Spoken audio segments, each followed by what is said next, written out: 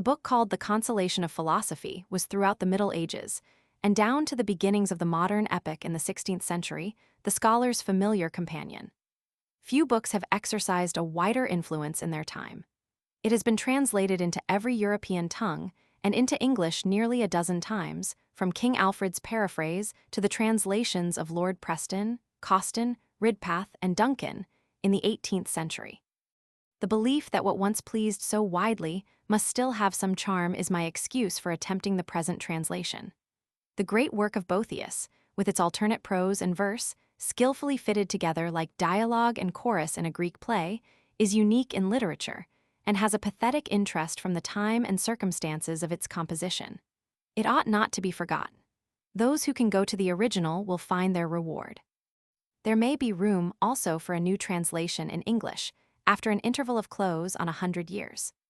Some of the editions contain a reproduction of a bust purporting to represent Boethius. Lord Preston's translation, for example, has such a portrait, which it refers to an original in marble at Rome. This I have been unable to trace and suspect that it is apocryphal. The Hope collection at Oxford contains a completely different portrait in a print, which gives no authority. I have ventured to use as a frontispiece a reproduction from a plaster cast in the Ashmolean Museum, taken from an ivory diptych preserved in the Bibliotheca Quiriniana at Brescia, which represents Nereus Manlius Boethius, the father of the philosopher.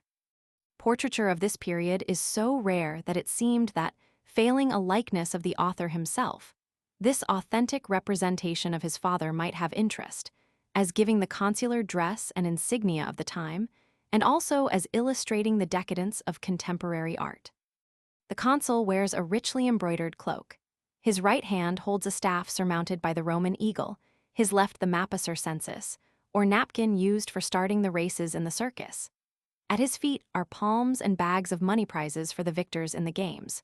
For permission to use this cast, my thanks are due to the authorities of the Ashmolean Museum, as also to Mr. T.W. Jackson, curator of the Hope collection, who first called my attention to its existence.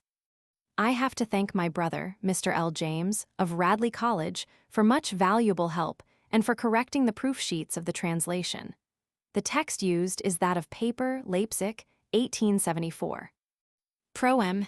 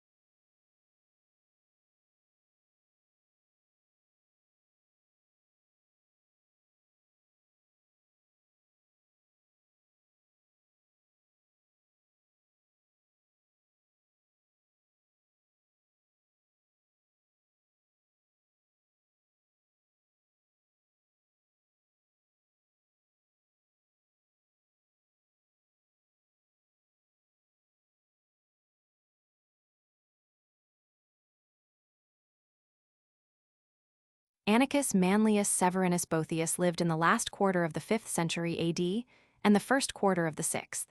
He was growing to manhood when Theodoric, the famous Ostrogoth, crossed the Alps and made himself master of Italy. Boethius belonged to an ancient family, which boasted a connection with the legendary glories of the Republic and was still among the foremost in wealth and dignity in the days of Rome's abasement. His parents dying early, he was brought up by Symmachus, whom the age agreed to regard as of almost saintly character, and afterwards became his son-in-law. His varied gifts, aided by an excellent education, won for him the reputation of the most accomplished man of his time. He was orator, poet, musician, philosopher. It is his peculiar distinction to have handed on to the Middle Ages the tradition of Greek philosophy by his Latin translations of the works of Aristotle. Called early to a public career, the highest honors of the state came to him unsought. He was sole consul in 510 AD and was ultimately raised by Theodoric to the dignity of Magister Officiorum, or head of the whole civil administration. He was no less happy in his domestic life, in the virtues of his wife, Rustitina, and the fair promise of his two sons, Symmachus and Boethius, happy also in the society of a refined circle of friends.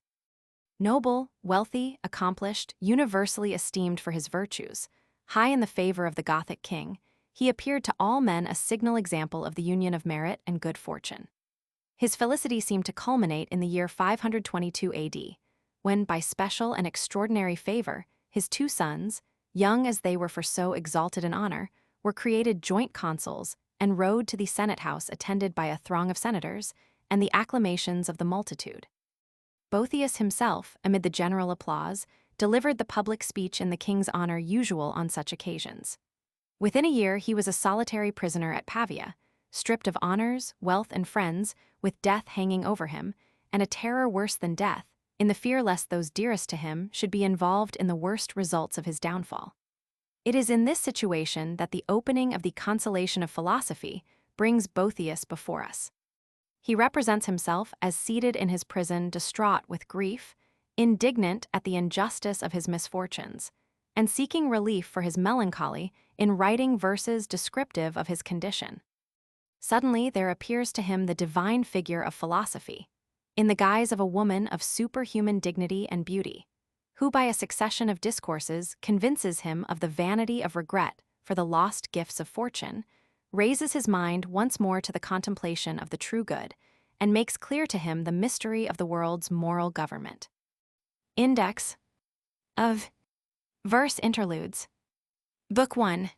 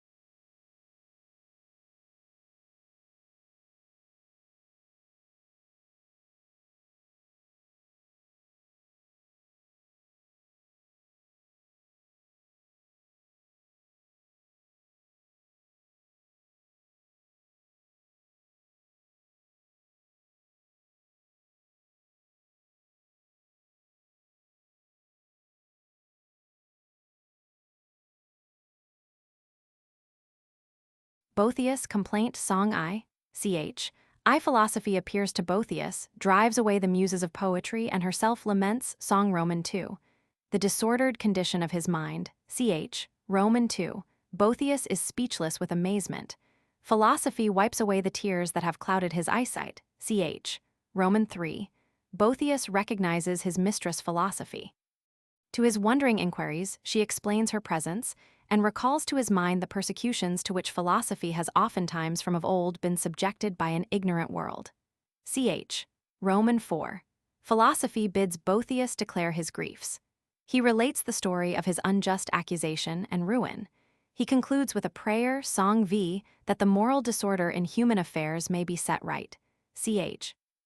V. Philosophy admits the justice of Boethius' self-vindication, but grieves rather for the unhappy change in his mind. She will first tranquilize his spirit by soothing remedies, Roman 6. Philosophy tests Boethius' mental state by certain questions and discovers three chief causes of his soul's sickness. 1. He has forgotten his own true nature. 2. He knows not the end towards which the whole universe tends. 3. He knows not the means by which the world is governed. Book 1. Song I. Boethius Complaint. Who wrought my studious numbers smoothly once in happier days, now perforce in tears and sadness learn a mournful strain to raise.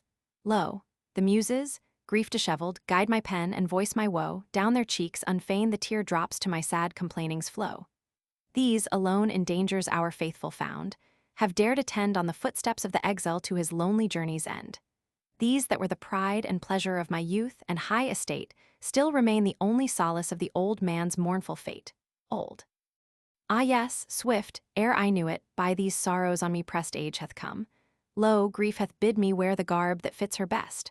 O'er my head untimely sprinkled these white hairs my woes proclaim, and the skin hangs loose and shriveled on this sorrow-shrunken frame.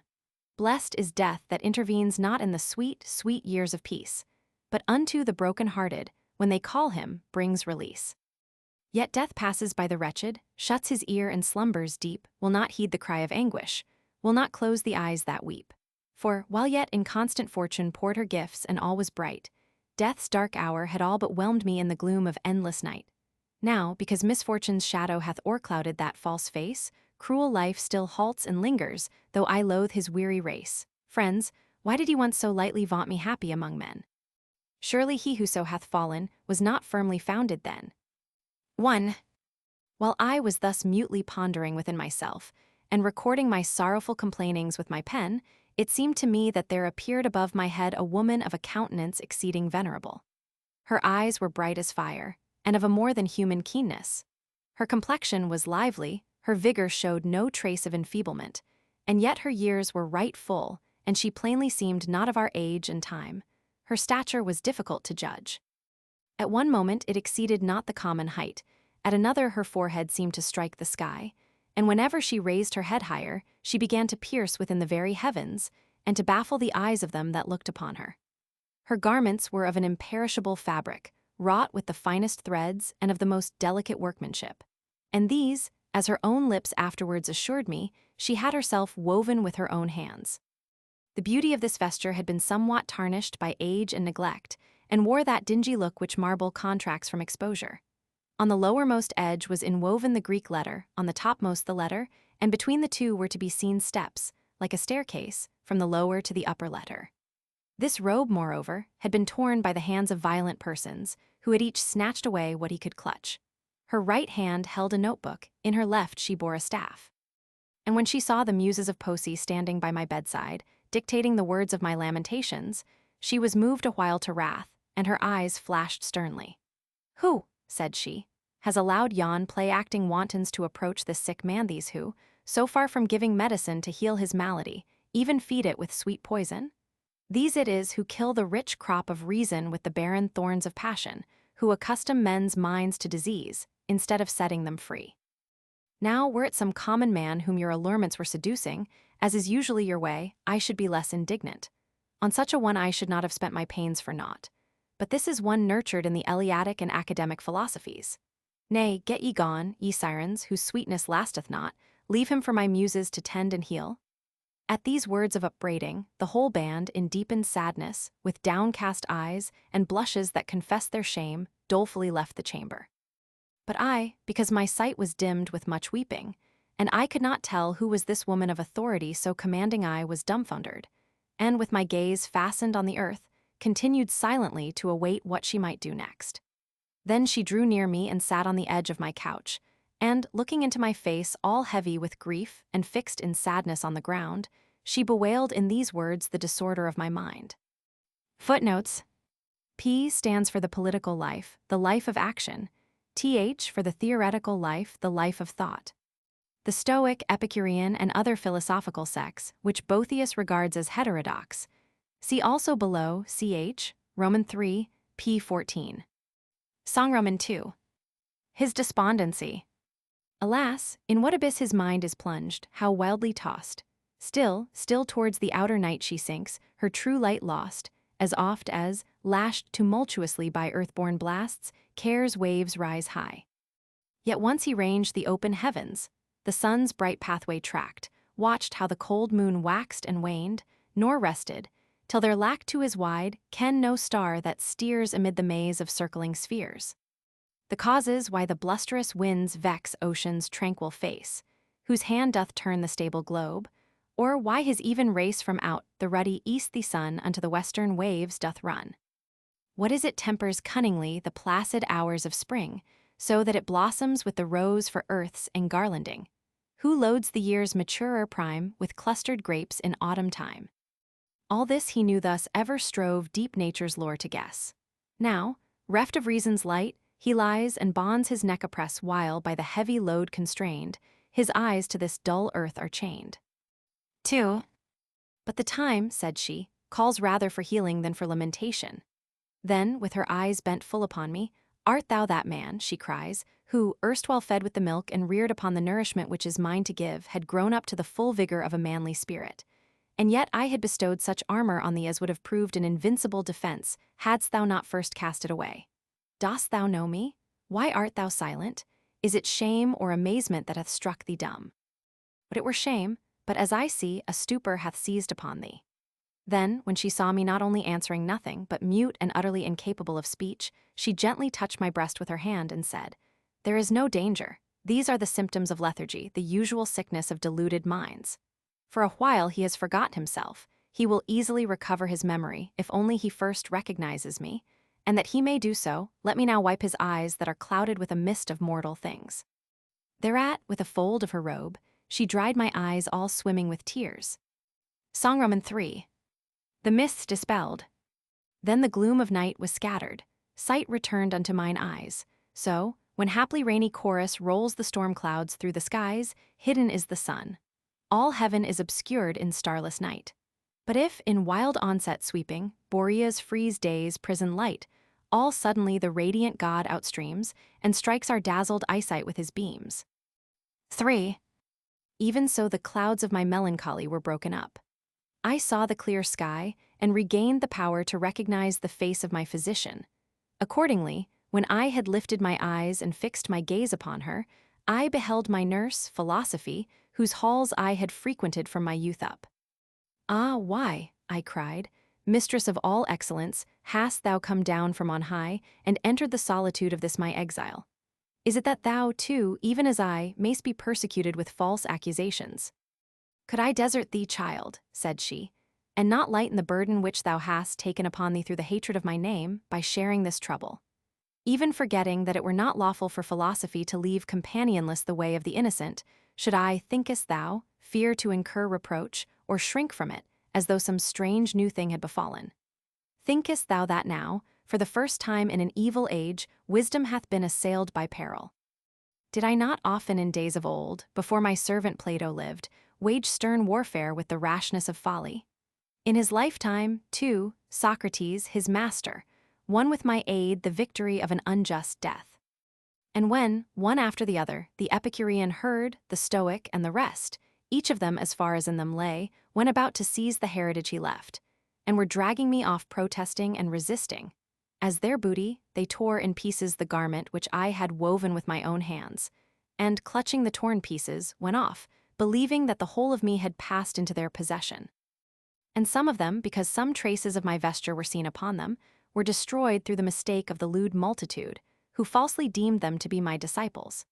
It may be thou knowest not of the banishment of Anaxagoras, of the poisoned draught of Socrates, nor of Zeno's torturing, because these things happened in a distant country. Yet mightest thou have learnt the fate of Arius, of Seneca, of Saranus, whose stories are neither old nor unknown to fame. These men were brought to destruction for no other reason than that, settled as they were in my principles, their lives were a manifest contrast to the ways of the wicked. So there is nothing thou shouldst wonder at, if on the seas of this life we are tossed by storm blasts, seeing that we have made it our chiefest aim to refuse compliance with evildoers. And though, maybe, the host of the wicked is many in number, yet is it contemptible, since it is under no leadership, but is hurried hither and thither at the blind driving of mad error. And if at times and seasons they set in array against us, and fall on in overwhelming strength, our leader draws off her forces into the citadel, while they are busy plundering the useless baggage. But we from our vantage ground, safe from all this wild work, laugh to see them making prize of the most valueless of things, protected by a bulwark which aggressive folly may not aspire to reach. Song 4. Nothing can subdue virtue. Whoso calm, serene, sedate, sets his foot on haughty fate, firm and steadfast, come what will, keeps his mien unconquered still him the rage of furious seas, tossing high wild menaces, nor the flames from smoky forges that Vesuvius disgorges, nor the bolt that from the sky smites the tower, can terrify. Why, then, shouldst thou feel affright at the tyrant's weakling might? Dread him not, nor fear no harm, and thou shalt his rage disarm. But who to hope or fear gives way lost his bosom's rightful sway, he hath cast away his shield. Like a coward fled the field. He hath forged all unaware fetters his own neck must bear. 4. Dost thou understand, she asks, do my words sink into thy mind, or art thou dull as the ass to the sound of the lyre? Why dost thou weep? Why do tears stream from thy eyes? Speak out, hide it not in thy heart. If thou lookest for the physician's help, thou must needs disclose thy wound. Then I, gathering together what strength I could, began, is there still need of telling? Is not the cruelty of fortune against me plain enough? Doth not the very aspect of this place move thee? Is this the library, the room which thou hadst chosen as thy constant resort in my home, the place where we so often sat together and held discourse of all things in heaven and earth? Was my garb and mien like this when I explored with thee nature's hid secrets, and thou didst trace for me with thy wand the courses of the stars, molding the while my character and the whole conduct of my life after the pattern of the celestial order? Is this the recompense of my obedience? Yet thou hast enjoined by Plato's mouth the maxim, that states would be happy, either if philosophers ruled them, or if it should so befall that their rulers would turn philosophers. By his mouth likewise thou didst point out this imperative reason why philosophers should enter public life, to wit, lest, if the reins of government be left to unprincipled and profligate citizens, trouble and destruction should come upon the good. Following these precepts, I have tried to apply in the business of public administration the principles which I learnt from thee in leisured seclusion. Thou art my witness and that divinity who hath implanted thee in the hearts of the wise, that I brought to my duties no aim but zeal for the public good. For this cause, I have become involved in bitter and irreconcilable feuds, and, as happens inevitably, if a man holds fast to the independence of conscience, I have had to think nothing of giving offense to the powerful in the cause of justice. How often have I encountered and balked Canigastus in his assaults on the fortunes of the weak? How often have I thwarted Trigilla, steward of the king's household, even when his villainous schemes were as good as accomplished? How often have I risked my position and influence to protect poor wretches from the false charges innumerable with which they were forever being harassed by the greed and license of the barbarians? No one has ever drawn me aside from justice to oppression. When ruin was overtaking the fortunes of the provincials through the combined pressure of private rapine and public taxation, I grieved no less than the sufferers. When at a season of grievous scarcity a forced sale, disastrous as it was unjustifiable, was proclaimed, and threatened to overwhelm Campania with starvation, I embarked on a struggle with the Praetorian prefect in the public interest. I fought the case at the king's judgment seat, and succeeded in preventing the enforcement of the sale. I rescued the consular Paulinus from the gaping jaws of the court bloodhounds, who in their covetous hopes had already made short work of his wealth. To save Albinus, who was of the same exalted rank, from the penalties of a prejudged charge, I exposed myself to the hatred of Cyprian, the informer. Thinkest thou I had laid up for myself store of enmities enough? Well, with the rest of my countrymen, at any rate, my safety should have been assured, since my love of justice had left me no hope of security at court. Yet who was it brought the charges by which I have been struck down? Why, one of my accusers is Basil, who, after being dismissed from the king's household, was driven by his debts to lodge an information against my name. There is Opilio, there is Gaudentius, men who for many and various offenses the king's sentence had condemned to banishment, and when they declined to obey and sought to save themselves by taking sanctuary, the king, as soon as he heard of it, decreed that, if they did not depart from the city of Ravenna within a prescribed time, they should be branded on the forehead and expelled. What would exceed the rigor of this severity? And yet on that same day these very men lodged an information against me, and the information was admitted. Just heaven, had I deserved this by my way of life? Did it make them fit accusers that my condemnation was a foregone conclusion? Has fortune no shame if not at the accusation of the innocent, at least for the vileness of the accusers? Perhaps thou wonderest what is the sum of the charges laid against me? I wished, they say, to save the Senate. but how? I am accused of hindering an informer from producing evidence to prove the Senate guilty of treason. Tell me, then, what is thy counsel, O my mistress? Shall I deny the charge, lest I bring shame on thee? But I did wish it, and I shall never cease to wish it. Shall I admit it? Then the work of thwarting the informer will come to an end. Shall I call the wish for the preservation of that illustrious house a crime? Of a truth the Senate, by its decrees concerning me, has made it such. But blind folly, though it deceive itself with false names, cannot alter the true merits of things, and mindful of the precept of Socrates, I do not think it right either to keep the truth concealed or allow falsehood to pass.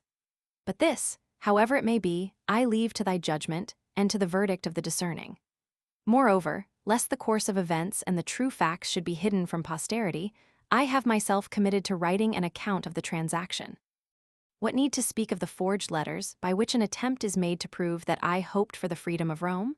Their falsity would have been manifest if I had been allowed to use the confession of the informers themselves, evidence which has in all matters the most convincing force. Why, what hope of freedom is left to us? Would there were any? I should have answered with the epigram of Canius when Caligula declared him to have been cognizant of a conspiracy against him. If I had known, said he, thou shouldst never have known. Grief hath not so blunted my perceptions in this matter that I should complain because impious wretches contrive their villainies against the virtuous, but at their achievement of their hopes I do exceedingly marvel. For evil purposes are, perchance, due to the imperfection of human nature, that it should be possible for scoundrels to carry out their worst schemes against the innocent, while God beholdeth, is verily monstrous. For this cause, not without reason, one of thy disciples asked, If God exists, whence comes evil? Yet whence comes good, if he exists not? However, it might well be that wretches who seek the blood of all honest men and of the whole Senate should wish to destroy me also, whom they saw to be a bulwark of the Senate and all honest men. But did I deserve such a fate from the fathers also? Thou rememberest, methinks since thou didst ever stand by my side to direct what I should do or say thou rememberest. I say, how at Verona, when the king, eager for the general destruction, was bent on implicating the whole senatorial order in the charge of treason brought against Albinus, with what indifference to my own peril I maintained the innocence of its members, one and all. Thou knowest that what I say is the truth, and that I have never boasted of my good deeds in a spirit of self-praise. For whenever a man, by proclaiming his good deeds, receives the recompense of fame, he diminishes in a measure the secret reward of a good conscience. What issues have overtaken my innocency, thou seest? Instead of reaping the rewards of true virtue, I undergo the penalties of a guilt falsely laid to my charge. Nay, more than this. Never did an open confession of guilt cause such unanimous severity among the assessors, but that some consideration, either of the mere frailty of human nature or of fortune's universal instability, availed to soften the verdict of some few. Had I been accused of a design to fire the temples, to slaughter the priests with impious sword, of plotting the massacre of all honest men, I should yet have been produced in court, and only punished on due confession or conviction. Now for my too great zeal towards the Senate I have been condemned to outlawry and death, unheard and undefended, at a distance of near 500 miles away. Oh, my judges, well do ye deserve that no one should hereafter be convicted of a fault like mine. Yet even my very accusers saw how honorable was the charge they brought against me, and in order to overlay it with some shadow of guilt, they falsely asserted that in the pursuit of my ambition I had stained my conscience with sacrilegious acts. And yet thy spirit, indwelling in me, had driven from the chamber of my soul all lust of earthly success, and with thine eye ever upon me, there could be no place left for sacrilege. For thou didst daily repeat in my ear and instill into my mind the Pythagorean maxim, follow after God. It was not likely, then, that I should covet the assistance of the vilest spirits, when thou wert moulding me to such an excellence as should conform me to the likeness of God. Again, the innocency of the inner sanctuary of my home, the company of friends of the highest probity, a father-in-law revered at once for his pure character and his active beneficence, shield me from the very suspicion of sacrilege. Yet atrocious as it is they even draw credence for this charge from thee. I am like to be thought implicated in wickedness on this very account, that I am imbued with thy teachings and stablished in thy ways.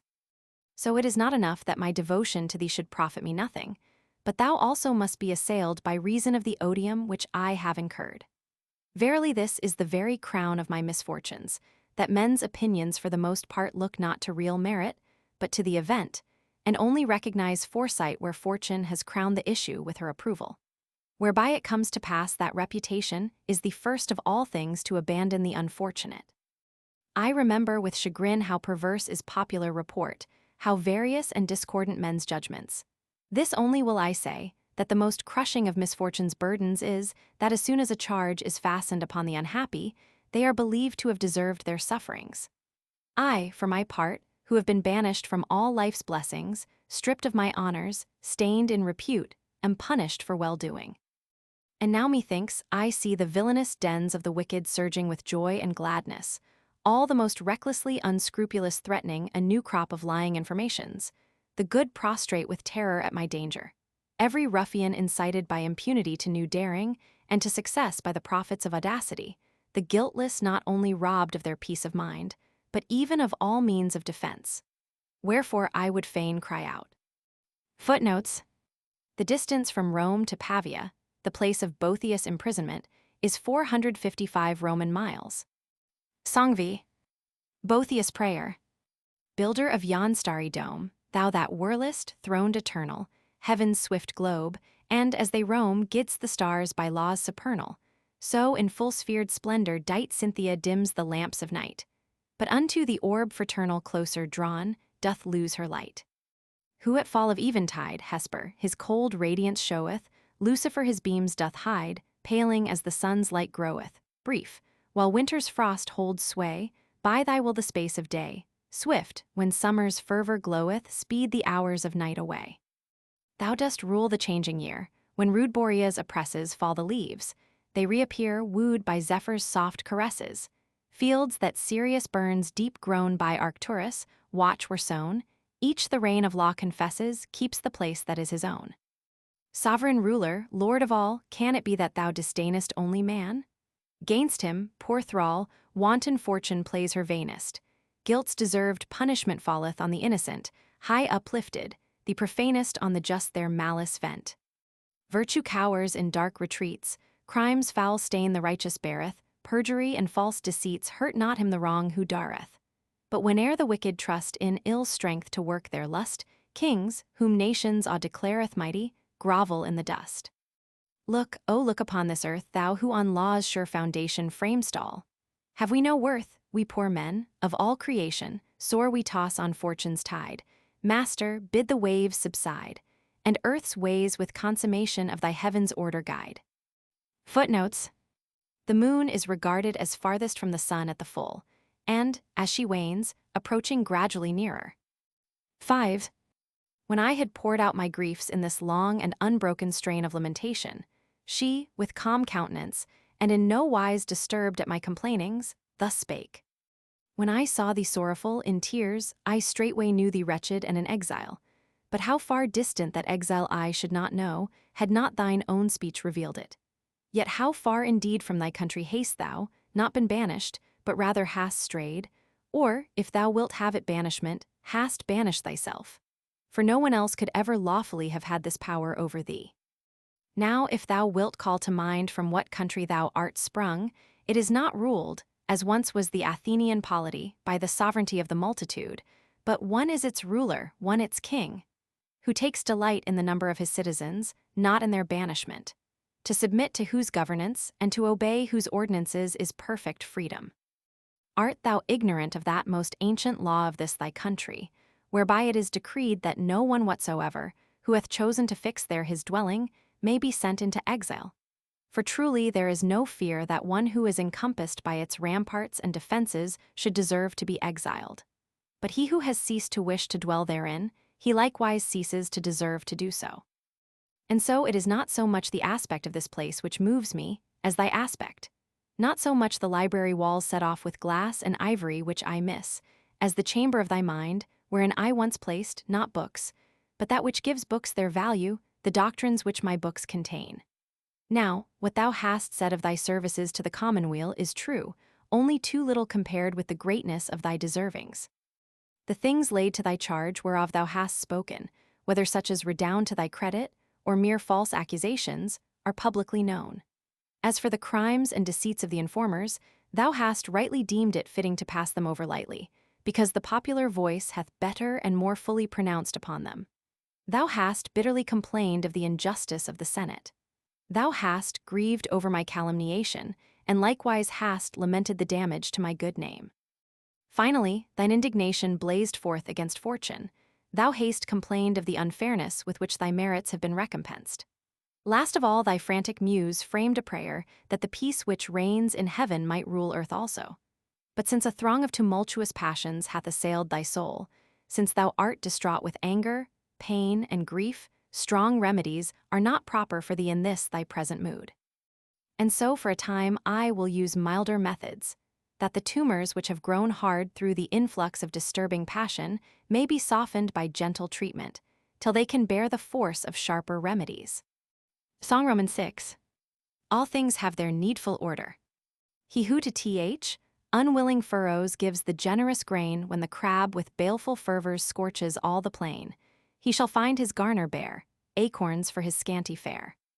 Go not forth to cull sweet violets from the purpled steep, while the furious blasts of winter through the valleys sweep, nor the grape or hasty bring to the press in days of spring. For to each thing God hath given its appointed time, no perplexing change permits he in his plan sublime. So who quits the order do shall a luckless issue rue. 6.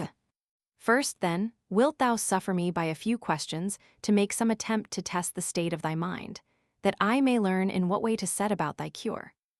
Ask what thou wilt, said I, for I will answer whatever questions thou choose to put. Then said she, This world of ours thinkest thou it is governed haphazard and fortuitously, or believest thou that there is in it any rational guidance? Nay, said I, in no wise may I deem that such fixed motions can be determined by random hazard, but I know that God, the Creator, presideth over his work, nor will the day ever come that shall drive me from holding fast the truth of this belief. Yes, said she, thou didst even but now affirm it in song, lamenting that men alone had no portion in the divine care. As to the rest, thou wert unshaken in the belief that they were ruled by reason. Yet I marvel exceedingly how, in spite of thy firm hold on this opinion, thou art fallen into sickness. But let us probe more deeply. Something or other is missing, I think. Now, tell me, since thou doubtest not that God governs the world, dost thou perceive by what means he rules it? I scarcely understand what thou meanest, I said, much less can I answer thy question. Did I not say truly that something is missing, whereby, as through a breach in the ramparts, disease hath crept in to disturb thy mind? But, tell me, dost thou remember the universal end towards which the aim of all nature is directed? I once heard, said I, but sorrow hath dulled my recollection. And yet thou knowest whence all things have proceeded. Yes, that I know, said I, and have answered that it is from God. Yet how is it possible that thou knowest not what is the end of existence, when thou dost understand its source and origin? However, these disturbances of mind have force to shake a man's position, but cannot pluck him up and root him altogether out of himself. But answer this also, I pray thee, rememberest thou that thou art a man? How should I not, said I. Then, canst thou say what man is? Is this thy question, whether I know myself for a being endowed with reason and subject to death? Surely I do acknowledge myself such. Then she, dost know nothing else that thou art? Nothing. Now, said she, I know another cause of thy disease, one too, of grave moment. Thou hast ceased to know thy own nature. So then, I have made full discovery both of the causes of thy sickness and the means of restoring thy health. It is because forgetfulness of thyself hath bewildered thy mind that thou hast bewailed thee as an exile, as one stripped of the blessings that were his. It is because thou knowest not the end of existence that thou deemest abominable and wicked men to be happy and powerful. While, because thou hast forgotten by what means the earth is governed, thou deemest that fortune's changes ebb and flow without the restraint of a guiding hand. These are serious enough to cause not sickness only, but even death. But thanks be to the author of our health, the light of nature hath not yet left thee utterly. In thy true judgment concerning the world's government, in that thou believest it subject, not to the random drift of chance, but to divine reason, we have the divine spark from which thy recovery may be hoped. Have, then, no fear. From these weak embers the vital heat shall once more be kindled within thee. But seeing that it is not yet time for strong remedies, and that the mind is manifestly so constituted that when it casts off true opinions it straightway puts on false, wherefrom arises a cloud of confusion that disturbs its true vision, I will now try and disperse these mists by mild and soothing application, that so the darkness of misleading passion may be scattered, and thou mayst come to discern the splendor of the true light. Song Romans 7. The perturbations of passion. Stars shed no light through the black night, when the clouds hide, and the lashed wave, if the winds rave o'er ocean's tide. Though once serene as day's fair sheen, soon fouled and spoiled by the storm's spite, shows to the sight turbid and soiled. Off the fair rill, down the steep hill seaward that strays, some tumbled block of fallen rock hinders and stays. Then art thou fain clear, and most plain truth to discern in the right way firmly to stay, nor from it turn. Joy, hope, and fear suffer not near, drive grief away. Shackled and blind and lost is the mind where these have sway. Book 2. The Vanity of Fortune's Gifts. Summary.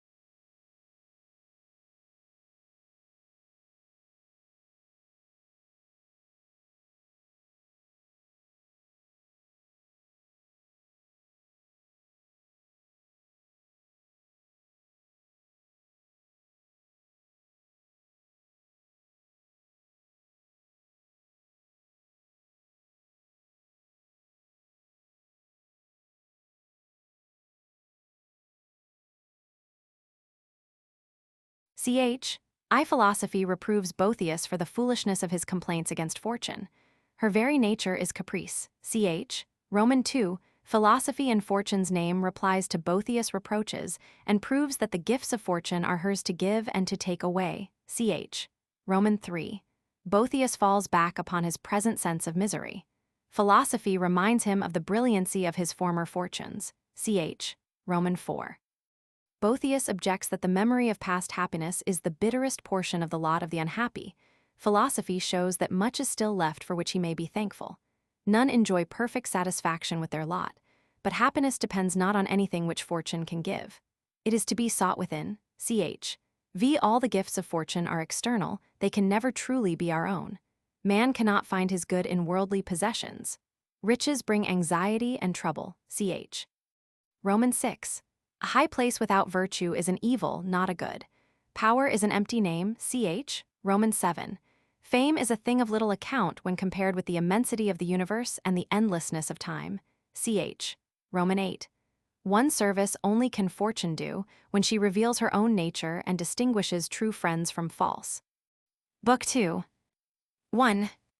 Thereafter for a while she remained silent, and when she had restored my flagging attention by a moderate pause in her discourse, she thus began, If I have thoroughly ascertained the character and causes of thy sickness, thou art pining with regretful longing for thy former fortune. It is the change, as thou deemest, of this fortune that hath so wrought upon thy mind. Well do I understand that siren's manifold wiles, the fatal charm of the friendship she pretends for her victims, so long as she is scheming to entrap them, how she unexpectedly abandons them and leaves them overwhelmed with insupportable grief. Bethink thee of her nature, character, and deserts, and thou wilt soon acknowledge that in her thou hast neither possessed, nor hast thou lost, aught of any worth. Methinks I need not spend much pains in bringing this to thy mind, since, even when she was still with thee, even while she was caressing thee, thou usedst to assail her in manly terms, to rebuke her, with maxims drawn from my holy treasure house. But all sudden changes of circumstances bring inevitably a certain commotion of spirit. Thus it hath come to pass that thou also for a while hast been parted from thy mind's tranquillity. But it is time for thee to take and drain a draught, soft and pleasant to the taste, which, as it penetrates within, may prepare the way for stronger potions. Wherefore I call to my aid the sweet persuasiveness of rhetoric, who then only walketh in the right way when she forsakes not my instructions, and music, my handmaid, I bid to join with her singing, now in lighter, now in graver strain. What is it then, poor mortal, that hath cast thee into lamentation and mourning? Some strange, unwonted sight, methinks, have thine eyes seen. Thou deemest fortune to have changed towards thee. Thou mistakest. Such ever were her ways, ever such her nature. Rather in her very mutability hath she preserved towards thee her true constancy. Such was she when she loaded thee with caresses, when she deluded thee with the allurements of a false happiness. Thou hast found out how changeful is the face of the blind goddess. She who still veils herself from others hath fully discovered to thee her whole character. If thou likest her, take her as she is, and do not complain. If thou abhorrest her perfidy, turn from her in disdain, renounce her, for baneful are her delusions. The very thing which is now the cause of thy great grief ought to have brought thee tranquillity. Thou hast been forsaken by one of whom no one can be sure that she will not forsake him. Or dost thou indeed set value on a happiness that is certain to depart? Again I ask, is fortune's presence dear to thee if she cannot be trusted to stay, and though she will bring sorrow when she is gone? Why, if she cannot be kept at pleasure, and if her flight overwhelms with calamity, what is this fleeting visitant but a token of coming trouble? Truly it is not enough to look only at what lies before the eyes. Wisdom gauges the issues of things, and this same mutability, with its two aspects, makes the threats of fortune void of terror, and her caresses little to be desired. Finally, thou oughtest to bear with whatever takes place within the boundaries of fortune's domain, when thou hast placed thy head beneath her yoke. But if thou wishest to impose a law of staying and departing on her, whom thou hast of thine own accord chosen for thy mistress, art thou not acting wrongfully? Art thou not embittering by impatience a lot which thou canst not alter? Didst thou commit thy sails to the winds, thou wouldst voyage not whither thy intention was to go, but whither the winds drave thee. Didst thou entrust thy seed to the fields, thou wouldst set off the fruitful years against the barren. Thou hast resigned thyself to the sway of fortune, thou must submit to thy mistress's caprices. What? Art thou verily striving to stay the swing of the revolving wheel? Oh, stupidest of mortals, if it takes to standing still, it ceases to be the wheel of fortune. Song I. Fortune's malice. Mad fortune sweeps along in wanton pride, uncertain as Euripus' surging tide, now tramples mighty kings beneath her feet, now sets the conquered in the victor's seat. She heedeth not the wail of hapless woe, but mocks the griefs that from her mischief flow. Such is her sport. So proveth she her power, and great the marvel, when in one brief hour she shows her darling lifted high in bliss, then headlong plunged in misery's abyss. 2. Now I would fain also reason with thee a little in fortune's own words. Do thou observe whether her contentions be just. Man, she might say, why dost thou pursue me with thy daily complainings? What wrong have I done thee? What goods of thine have I taken from thee? Choose and thou wilt a judge, and let us dispute before him concerning the rightful ownership of wealth and rank. If thou succeedest in showing that any one of these things is the true property of mortal man, I freely grant those things to be than which thou claimest. When nature brought thee forth out of thy mother's womb, I took thee, naked and destitute as thou wast. I cherished thee with my substance, and in the partiality of my favor for thee, I brought thee up somewhat too indulgently, and this it is which now makes thee rebellious against me. I surrounded thee with a royal abundance of all those things that are in my power. Now it is my pleasure to draw back my hand. Thou hast reason to thank me for the use of what was not thine own. Thou hast no right to complain, as if thou hadst lost what was wholly thine. Why, then, dost bemoan thyself? I have done thee no violence. Wealth, honor, and all such things are placed under my control.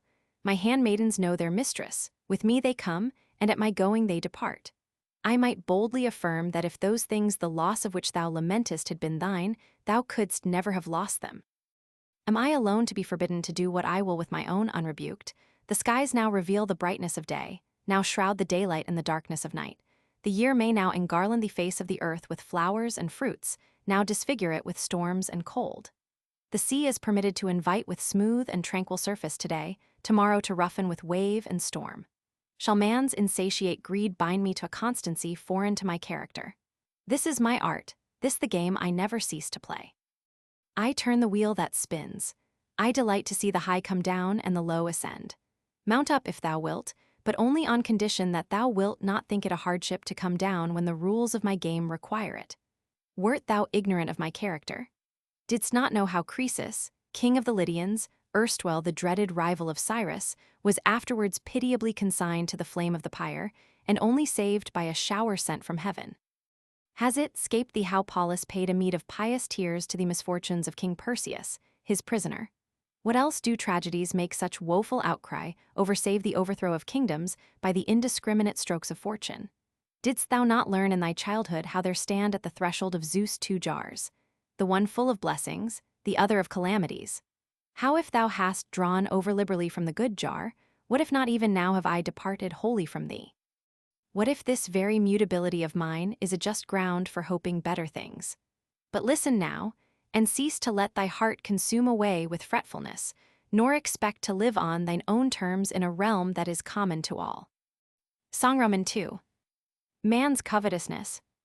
What though plenty pour her gifts with a lavish hand, numberless as are the stars, countless as the sand, will the race of man, content, cease to murmur and lament? Nay, though God, all bounteous, give gold at man's desire honors, rank, and fame content not a whit is nigher, but an all-devouring greed yawns with ever-widening need. Then what bounds can e'er restrain this wild lust of having, when with each new bounty fed grows the frantic craving? He is never rich whose fear sees grim want forever near. 3. If fortune should plead thus against thee, assuredly thou wouldst not have one word to offer in reply, or, if thou canst find any justification of thy complainings, thou must show what it is. I will give thee space to speak. Then said I, Verily, thy pleas are plausible, yea, steeped in the honeyed sweetness of music and rhetoric. But their charm lasts only while they are sounding in the ear. The sense of his misfortunes lies deeper in the heart of the wretched. So, when the sound ceases to vibrate upon the air, the heart's indwelling sorrow is felt with renewed bitterness. Then said she, It is indeed as thou sayest, for we have not yet come to the curing of thy sickness. As yet these are but lenitives conducing to the treatment of a malady hitherto obstinate. The remedies which go deep I will apply in due season. Nevertheless, to deprecate thy determination to be thought wretched, I ask thee, hast thou forgotten the extent and bounds of thy felicity? I say nothing of how, when orphaned and desolate, thou wast taken into the care of illustrious men, how thou wast chosen for alliance with the highest in the statehand, even before thou wert bound to their house by marriage, wert already dear to their love which is the most precious of all ties. Did not all pronounce thee most happy in the virtues of thy wife, the splendid honors of her father, and the blessing of male issue? I pass over, for I care not to speak of blessings, in which others also have shared the distinctions often denied to age, which thou enjoyedst in thy youth. I choose rather to come to the unparalleled culmination of thy good fortune. If the fruition of any earthly success has weight in the scale of happiness, can the memory of that splendor be swept away by any rising flood of troubles? That day when thou didst see thy 2 sons ride forth from home joint consuls, followed by a train of senators, and welcomed by the goodwill of the people. When these 2 sat in curule chairs in the Senate House, and thou by thy panegyric on the king didst earn the fame of eloquence and ability. When in the circus, seated between the 2 consuls, thou didst glut the multitude thronging around with the triumphal largesses for which they looked, methinks thou didst cozen fortune while she caressed thee, and made thee her darling. Thou didst bear off a boon which she had never before granted to any private person. Art thou, then, minded to cast up a reckoning with fortune? Now for the first time she has turned a jealous glance upon thee. If thou compare the extent and bounds of thy blessings and misfortunes, thou canst not deny that thou art still fortunate. Or if thou esteem not thyself favored by fortune, in that thy then seeming prosperity hath departed, deem not thyself wretched, since what thou now believest to be calamitous passeth also. What? Art thou but now come suddenly and a stranger to the scene of this life? Thinkest thou there is any stability in human affairs, when man himself vanishes away in the swift course of time? It is true that there is little trust that the gifts of chance will abide, yet the last day of life is in a manner the death of all remaining fortune. What difference, then, thinkest thou, is there, whether thou leavest her by dying, or she leave thee by fleeing away? Song Roman 3. All passes. When in rosy chariot drawn Phoebus gins to light the dawn by his flaming beams assailed, every glimmering star is paled. When the grove, by zephyrs fed with rose-blossom blushes red, doth rude Auster breathe thereon, bare it stands, its glory gone, smooth and tranquil lies the deep while the winds are hushed in sleep. Soon, when angry tempests lash, wild and high the billows dash. Thus if nature's changing face holds not still a moment's space, fleeting deem man's fortunes, deem bliss as transient as a dream. One law only standeth fast, things created may not last. 4. Then said I, true are thine admonishings, thou nurse of all excellence, nor can I deny the wonder of my fortune's swift career. Yet it is this which chafes me the more cruelly in the recalling. For truly in adverse fortune the worst sting of misery is to have been happy. Well, said she, if thou art paying the penalty of a mistaken belief, thou canst not rightly impute the fault to circumstances. If it is the felicity which fortune gives that moves the mere name, though it be come reckon up with me, how rich thou art in the number and weightiness of thy blessings. Then if, by the blessing of Providence, thou hast still preserved unto thee safe and inviolate that which, howsoever thou mightest reckon thy fortune, thou wouldst have thought thy most precious possession, what right hast thou to talk of ill fortune, whilst keeping all fortune's better gifts? Yet Symmachus, thy wife's father, a man whose splendid character does honor to the human races safe and unharmed. And while he bewails thy wrongs, this rare nature, in whom wisdom and virtue are so nobly blended, is himself out of danger a boon thou wouldst have been quick to purchase at the price of life itself. Thy wife yet lives, with her gentle disposition, her peerless modesty and virtue this the epitome of all her graces, that she is the true daughter of her sire she lives, I say, and for thy sake only preserves the breath of life, though she loathes it, and pines away in grief and tears for thy absence, wherein, if in naught else, I would allow some marring of thy felicity. What shall I say of thy sons and their consular dignity how in them, so far as may be in youths of their age, the example of their fathers' and grandfathers' character shines out? Since, then, the chief care of mortal man is to preserve his life, how happy art thou, couldst thou but recognize thy blessings, who possessest even now what no one doubts to be dearer than life. Wherefore, now dry thy tears. Fortune's hate hath not involved all thy dear ones. The stress of the storm that has assailed thee is not beyond measure intolerable, since there are anchors still holding firm, which suffer thee not to lack either consolation in the present or hope for the future. I pray that they still may hold, for while they still remain, however things may go, I shall ride out the storm. Yet thou seest how much is shorn of the splendor of my fortunes. We are gaining a little ground, said she, if there is something in thy lot wherewith thou art not yet altogether discontented. But I cannot stomach thy daintiness when thou complainest with such violence of grief and anxiety, because thy happiness falls short of completeness. Why, who enjoys such settled felicity as not to have some quarrel with the circumstances of his lot? A troublous matter are the conditions of human bliss. Either they are never realized in full, or never stay permanently. One has abundant riches, but is shamed by his ignoble birth. Another is conspicuous for his nobility, but through the embarrassments of poverty would prefer to be obscure.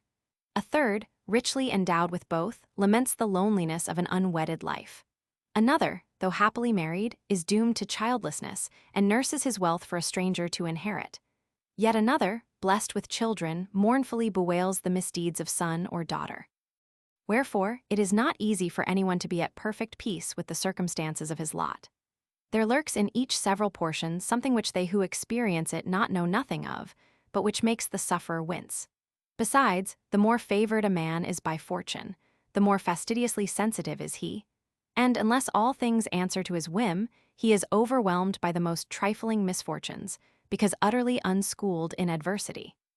So petty are the trifles which rob the most fortunate of perfect happiness. How many are there, dost thou imagine, who would think themselves nigh heaven, if but a small portion from the wreck of thy fortune should fall to them? This very place which thou callest exile is to them that dwell therein their native land.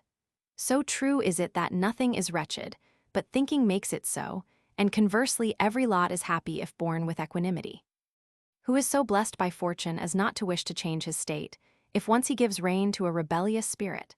With how many bitternesses is the sweetness of human felicity blent? And even if that sweetness seem to him to bring delight in the enjoying, yet he cannot keep it from departing when it will. How manifestly wretched, then, is the bliss of earthly fortune, which lasts not for ever with those whose temper is equable, and can give no perfect satisfaction to the anxious-minded. Why then, ye children of mortality, seek ye from without that happiness whose seat is only within us? Error and ignorance bewilder you. I will show thee, in brief, the hinge on which perfect happiness turns. Is there anything more precious to thee than thyself? Nothing, thou wilt say. If then thou art master of thyself, thou wilt possess that which thou wilt never be willing to lose, and which fortune cannot take from thee. And that thou mayst see that happiness cannot possibly consist in these things which are the sport of chance, reflect that, if happiness is the highest good of a creature living in accordance with reason, and if a thing which can in any wise be reft away is not the highest good, since that which cannot be taken away is better than it is plain that fortune cannot aspire to bestow happiness by reason of its instability. And besides, a man borne along by this transitory felicity must either know or not know its instability. If he knows not, how poor is a happiness which depends on the blindness of ignorance? If he knows it, he needs must fear to lose a happiness whose loss he believes to be possible. Wherefore, a never-ceasing fear suffers him not to be happy. Or does he count the possibility of this loss a trifling matter? Insignificant, then, must be the good whose loss can be borne so equably. And further, I know thee to be one settled in the belief that the souls of men certainly die not with them, and convinced thereof by numerous proofs. It is clear also that the felicity which fortune bestows is brought to an end with the death of the body. Therefore, it cannot be doubted, but that, if happiness is conferred in this way, the whole human race sinks into misery when death brings the close of all. But if we know that many have sought the joy of happiness not through death only, but also through pain and suffering, how can life make men happy by its presence when it makes them not wretched by its loss? Song Roman 4. The golden mean. Who founded firm and sure would ever live secure, in spite of storm and blast immovable and fast. Whoso would fain deride the ocean's threatening tide, his dwelling should not seek on sands or mountain peak. Upon the mountain's height the storm winds wreak their spite, the shifting sands disdain their burden to sustain. Do thou these perils flee, fair though the prospect be, and fix thy resting place on some low rock sure base. Then, though the tempests roar, seas thunder on the shore, thou in thy stronghold blessed and undisturbed shalt rest, live all thy days serene, and mock the heaven's spleen. 5. But since my reasonings begin to work a soothing effect within thy mind, methinks I may resort to remedies somewhat stronger. Come, suppose, now, the gifts of fortune were not fleeting and transitory, what is there in them capable of ever becoming truly thine, or which does not lose value when looked at steadily and fairly weighed in the balance? Are riches, I pray thee, precious either through thy nature or in their own? What are they but mere gold and heaps of money? Yet these fine things show their quality better in the spending than in the hoarding, for I suppose 'tis plain that greed alvas makes men hateful, while liberality brings fame. But that which is transferred to another cannot remain in one's own possession. And if that be so, then money is only precious when it is given away, and, by being transferred to others, ceases to be one's own. Again, if all the money in the world were heaped up in one man's possession, all others would be made poor. Sound fills the ears of many at the same time without being broken into parts, but your riches cannot pass to many without being lessened in the process. And when this happens, they must needs impoverish those whom they leave. How poor and cramped a thing, then, is riches, which more than one cannot possess as an unbroken whole, which falls not to any one man's lot without the impoverishment of everyone else? Or is it the glitter of gems that allures the eye? Yet, how rarely excellent soever may be their splendor, remember the flashing light is in the jewels, not in the man. Indeed, I greatly marvel at men's admiration of them, for what can rightly seem beautiful to a being endowed with life and reason, if it lack the movement and structure of life? And although such things do in the end take on them more beauty from their maker's care and their own brilliancy, still they in no wise merit your admiration, since their excellence is set at a lower grade than your own. Does the beauty of the fields delight you? Surely, yes, it is a beautiful part of a right beautiful whole. Fitly indeed do we at times enjoy the serene calm of the sea, admire the sky, the stars, the moon, the sun. Yet is any of these thy concern? Dost thou venture to boast thyself of the beauty of any one of them? Art thou decked with spring's flowers? Is it thy fertility that swelleth in the fruits of autumn? Why art thou moved with empty transports? Why embracest thou an alien excellence as thine own? Never will fortune make thine that which the nature of things has excluded from thy ownership. Doubtless, the fruits of the earth are given for the sustenance of living creatures. But if thou art content to supply thy wants so far as suffices nature, there is no need to resort to fortune's bounty. Nature is content with few things, and with a very little of these. If thou art minded to force superfluities upon her when she is satisfied, that which thou addest will prove either unpleasant or harmful. But now thou thinkest it fine to shine in raiment of divers colors. Yet if, indeed, there is any pleasure in the sight of such things, it is the texture or the artist's skill which I shall admire. Or perhaps it is a long train of servants that makes thee happy. Why, if they behave viciously, they are a ruinous burden to thy house, and exceeding dangerous to their own master. While if they are honest, how canst thou count other men's virtue in the sum of thy possessions? From all which 'tis plainly proved that not one of these things which thou reckonest in the number of thy possessions is really thine. And if there is in them no beauty to be desired, why shouldst thou either grieve for their loss or find joy in their continued possession? While if they are beautiful in their own nature, what is that to thee? They would have been not less pleasing in themselves, though never included among thy possessions. For they derive not their preciousness from being counted in thy riches, but rather thou hast chosen to count them in thy riches because they seem to thee precious. Then, what seek ye by all this noisy outcry about fortune? To chase away poverty, I ween, by means of abundance. And yet ye find the result just contrary. Why, this varied array of precious furniture needs more accessories for its protection. It is a true saying that they want most who possess most, and conversely, they want very little who measure their abundance by nature's requirements, not by the superfluity of vain display. Have ye no good of your own implanted within you, that ye seek your good in things external and separate?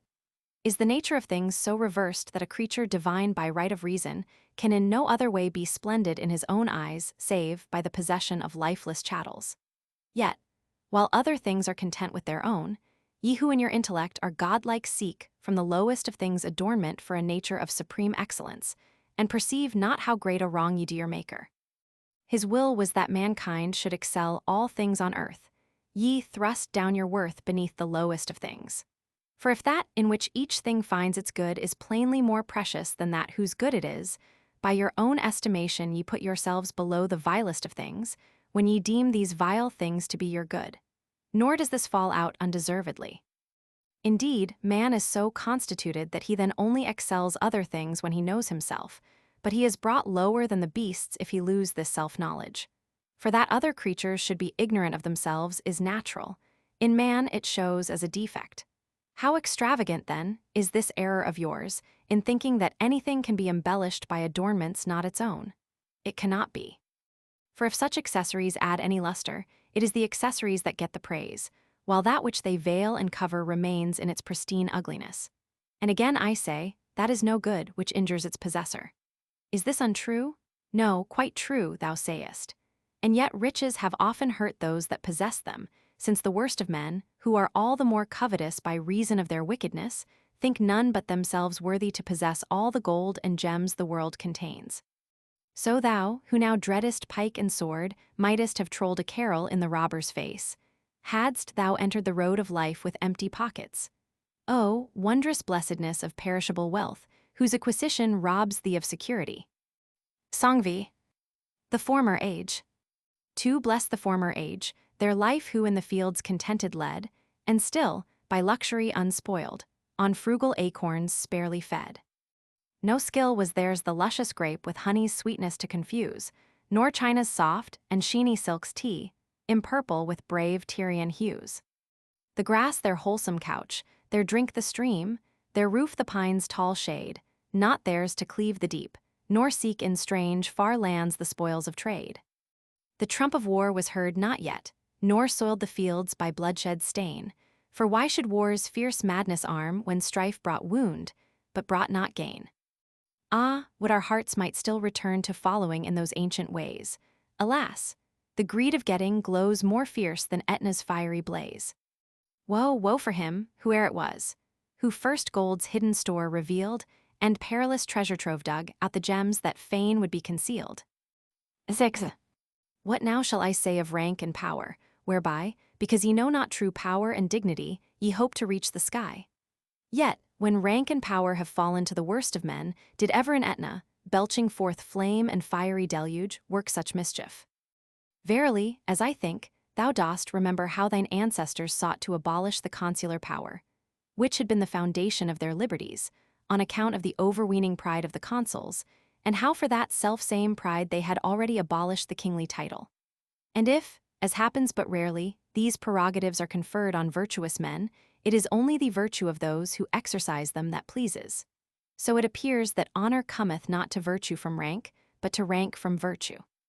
Look, too, at the nature of that power which ye find so attractive and glorious. Do ye never consider, ye creatures of earth, what ye are, and over whom ye exercise your fancied lordship? Suppose, now, that in the mouse tribe there should rise up one claiming rights and powers for himself above the rest, would ye not laugh consumedly? Yet if thou lookest to his body alone, what creature canst thou find more feeble than man, who oftentimes is killed by the bite of a fly, or by some insect creeping into the inner passage of his system? Yet what rights can one exercise over another, save only as regards the body, and that which is lower than the body I mean fortune? What? Wilt thou bind with thy mandates the free spirit? Canst thou force from its due tranquillity the mind that is firmly composed by reason?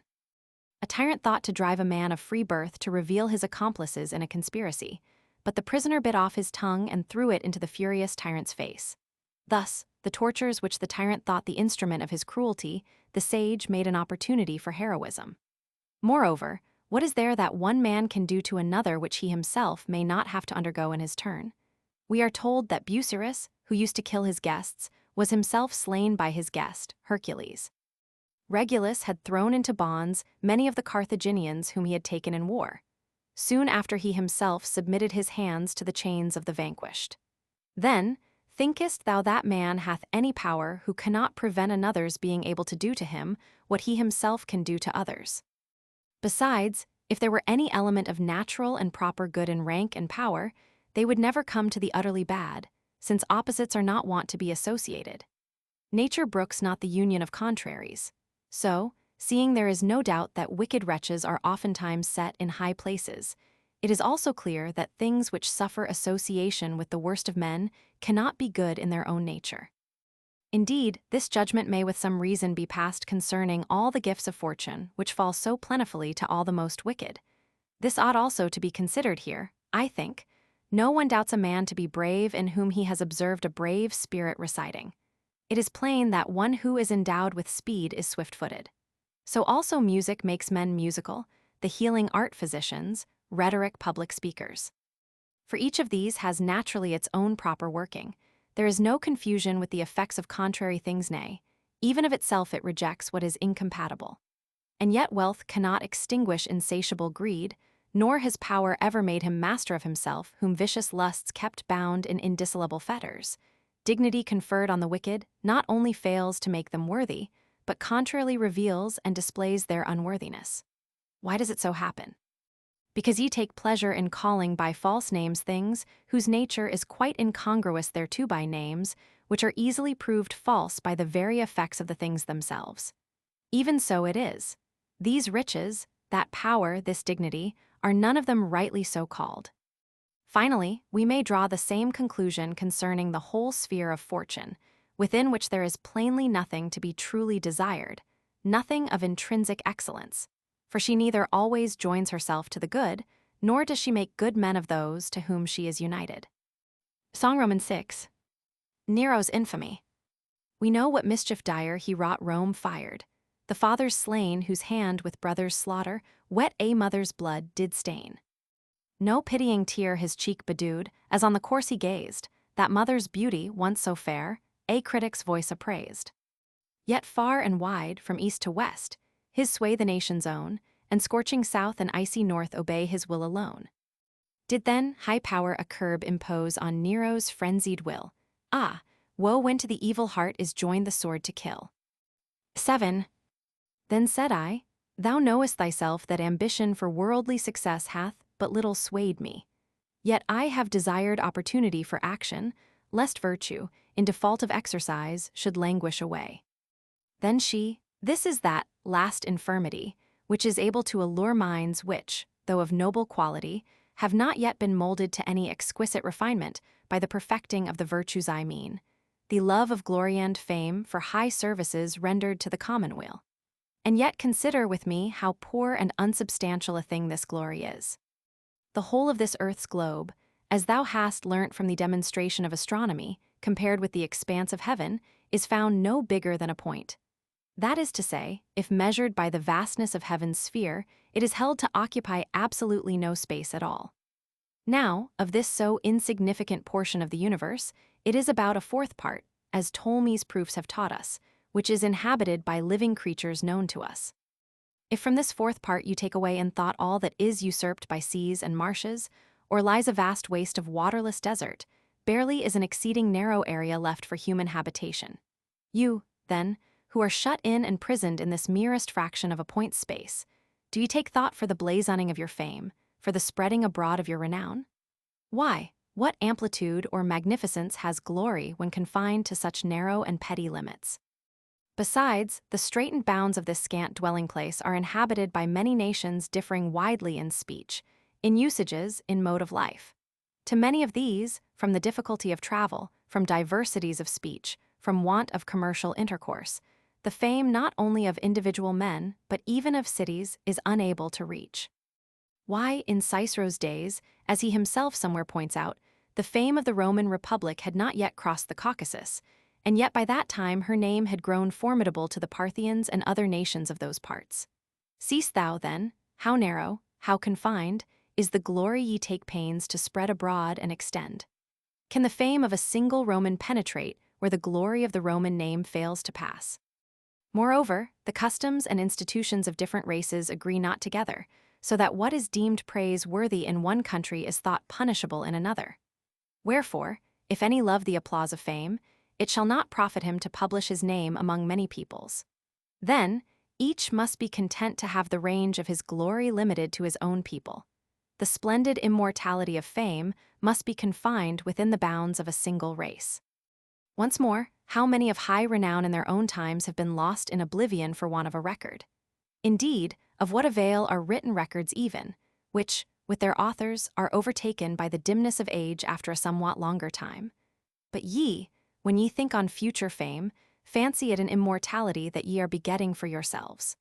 Why, if thou scannest the infinite spaces of eternity, what room hast thou left for rejoicing in the durability of thy name? Verily, if a single moment's space be compared with 10,000 years, it has a certain relative duration, however little, since each period is definite. But this same number of years and a number many times as great cannot even be compared with endless duration. For indeed, finite periods may in a sort be compared one with another, but a finite and an infinite never. So it comes to pass that fame, though it extend to ever so wide a space of years, if it be compared to never-lessening eternity, seems not short-lived merely, but altogether nothing. But as for you, ye know not how to act aright, unless it be to court the popular breeze and win the empty applause of the multitude, nay, ye abandon the superlative worth of conscience and virtue, and ask a recompense from the poor words of others. Let me tell thee how wittily one did mock the shallowness of this sort of arrogance. A certain man assailed one who had put on the name of philosopher as a cloak to pride and vainglory, not for the practice of real virtue, and added, Now shall I know if thou art a philosopher if thou bearest reproaches calmly and patiently. The other for a while affected to be patient, and having endured to be abused, cried out derisively, Now, do you see that I am a philosopher? The other, with biting sarcasm, retorted, I should have hadst thou held thy peace. Moreover, what concern have choice spirits for it is of such men we speak. Men who seek glory by virtue what concern, I say, have these with fame after the dissolution of the body in death's last hour. For if men die wholly which our reasonings forbid us to believe there is no such thing as glory at all, since he to whom the glory is said to belong is altogether non-existent. But if the mind, conscious of its own rectitude, is released from its earthly prison, and seeks heaven in free flight, Doth it not despise all earthly things when it rejoices in its deliverance from earthly bonds and enters upon the joys of heaven? Song Romans 7. Glory may not last. Oh, let him, who pants for glory's guerdon, deeming glory all in all, look and see how wide the heaven expandeth, earth's enclosing bounds how small. Shame it is if your proud swelling glory may not fill this narrow room. Why, then, strive so vainly, O ye proud ones, to escape your mortal doom?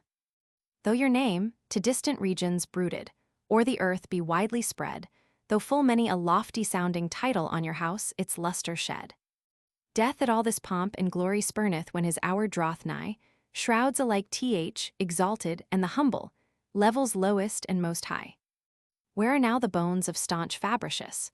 Brutus, caught where are they lingering fame, with a few graven letters, doth their empty name display. But to know the great dead is not given from a gilded name alone. Nay, ye all alike must lie forgotten, 'tis not you that fame makes known. Fondly do ye deem life's little hour lengthened by fame's mortal breath, there, but waits you when this, too, is taken at the last a second death. 8. But that thou mayst not think that I wage implacable warfare against fortune, I own there is a time when the deceitful goddess serves men well, I mean, when she reveals herself, uncovers her face, and confesses her true character. Perhaps thou dost not yet grasp my meaning. Strange is the thing I am trying to express, and for this cause I can scarce find words to make clear my thought. For truly I believe that ill fortune is of more use to men than good fortune. For good fortune, when she wears the guise of happiness and most seems to caress, is always lying. Ill fortune is always truthful, since, in changing, she shows her inconstancy. The one deceives, the other teaches. The one enchains the minds of those who enjoy her favor by the semblance of delusive good. The other delivers them by the knowledge of the frail nature of happiness. Accordingly, thou mayst see the one fickle, shifting as the breeze and ever self-deceived, the other sober-minded, alert, and wary, by reason of the very discipline of adversity. Finally, good fortune, by her allurements, draws men far from the true good. Ill fortune ofttimes draws men back to true good with grappling irons.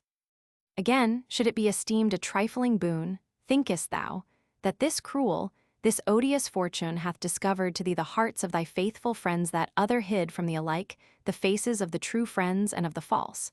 But in departing she hath taken away her friends, and left thee thine. What price wouldst thou not have given for this service in the fullness of thy prosperity, when thou seemedst to thyself fortunate? Cease, then, to seek the wealth thou hast lost, since in true friends thou hast found the most precious of all riches. Song Roman 8. Love is lord of all. Why are nature's changes bound to a fixed and ordered round? What to leagued peace hath bent every warring element? Wherefore doth the rosy morn rise on Phoebus, car upborne? Why should Phoebe rule the night, led by Hesper's guiding light?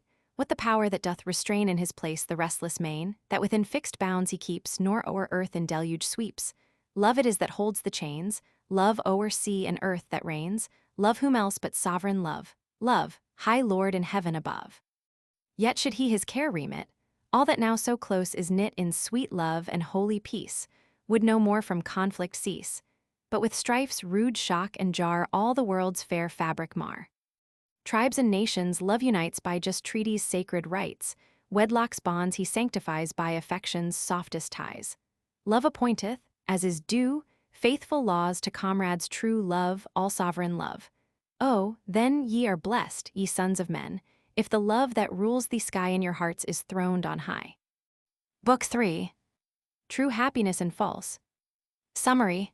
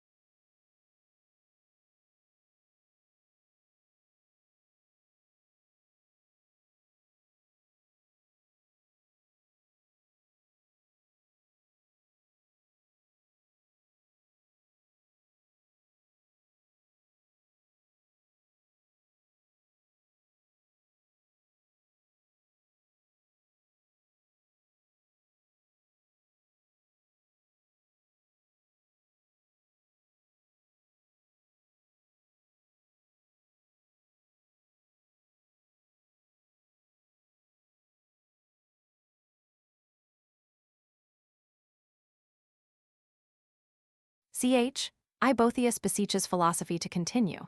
She promises to lead him to true happiness. Roman 2. Happiness is the one end which all created beings seek. They aim variously at A, wealth, or B, rank, or C, sovereignty, or D, glory, or E, pleasure, because they think thereby to attain either a contentment, B, reverence, C, power, D, renown, or E, gladness of heart, in one or other of which they severally imagine happiness to consist. Roman 3. Philosophy proceeds to consider whether happiness can really be secured in any of these ways. A, so far from bringing contentment, riches only add to men's wants. Roman 4. B, high position cannot of itself win respect. Titles command no reverence in distant and barbarous lands. They even fall into contempt through lapse of time. C, sovereignty cannot even bestow safety. History tells of the downfall of kings and their ministers. Tyrants go in fear of their lives. Roman 6. D, fame conferred on the unworthy is but disgrace. The splendor of noble birth is not a man's own, but his ancestors. Roman 7. E, pleasure begins in the restlessness of desire and ends in repentance. Even the pure pleasures of home may turn to gall and bitterness. Roman 8. All fail then to give what they promise. There is, moreover, some accompanying evil involved in each of these aims. Beauty and bodily strength are likewise of little worth. In strength man is surpassed by the brutes. Beauty is but outward show. Roman 9. The source of men's error in following these phantoms of good is that they break up and separate that which is in its nature one and indivisible. Contentment, power, reverence, renown, and joy are essentially bound up one with the other, and if they are to be attained at all, must be attained together.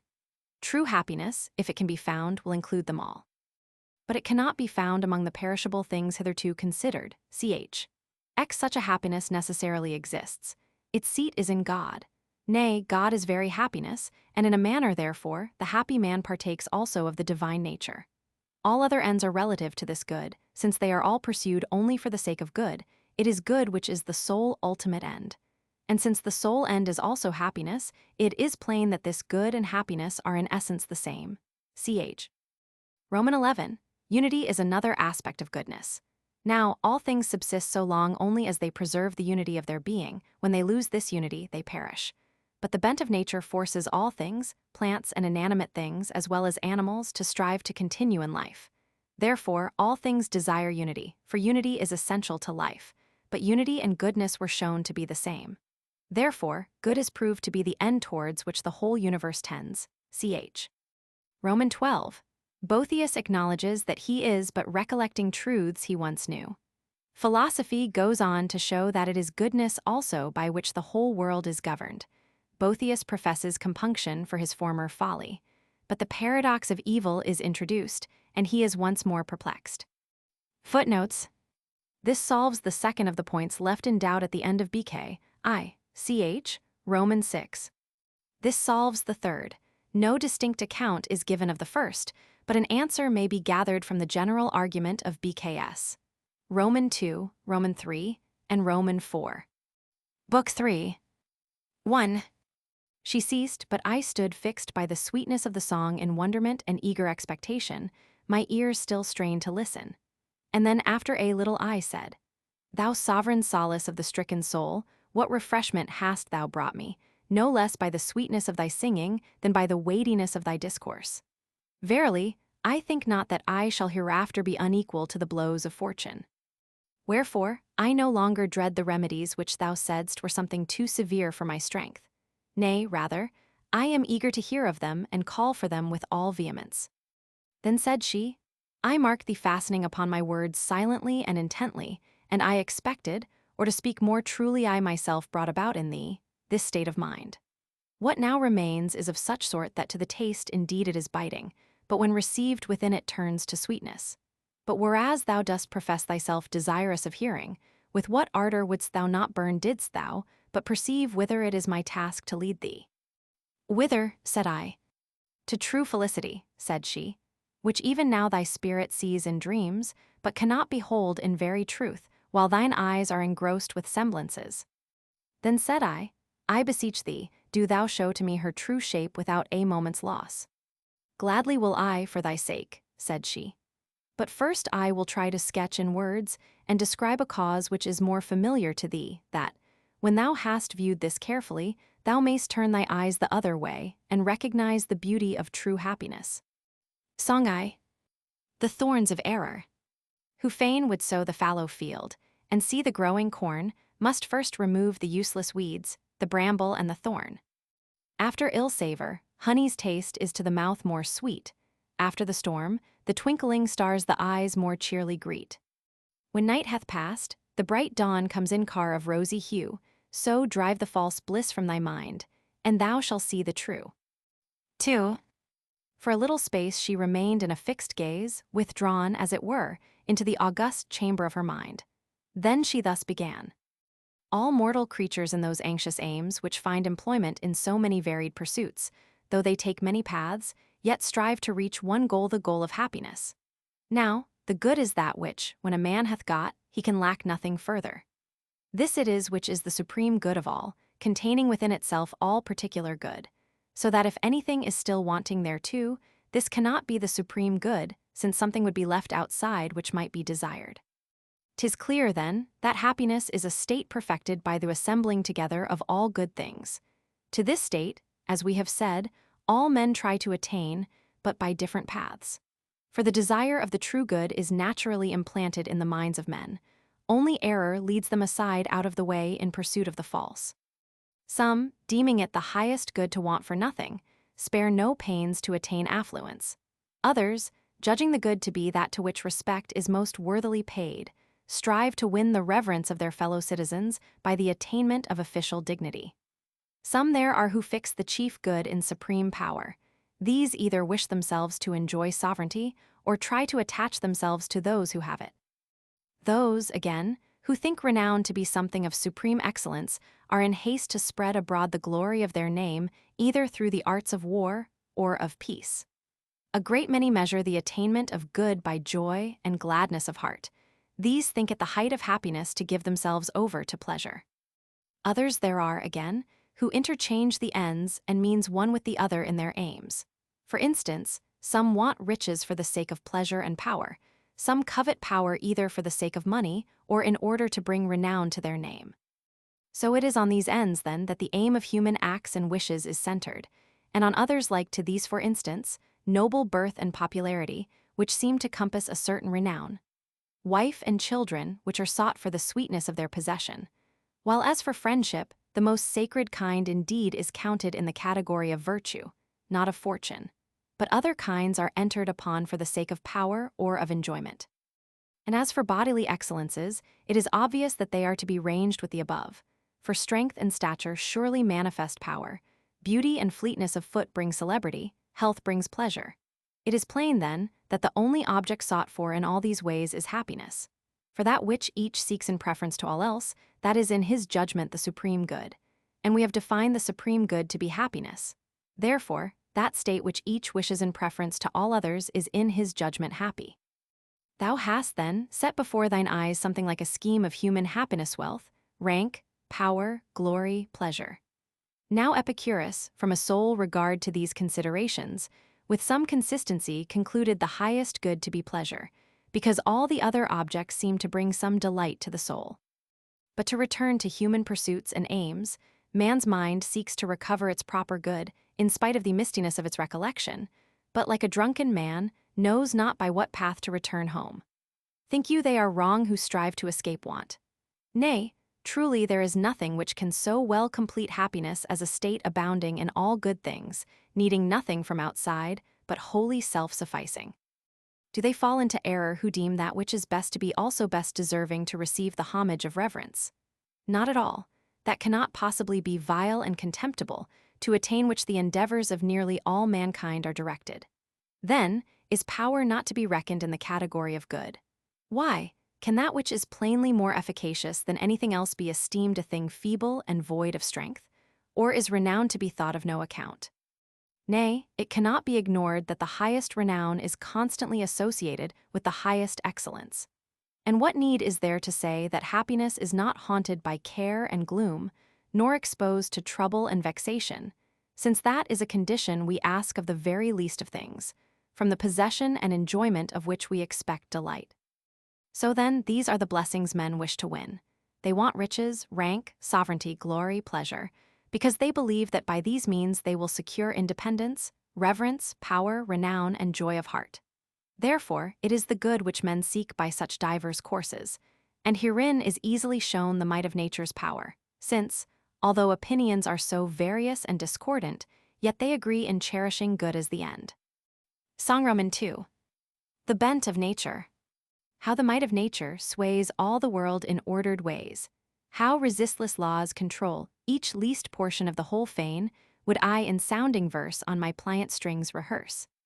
Lo, the lion captive tan meekly wears his gilded chain, yet though he by hand be fed, though a master's whip he dread, if but once the taste of gore wet his cruel lips once more, straight his slumbering fierceness wakes, with one roar his bonds he breaks, and first wreaks his vengeful force on his trainer's mangled course.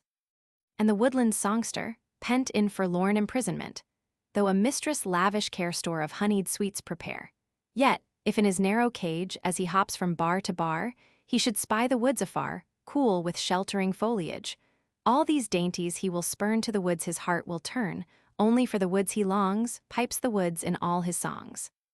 To rude force the sapling bends, while the hand its pressure lends, if the hand its pressure slack, straight the supple wood springs back.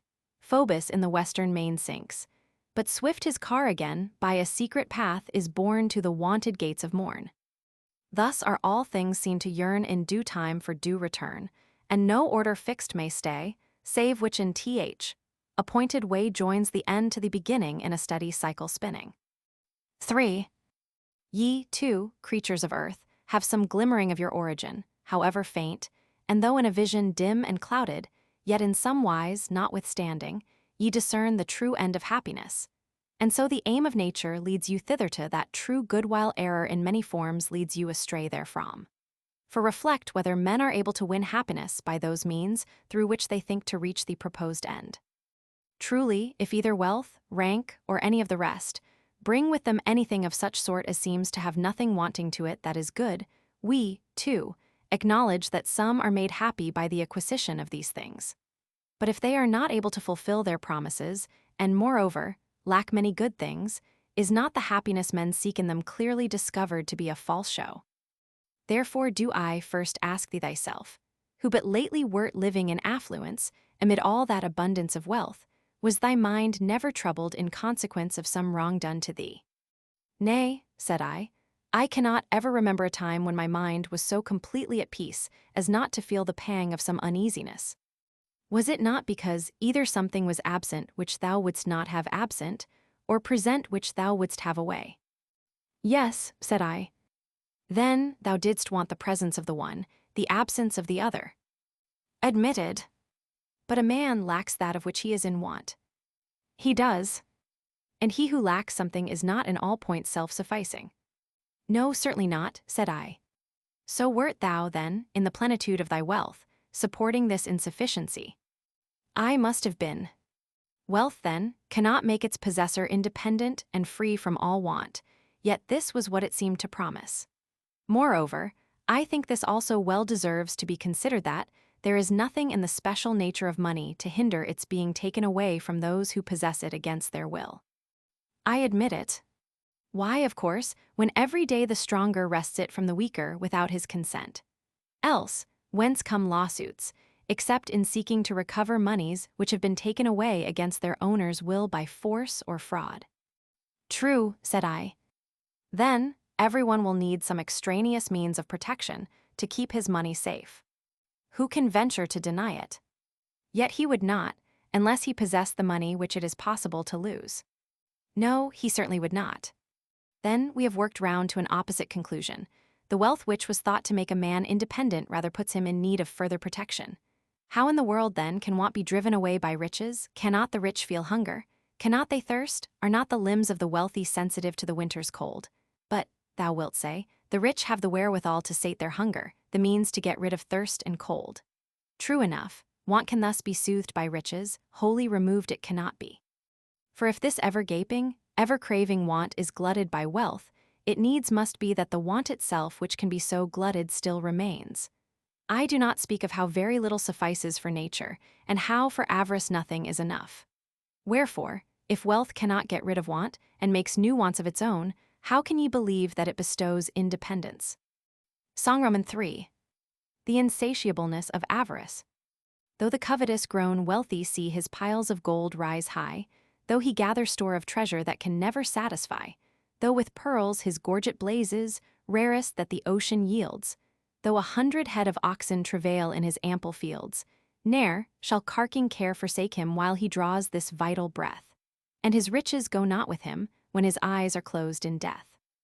4. Well, but official dignity clothes him to whom it comes with honor and reverence. Have, then, offices of state such power as to plant virtue in the minds of their possessors, and drive out vice? Nay, they are rather wont to signalize iniquity than to chase it away, and hence arises our indignation that honors so often fall to the most iniquitous of men. Accordingly, Catullus calls Nonius an ulcer spot, though sitting in the curule chair. Dost not see what infamy high position brings upon the bad? Surely their unworthiness will be less conspicuous if their rank does not draw upon them the public notice. In thy own case, wouldst thou ever have been induced by all these perils to think of sharing office with Decoratus, since thou hast discerned in him the spirit of a rascally parasite and informer? No, we cannot deem men worthy of reverence on account of their office, whom we deem unworthy of the office itself. But didst thou see a man endued with wisdom, couldst thou suppose him not worthy of reverence, nor of that wisdom with which he was endued? No, certainly not. There is in virtue a dignity of her own which she forthwith passes over to those to whom she is united. And since public honors cannot do this, it is clear that they do not possess the true beauty of dignity.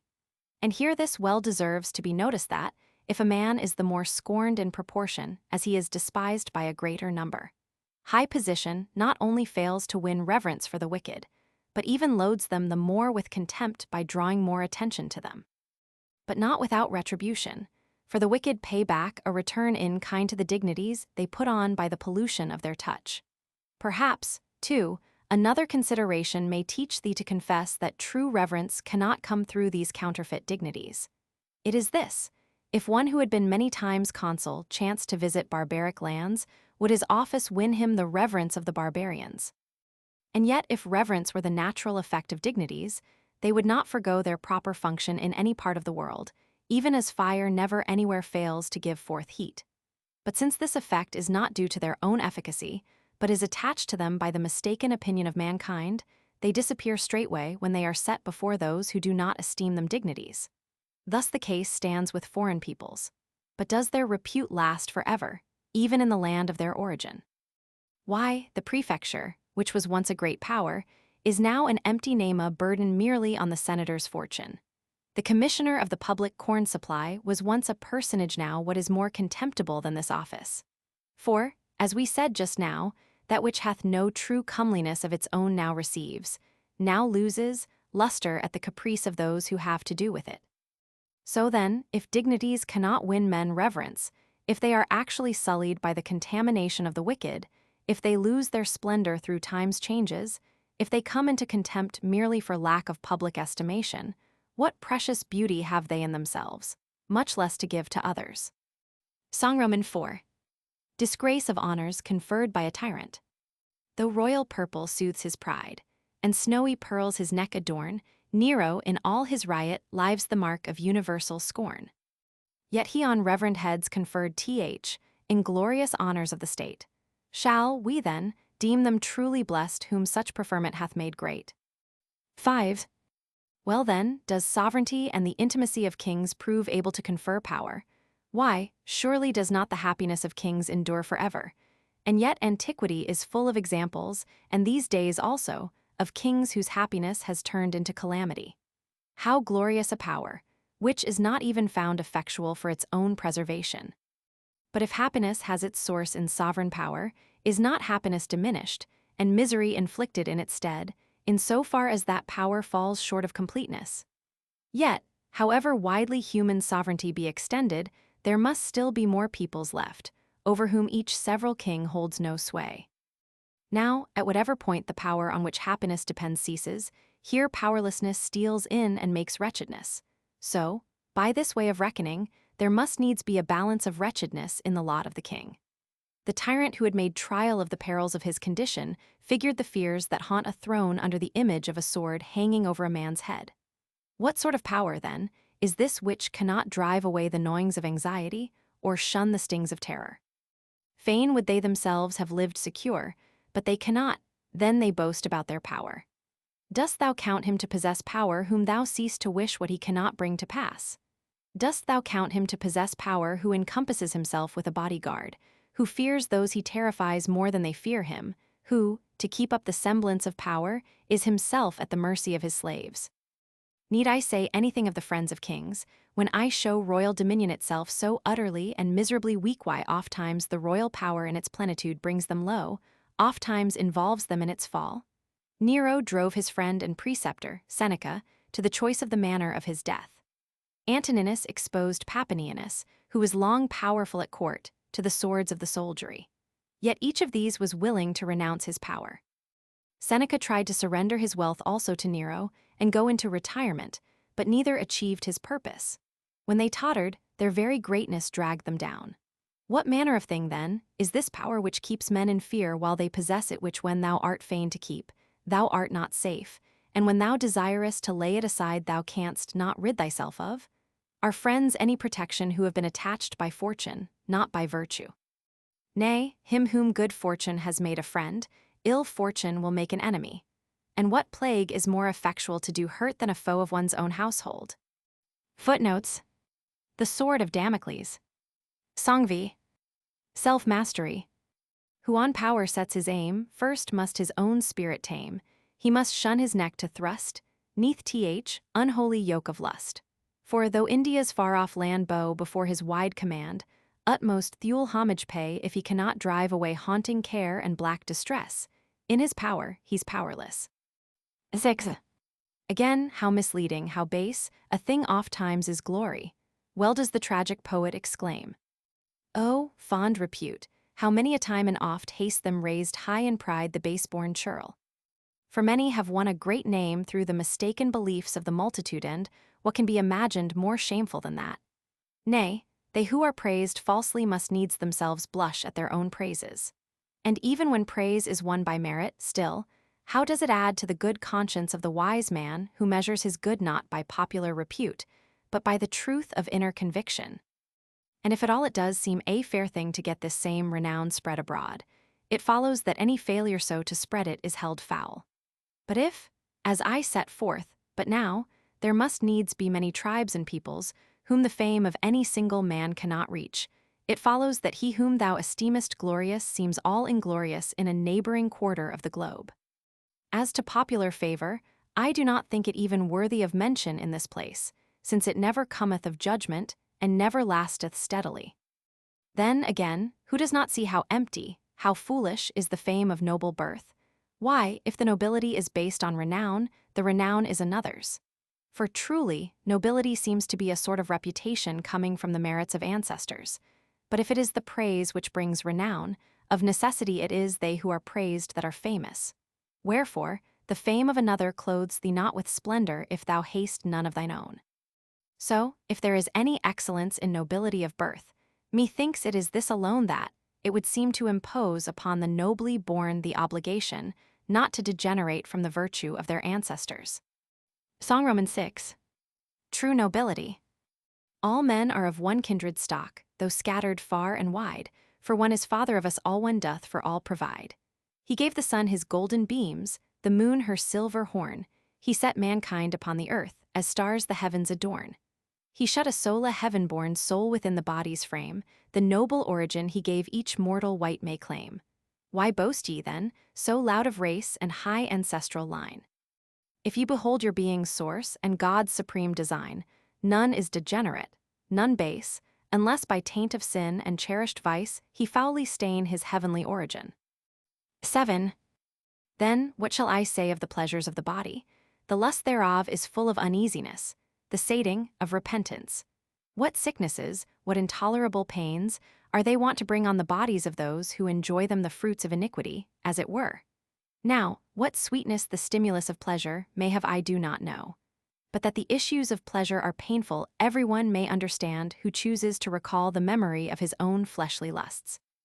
Nay, if these can make happiness, there is no reason why the beasts also should not be happy, since all their efforts are eagerly set upon satisfying the bodily wants.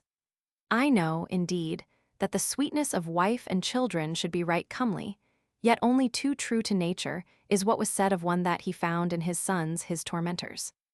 And how galling such a contingency would be, I must needs put thee in mind, since thou hast never in any wise suffered such experiences, nor art thou now under any uneasiness. In such a case, I agree with my servant Euripides, who said that a man without children was fortunate in his misfortune. Footnotes. Paley translates the lines in Euripides' Andromache. They, the childless, are indeed spared from much pain and sorrow, but their supposed happiness is after all but wretchedness. Euripides' meaning is therefore really just the reverse of that which Boethius makes it. See Euripides, Andromache, Ill, 418-420. Song Roman 7. Pleasure's sting. This is the way of pleasure. She stings them that despoil her, and, like the winged toiler who's lost her honeyed treasure, she flies, but leaves her smart deprankling in the heart. 8. It is beyond doubt, then, that these paths do not lead to happiness. They cannot guide anyone to the promised goal. Now, I will very briefly show what serious evils are involved in following them. Just consider, is it thy endeavor to heap up money? Why, thou must wrest it from its present possessor. Art thou minded to put on the splendor of official dignity? Thou must beg from those who have the giving of it. Thou who covetest to outvie others in honor must lower thyself to the humble posture of petition. Dost thou long for power? Thou must face perils, for thou wilt be at the mercy of thy subjects' plots. Is glory thy aim? Thou art lured on through all manner of hardships, and there is an end to thy peace of mind. Art fain to lead a life of pleasure, yet who does not scorn and contemn one who is the slave of the weakest and vilest of things the body. Again, on how slight and perishable a possession do they rely who set before themselves bodily excellences? Can ye ever surpass the elephant in bulk or the bull in strength? Can ye excel the tiger in swiftness? Look upon the infinitude, the solidity, the swift motion of the heavens, and for once cease to admire things mean and worthless. And yet the heavens are not so much to be admired on this account as for the reason which guides them. Then, how transient is the luster of beauty! How soon gone, more fleeting than the fading bloom of spring flowers.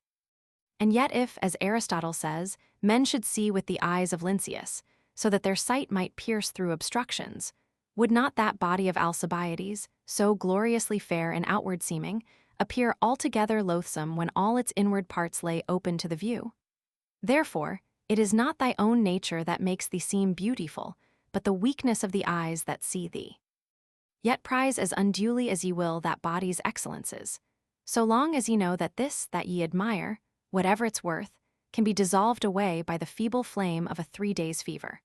From all which considerations we may conclude as a whole that these things which cannot make good the advantages they promise, which are never made perfect by the assemblage of all good things, these neither lead as by ways to happiness, nor themselves make men completely happy. Song Roman 8. Human folly. Alas, how wide astray doth ignorance these wretched mortals lead from truth's own way! For not on leafy stems do ye within the green wood look for gold, nor strip the vine for gems. Your nets ye do not spread upon the hilltops, that the groaning board with fish be furnished. If ye are fain to chase the bounding goat, ye sweep not in vain search the ocean's ruffled face. The sea's far depths they know, each hidden nook, wherein the waves o'erwash the pearl as white as snow, where lurks the Tyrian shell, where fish and prickly urchins do abound, all this they know full well. But not to know or care where hidden lies the good all hearts desire, this blindness they can bear, with gaze on earth low bent. They seek for that which reacheth far beyond the starry firmament. What curse shall I call down on hearts so dull? May they the race still run for wealth and high renown, and when with much ado the false good they have grasped, then too late, may they discern the true. 9. This much may well suffice to set forth the form of false happiness. If this is now clear to thine eyes, the next step is to show what true happiness is. Indeed, said I see clearly enough that neither is independence to be found in wealth, nor power in sovereignty, nor reverence in dignities, nor fame and glory, nor true joy and pleasures. Hast thou discerned also the causes why this is so? I seem to have some inkling, but I should like to learn more at large from thee. Why, truly the reason is hard at hand. That which is simple and indivisible by nature human error separates, and transforms from the true and perfect to the false and imperfect. Dost thou imagine that which lacketh nothing can want power? Certainly not. Right, for if there is any feebleness of strength in anything, in this there must necessarily be need of external protection. That is so. Accordingly, the nature of independence and power is one and the same. It seems so. Well, but dost think that anything of such a nature as this can be looked upon with contempt, or is it rather of all things most worthy of veneration? Nay, there can be no doubt as to that. Let us, then, add reverence to independence and power, and conclude these three to be one. We must, if we will acknowledge the truth. Thinkest thou, then, this combination of qualities to be obscure and without distinction, or rather famous in all renown? Just consider. Can that want renown which has been agreed to be lacking in nothing, to be supreme in power, and right worthy of honor, for the reason that it cannot bestow this upon itself, and so comes to appear somewhat poor in esteem? I cannot but acknowledge that, being what it is, this union of qualities is also right famous. It follows, then, that we must admit that renown is not different from the other three. It does, said I.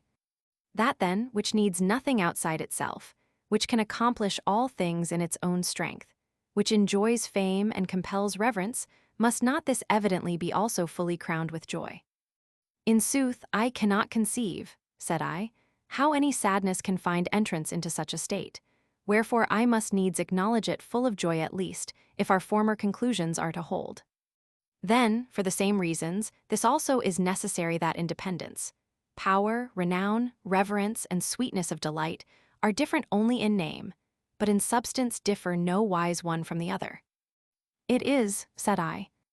This, then, which is one and simple by nature, human perversity separates, and in trying to win a part of that which has no parts, fails to attain not only that portion, since there are no portions, but also the whole, to which it does not dream of aspiring. How so? Said I. He who, to escape want, seeks riches, gives himself no concern about power.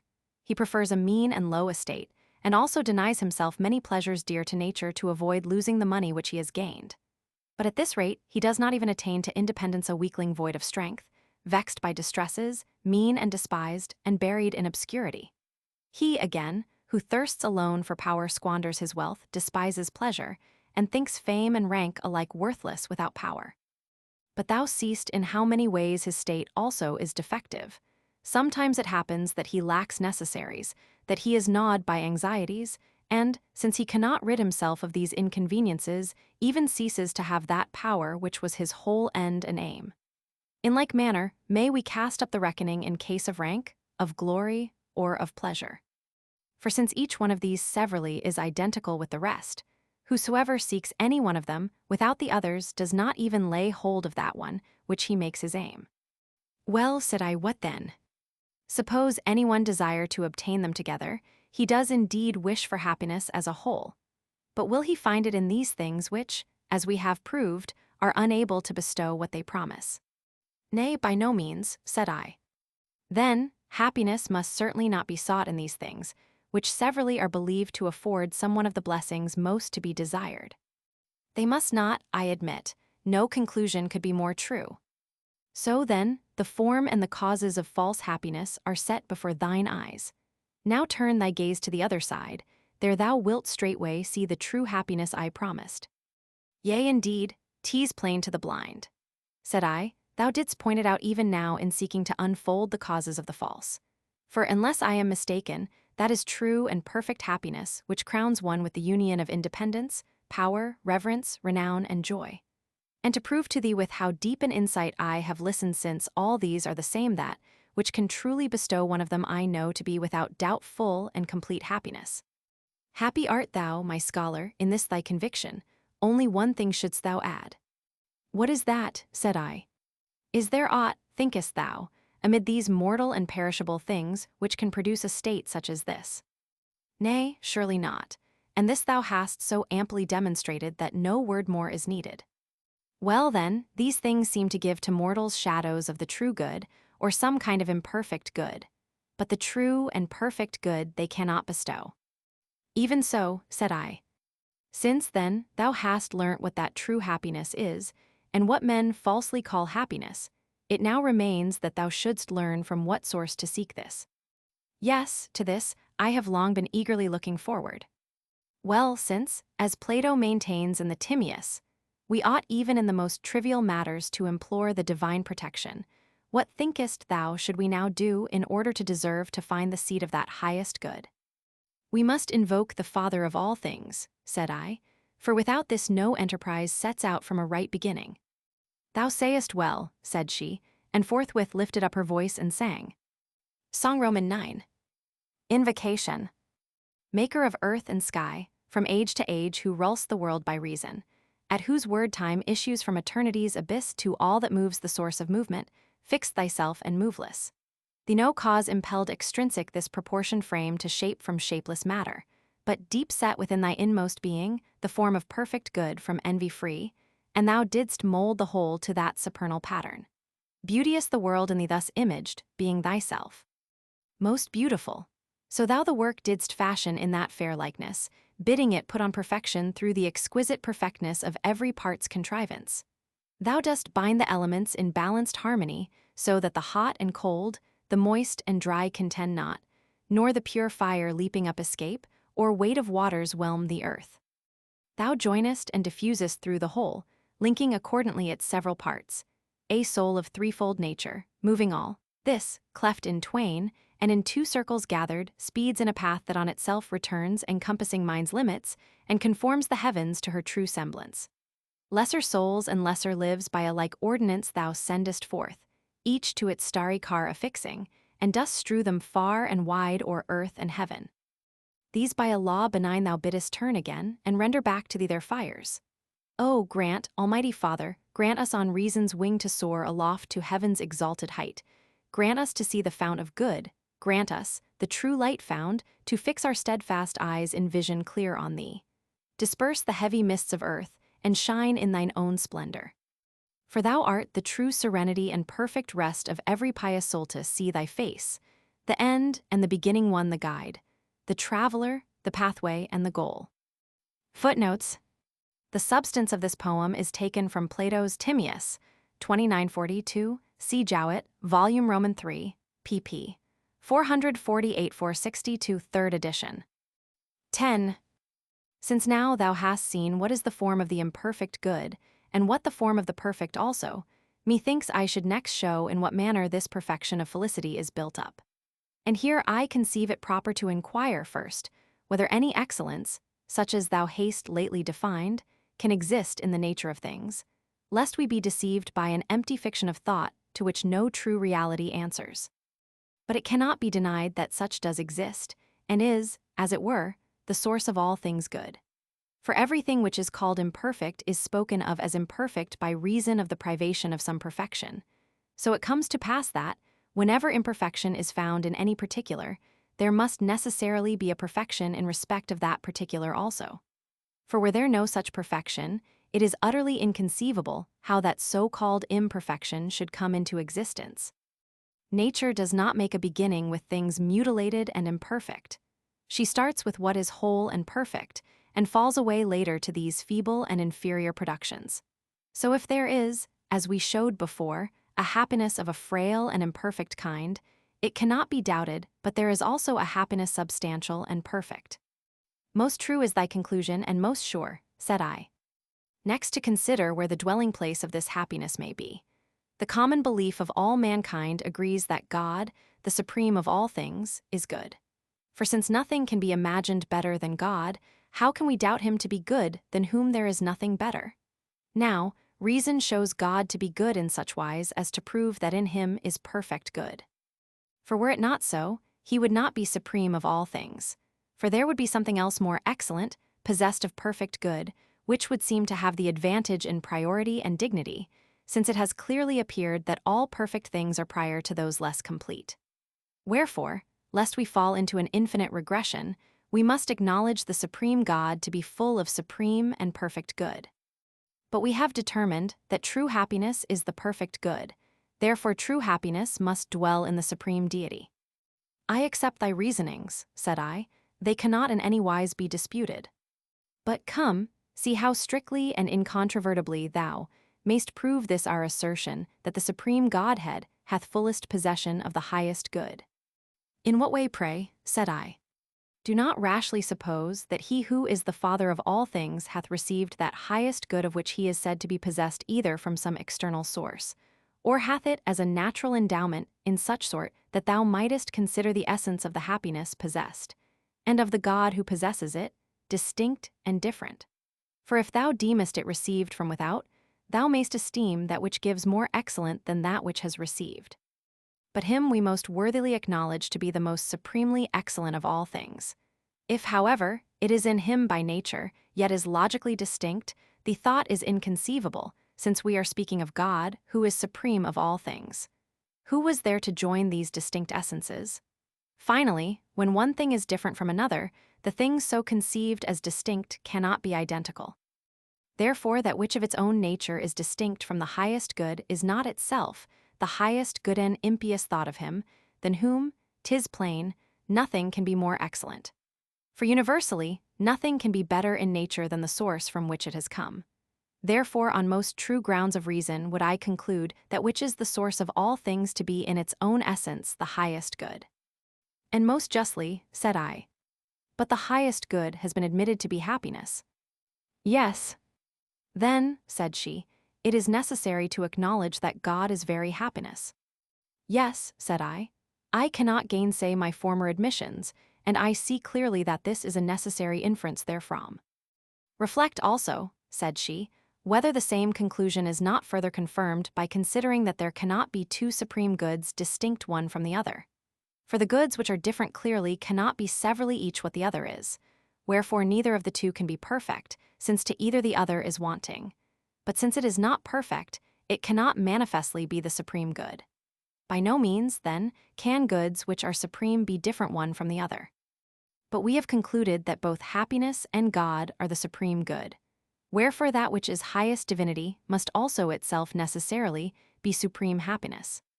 No conclusion, said I, could be truer to fact, nor more soundly reasoned out, nor more worthy of God. Then, further, said she, just as geometricians are wont to draw inferences from their demonstrations to which they give the name, deductions, so will I add here a sort of corollary. For since men become happy by the acquisition of happiness, while happiness is very godship, it is manifest that they become happy by the acquisition of godship. But as by the acquisition of justice men become just, and wise by the acquisition of wisdom, so by parity of reasoning by acquiring godship, they must of necessity become gods. So every man who is happy is a god, and though in nature God is one only, yet there is nothing to hinder that very many should be gods by participation in that nature. A fair conclusion and a precious, said I, deduction or corollary, by whichever name thou wilt call it. And yet, said she, not one whit fairer than this which reason persuades us to add. Why what, said I? Why, seeing happiness has many particulars included under it, should all these be regarded as forming one body of happiness, as it were, made up of various parts, or is there some one of them which forms the full essence of happiness, while all the rest are relative to this? I would thou wouldst unfold the whole matter to me at large. We judge happiness to be good, do we not? Yea, the supreme good. And this superlative applies to all. For this same happiness is adjudged to be the completest independence, the highest power, reverence, renown, and pleasure. What then? Are all these goods independence, power, and the rest to be deemed members of happiness, as it were, or are they all relative to good as to their summit and crown? I understand the problem, but I desire to hear how thou wouldst solve it. Well then, listen to the determination of the matter. Were all these members composing happiness, they would differ severally one from the other. For this is the nature of parts that, by their difference they compose one body. All these, however, have been proved to be the same, therefore they cannot possibly be members, otherwise happiness will seem to be built up out of one member, which cannot be. There can be no doubt as to that, said I, but I am impatient to hear what remains. Why, it is manifest that all the others are relative to the good. For the very reason why independence is sought is that it is judged good, and so power also, because it is believed to be good. The same, too, may be supposed of reverence, of renown, and of pleasant delight. Good, then, is the sum and source of all desirable things. That which has not in itself any good, either in reality or in semblance, can in no wise be desired. Contrariwise, even things which by nature are not good are desired as if they were truly good, if they seem to be so. Whereby it comes to pass that goodness is rightly believed to be the sum and hinge and cause of all things desirable. Now, that for the sake of which anything is desired itself seems to be most wished for. For instance, if anyone wishes to ride for the sake of health, he does not so much wish for the exercise of riding as the benefit of his health. Since then all things are sought for the sake of the good, it is not these so much as good itself that is sought by all, but that on account of which all other things are wished for was, we agreed, happiness, wherefore thus also it appears that it is happiness alone which is sought. From all which it is transparently clear that the essence of absolute good and of happiness is one and the same. I cannot see how anyone can dissent from these conclusions. But we have also proved that God and true happiness are one and the same. Yes, said I. Then we can safely conclude, also, that God's essence is seated in absolute good, and nowhere else. Song X. The true light. Hither come, all ye whose minds lust with rosy fetters binds lust to bondage hard compelling earthy souls that are his dwelling here shall be your labor's close, here your haven of repose. Come, to your one refuge press, wide it stands to all distress. Not the glint of yellow gold down bright Hermus current rolled, not the Tagus, precious sands, nor in far-off scorching lands all the radiant gems that hide under Indus storied tide emerald green and glistering white can illume our feeble sight, but they rather leave the mind in its native darkness blind. For the fairest beams they shed in earth's lowest depths were fed, but the splendor that supplies strength and vigor to the skies, and the universe controls, shunneth dark and ruined souls. He who once hath seen this light will not call the sunbeam bright. 11. I quite agree, said I, truly all thy reasonings hold admirably together. Then said she, what value wouldst thou put upon the boon, shouldst thou come to the knowledge of the absolute good? Oh, an infinite, said I, if only I were so blessed as to learn to know God also who is the good. Yet this will I make clear to thee on truest grounds of reason, if only our recent conclusions stand fast. They will. Have we not shown that those things which most men desire are not true and perfect good precisely for this cause that they differ severally one from another, and, seeing that one is wanting to another, they cannot bestow full and absolute good, but that they become the true good when they are gathered, as it were, into one form and agency, so that that which is independence is likewise power, reverence, renown, and pleasant delight. And unless they are all one and the same, they have no claim to be counted among things desirable. Yes, this was clearly proved, and cannot in any wise be doubted. Now, when things are far from being good while they are different, but become good as soon as they are one, is it not true that these become good by acquiring unity? It seems so, said I. But dost not thou allow that all which is good by participation in goodness? It is. Then, thou must on similar grounds admit that unity and goodness are the same. For when the effects of things in their natural working differ not, their essence is one and the same. There is no denying it. Now dost thou know, said she, that all which is abides and subsists so long as it continues one, but so soon as it ceases to be one it perishes and falls to pieces. In what way? Why, take animals, for example. When soul and body come together and continue in one, this is, we say, a living creature. But when this unity is broken by the separation of these two, the creature dies and is clearly no longer living. The body also, while it remains in one form by the joining together of its members, presents a human appearance. But if the separation and dispersal of the parts break up the body's unity, it ceases to be what it was. And if we extend our survey to all other things, without doubt it will manifestly appear that each several thing subsists while it is one, but when it ceases to be one perishes. Yes, when I consider further, I see it to be even as thou sayest. Well, is there aught, said she, which, in so far as it acts conformably to nature, abandons the wish for life, and desires to come to death and corruption. Looking to living creatures, which have some faults of choice, I find none that, without external compulsion, forgo the will to live, and of their own accord hasten to destruction. For every creature diligently pursues the end of self-preservation, and shuns death and destruction. As to herbs and trees, and inanimate things generally, I am altogether in doubt what to think. And yet there is no possibility of question about this either, since thou seest how herbs and trees grow in places suitable for them, where, as far as their nature admits, they cannot quickly wither and die.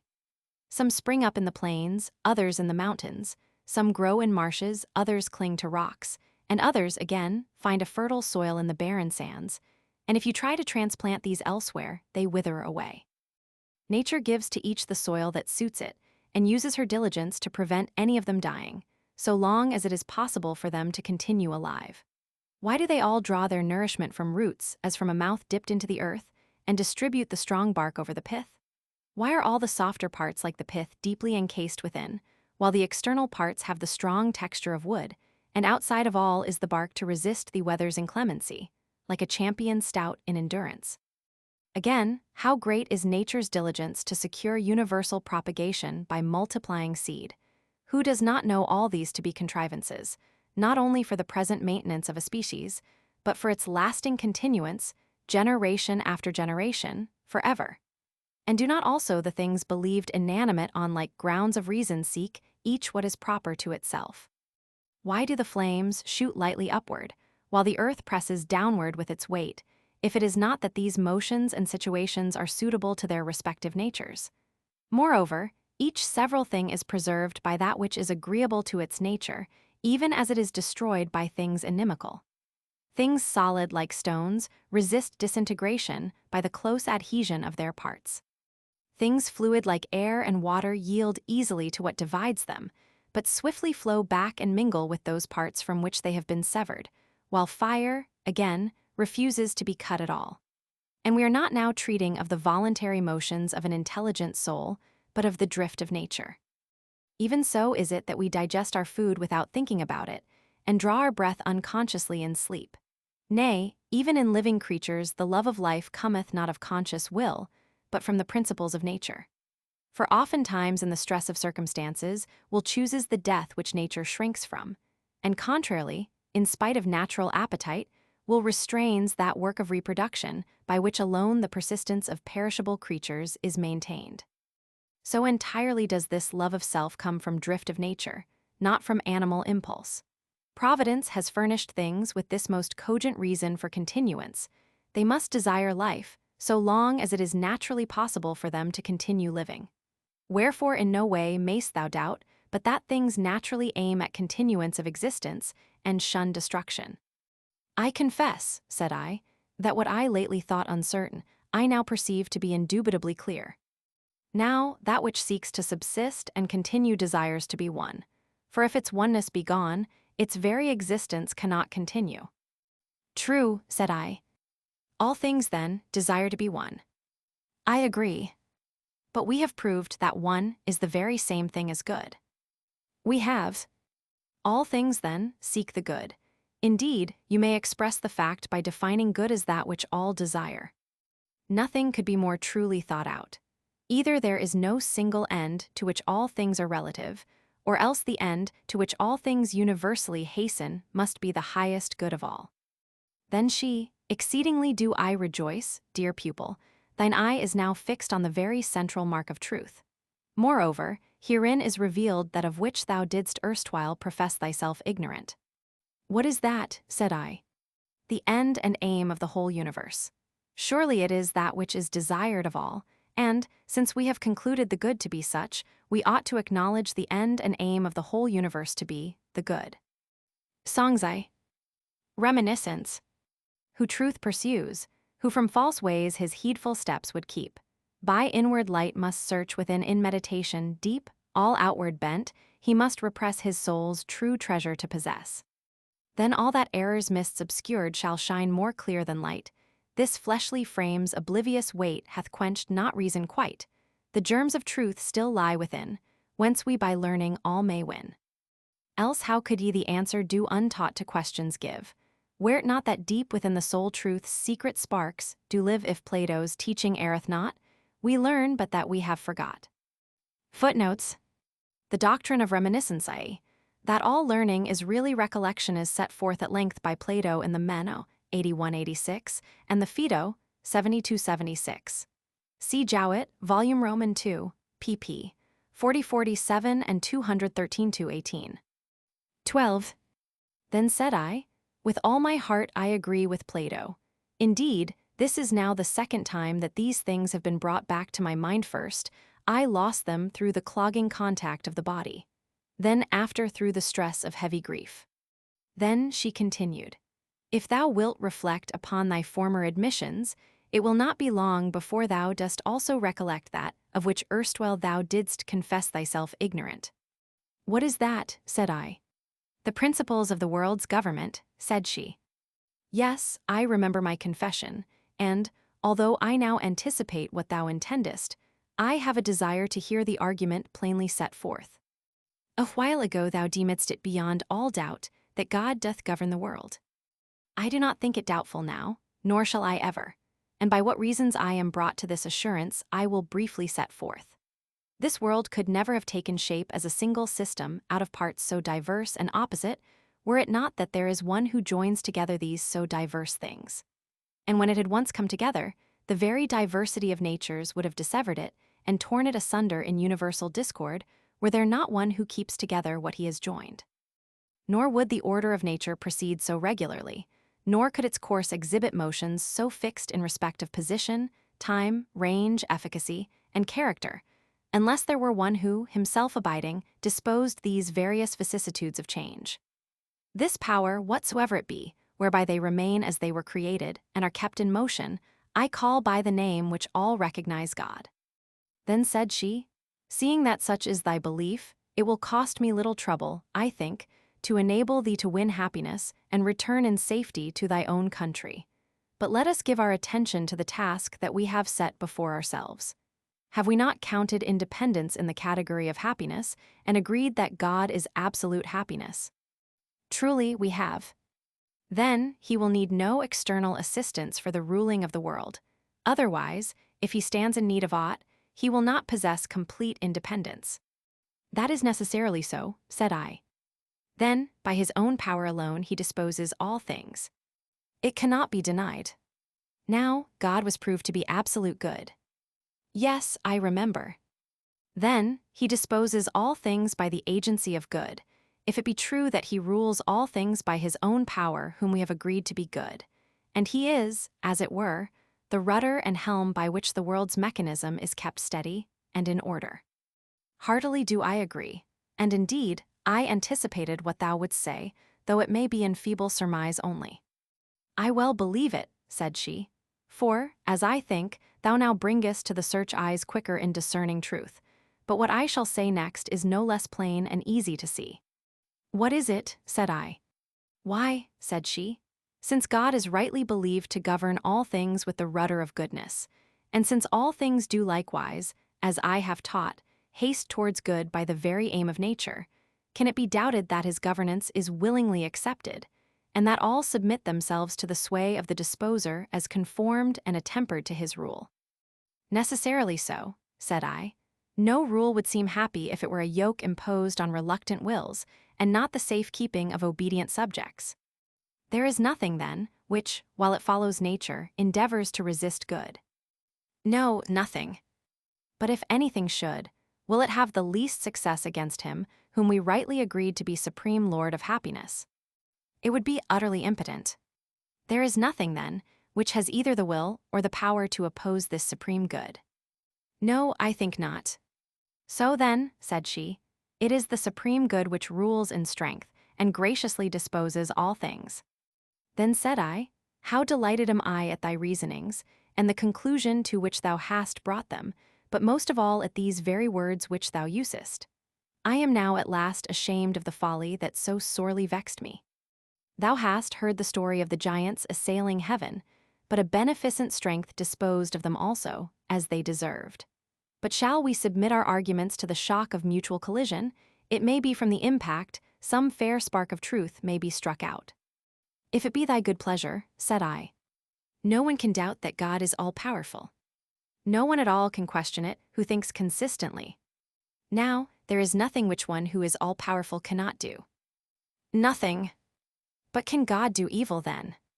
Nay, by no means. Then, evil is nothing, said she, since he to whom nothing is impossible is unable to do evil. Art thou mocking me, said I, weaving a labyrinth of tangled arguments, now seeming to begin where thou didst end, and now to end where thou didst begin, or dost thou build up some wondrous circle of divine simplicity? For truly, a little before thou didst begin with happiness, and say it was the supreme good, and didst declare it to be seated in the supreme Godhead. God himself, too, thou didst affirm to be supreme good and all-complete happiness, and from this thou didst go on to add, as by the way, the proof that no one would be happy unless he were likewise God. Again, thou didst say that the very form of good was the essence both of God and of happiness, and didst teach that the absolute one was the absolute good which was sought by universal nature. Thou didst maintain, also, that God rules the universe by the governance of goodness, that all things obey him willingly, and that evil has no existence in nature. And all this thou didst unfold without the help of assumptions from without, but by inherent and proper proofs, drawing credence one from the other. Then answered she, Far is it from me to mock thee. Nay, by the blessing of God, whom we lately addressed in prayer, we have achieved the most important of all objects. For such is the form of the divine essence that neither can it pass into things external, nor take up anything external into itself, but, as Parmenides says of it, in body like to a sphere on all sides perfectly rounded. It rolls the restless orb of the universe, keeping itself motionless the while. And if I have also employed reasonings not drawn from without, but lying within the compass of our subject, there is no cause for thee to marvel, since thou hast learnt on Plato's authority that words ought to be akin to the matter of which they treat. Song 12. Orpheus and Eurydice. Blessed he whose feet have stood beside the fount of good, blessed he whose will could break earth's chains for wisdom's sake. The Thracian bard, Tees said, mourned his dear consort dead. To hear the plaintive strain the woods moved in his train, and the stream ceased to flow, held by so soft a woe. The deer without dismay beside the lion lay, the hound, by song subdued, no more the hare pursued, but the pang unassuaged in his own bosom raged. The music that could calm all else brought him no balm. Chiding the powers immortal, he came unto hell's portal, there breathed all tender things upon his sounding strings, each rhapsody high-wrought his goddess mother taught all he from grief could borrow, and love redoubling sorrow till, as the echoes waken all Taenarus is shaken, whilst he to ruth persuades the monarch of the shades with dulcet prayer. Spellbound, the triple-headed hound at sounds so strangely sweet falls crouching at his feet. The dread avengers, too, that guilty minds pursue with ever-haunting fears are all dissolved in tears. Iction on his wheel a respite brief doth feel, for lo, the wheel stands still. And while those sad notes thrill, thirst-maddened Tantalus listens, oblivious of the stream's mockery and his long agony. The vulture, too, doth spare some little while to tear at Tydeus' rent side, sated and pacified. At length the shadowy king, his sorrows pitying, he hath prevailed, cried, we give him back his bride, to him she shall belong as guerdon of his song. One sole condition yet upon the boon is set, let him not turn his eyes to view his hard-won prize till they securely pass the gates of hell. Alas, what law can lovers move? A higher law is love, for Orpheus' woe is me, on his Eurydice day's threshold all but one looked, lost, and was undone. Ye who the light pursue, this story is for you, who seek to find a way unto the clearer day. If on the darkness past one backward look ye cast, your weak and wandering eyes have lost the matchless prize. Book 4. Good and Ill Fortune. Summary.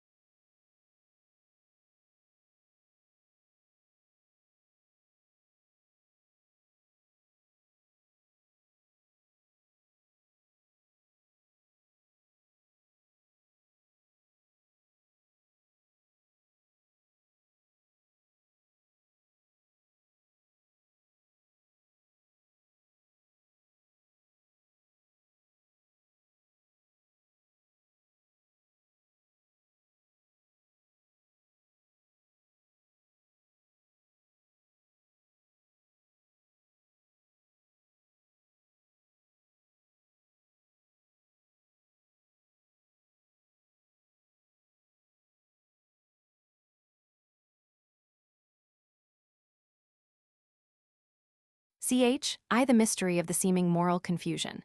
Philosophy engages to make this plain and to fulfill her former promise to the full, Roman 2.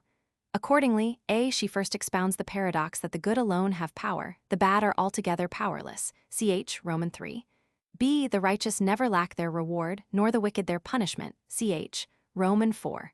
C. The wicked are more unhappy when they accomplish their desires than when they fail to attain them.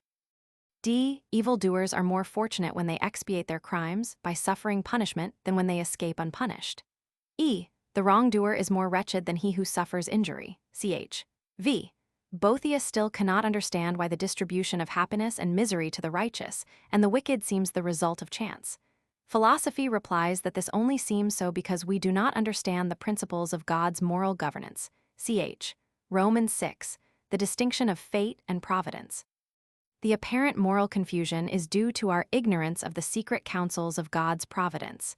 If we possess the key, we should see how all things are guided to good, Romans 7.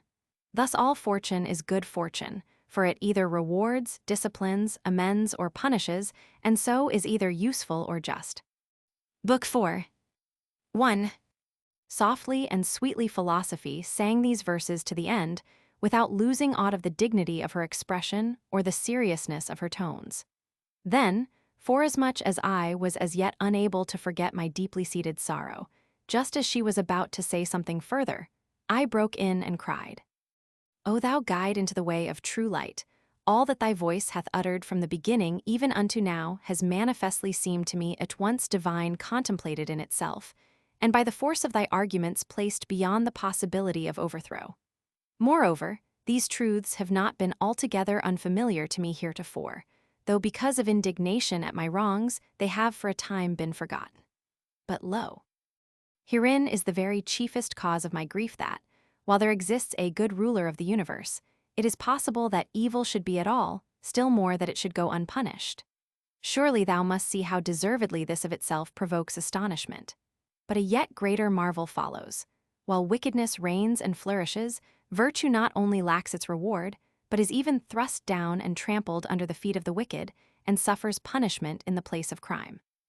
That this should happen under the rule of a God who knows all things and can do all things, but wills only the good, cannot be sufficiently wondered at nor sufficiently lamented. Then said she, It would indeed be infinitely astounding, and of all monstrous things most horrible, if, as thou esteemest, in the well-ordered home of so great a householder, the base vessels should be held in honor, the precious left to neglect. But it is not so. For if we hold unshaken those conclusions which we lately reached, thou shalt learn that, by the will of him of whose realm we are speaking, the good are always strong, the bad always weak and impotent. That vices never go unpunished, nor virtues unrewarded. That good fortune ever befalls the good, and ill fortune the bad, and much more of the sort, which shall hush thy murmurings, and stablish thee in the strong assurance of conviction. And since by my late instructions thou hast seen the form of happiness, hast learnt, too, the seat where it is to be found, all due preliminaries being discharged, I will now show thee the road which will lead thee home. Wings, also, will I fasten to thy mind wherewith thou mayst soar aloft, that so all disturbing doubts removed, thou mayst return safe to thy country, under my guidance, in the path I will show thee, and by the means which I furnish. Song I. The soul's flight. Wings are mine, above the pole far aloft I soar. Clothed with these, my nimble soul scorns earth's hated shore, cleaves the skies upon the wind, sees the clouds left far behind. Soon the glowing point she nears, where the heavens rotate, follows through the starry spheres Phobos, course, or straight takes for comrade, mid the stars Saturn cold or glittering Mars. Thus each circling orb explores through night's stole that peers. Then, when all are numbered, soars far beyond the spheres, mounting heaven's supremest height to the very fount of light. There the sovereign of the world his calm sway maintains, as the globe is onward world guides the chariot reins, and in splendor glittering reigns the universal king. Hither if thy wandering feet find at last a way, here thy long-lost home thou'lt greet. Dear lost land, thou'lt say, though from thee I've wandered wide, hence I came, here will abide. Yet if ever thou art fain visitant to be of earth's gloomy night again, surely thou wilt see tyrants, whom the nations fear dwell in hapless exile here. too. Then said I, Verily, wondrous great are thy promises, yet I do not doubt but thou canst make them good. Only keep me not in suspense after raising such hopes. Learn then first, said she, how that power ever waits upon the good, while the bad are left wholly destitute of strength.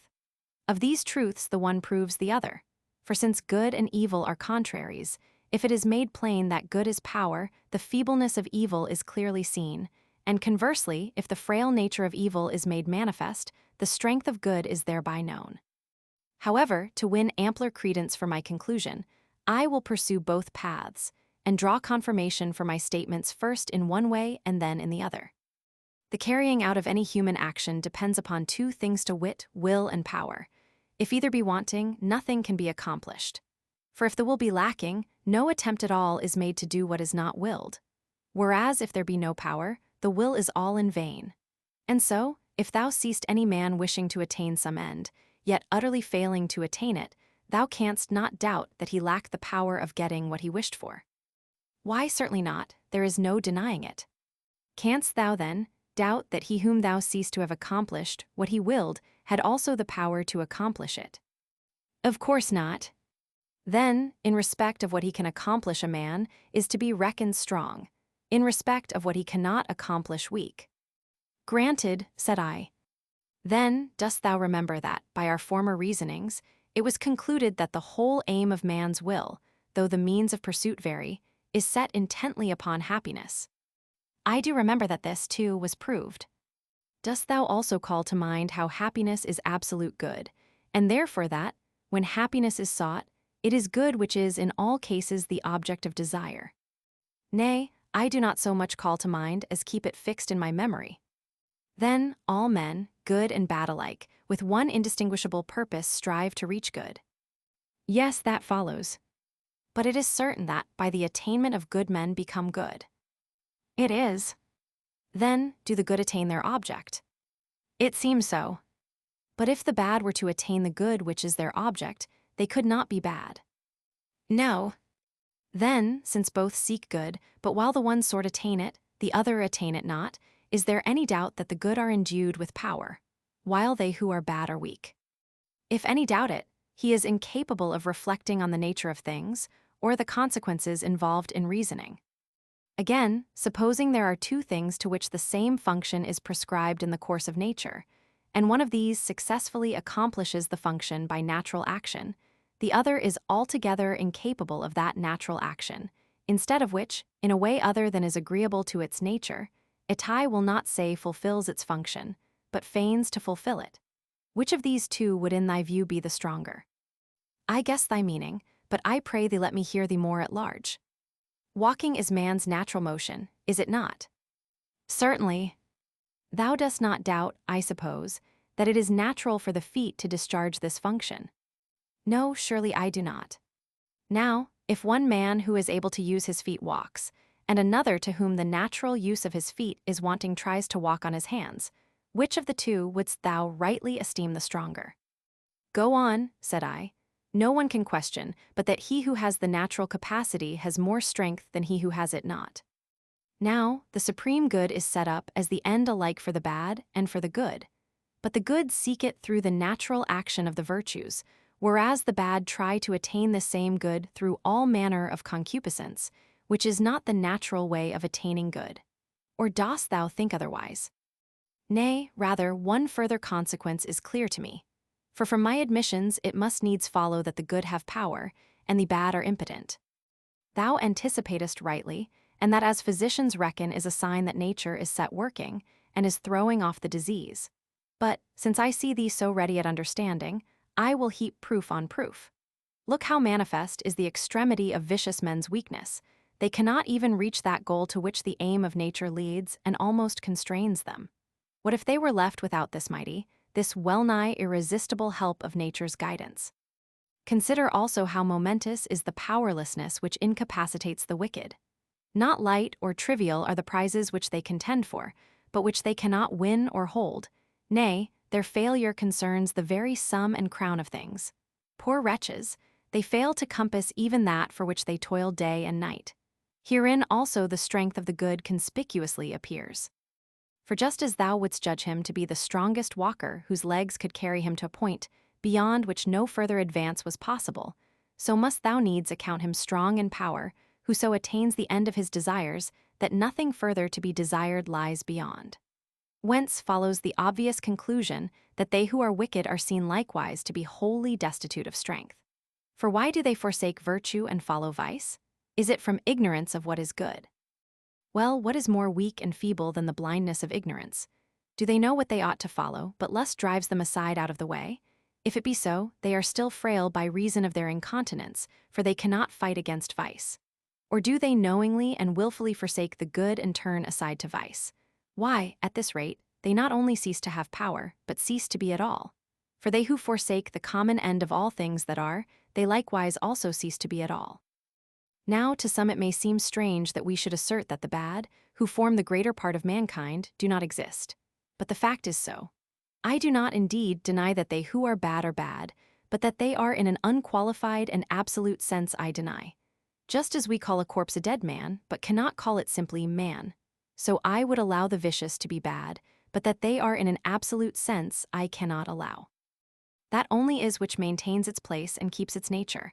Whatever falls away from this forsakes the existence which is essential to its nature. But, thou wilt say, the bad have an ability. Nor do I wish to deny it. Only this ability of theirs comes not from strength, but from impotence. For their ability is to do evil, which would have had no efficacy at all if they could have continued in the performance of good. So this ability of theirs proves them still more plainly to have no power. For if, as we concluded just now, evil is nothing, 'tis clear that the wicked can effect nothing, since they are only able to do evil. 'Tis evident, and that thou mayst understand what is the precise force of this power, we determined, did we not, a while back, that nothing has more power than supreme good? We did, said I. But that same highest good cannot do evil. Certainly not. Is there anyone, then, who thinks that men are able to do all things? None but a madman. Yet they are able to do evil. I would they could not. Since, then, he who can do only good is omnipotent, while they who can do evil also are not omnipotent, it is manifest that they who can do evil have less power. There is this also. We have shown that all power is to be reckoned among things desirable, and that all desirable things are referred to good as to a kind of consummation of their nature. But the ability to commit crime cannot be referred to the good. Therefore, it is not a thing to be desired. And yet all power is desirable. It is clear, then, that ability to do evil is not power. From all which considerations appeareth the power of the good, and the indubitable weakness of the bad, and it is clear that Plato's judgment was true. The wise alone are able to do what they would, while the wicked follow their own heart's lust, but cannot accomplish what they would. For they go on in their willfulness fancying they will attain what they wish for in the paths of delight. But they are very far from its attainment, since shameful deeds lead not to happiness. Footnotes. The paradoxes in this chapter and chapter 4 are taken from Plato's Gorgias. See Jowett, Volume Roman 2, pp. 348-366 and also pp. 400-401, Gorgias, 466-479, and 508-509. No trivial game is here. The strife is waged for Turnus' own dear life. Connington. See Virgil, Aeneid, Roman 12, 764-745, cf. Iliad, Roman 22, 159-162. Song Roman 2. The bondage of passion. When high enthroned the monarch sits, resplendent in the pride of purple robes, while flashing steel guards him on every side when baleful terrors on his brow with frowning menace lower, and passion shakes his laboring breast, how dreadful seems his power. But if the vesture of his state from such a one thou tear, thou'lt see what load of secret bonds this lord of earth doth wear. Lust's poison rankles. O'er his mind rage sweeps in tempest rude, sorrow his spirit vexes sore, and empty hopes delude. Then thou'lt confess, one hapless wretch, whom many lords oppress, does never what he would, but lives in thraldom's helplessness. 3. Thou seest then in what foulness unrighteous deeds are sunk, with what splendor righteousness shines, whereby it is manifest that goodness never lacks its reward, nor crime its punishment. For verily, In all manner of transactions, that for the sake of which the particular action is done may justly be accounted the reward of that action, even as the wreath for the sake of which the race is run is the reward offered for running. Now, we have shown happiness to be that very good for the sake of which all things are done. Absolute good, then, is offered as the common prize, as it were, of all human actions. But truly, this is a reward from which it is impossible to separate the good man, for one who is without good cannot properly be called good at all, wherefore righteous dealing never misses its reward. Rage the wicked, then, never so violently, the crown shall not fall from the head of the wise, nor wither. Verily, other men's unrighteousness cannot pluck from righteous souls their proper glory. Were the reward in which the soul of the righteous delighteth received from without, then might it be taken away by him who gave it, or some other. But since it is conferred by his own righteousness, then only will he lose his prize when he has ceased to be righteous. Lastly, since every prize is desired because it is believed to be good, who can account him who possesses good to be without reward? And what a prize, the fairest and grandest of all. For remember the corollary which I chiefly insisted on a little while back, and reasoned thus: since absolute good is happiness, 'tis clear that all the good must be happy for the very reason that they are good. But it was agreed that those who are happy are gods. So, then, the prize of the good is one which no time may impair, no man's power lessen, no man's unrighteousness tarnish. 'Tis very godship. And this being so, the wise man cannot doubt that punishment is inseparable from the bad. For since good and bad, and likewise reward and punishment, are contraries, it necessarily follows that, corresponding to all that we see accrue as reward of the good, there is some penalty attached as punishment of evil. As then, righteousness itself is the reward of the righteous, so wickedness itself is the punishment of the unrighteous. Now, no one who is visited with punishment doubts that he is visited with evil. Accordingly, if they were but willing to weigh their own case, could they think themselves free from punishment whom wickedness, worst of all evils, has not only touched, but deeply tainted? See also, from the opposite standpoint, the standpoint of the good, what a penalty attends upon the wicked.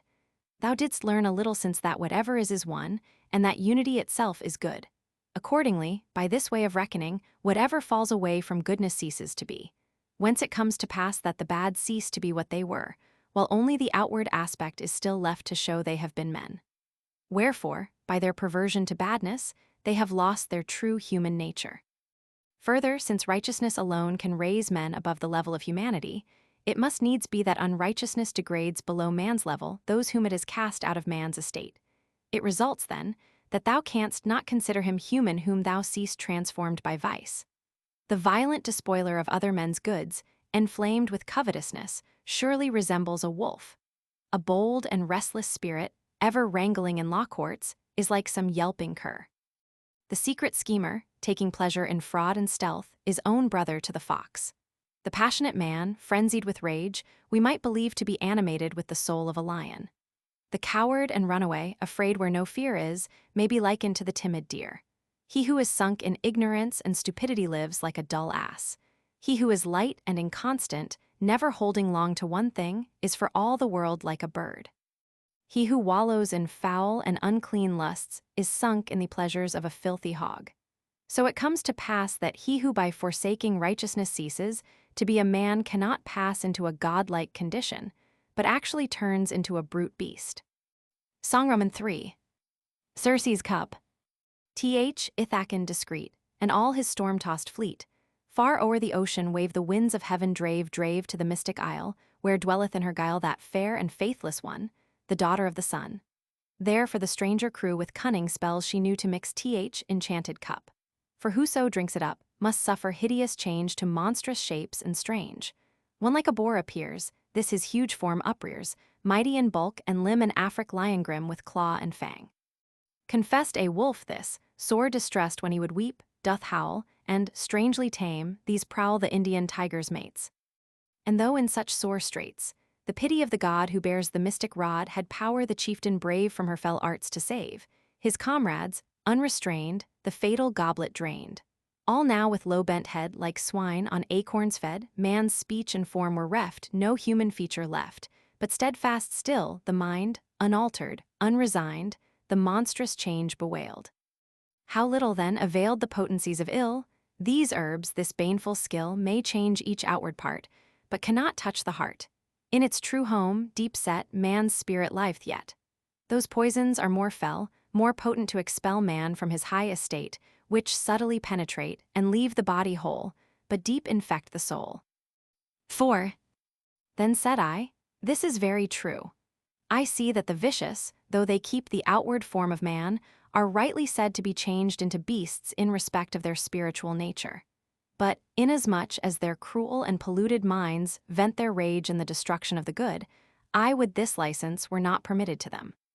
Nor is it, said she, as shall be shown in the fitting place. Yet if that license which thou believest to be permitted to them were taken away, the punishment of the wicked would be in great part remitted. For verily, incredible as it may seem to some, it needs must be that the bad are more unfortunate when they have accomplished their desires than if they are unable to get them fulfilled. If it is wretched to will evil, to have been able to accomplish evil is more wretched. For without the power the wretched will would fail of effect. Accordingly, those whom thou seest to will, to be able to accomplish, and to accomplish crime, must needs be the victims of a threefold wretchedness, since each one of these states has its own measure of wretchedness.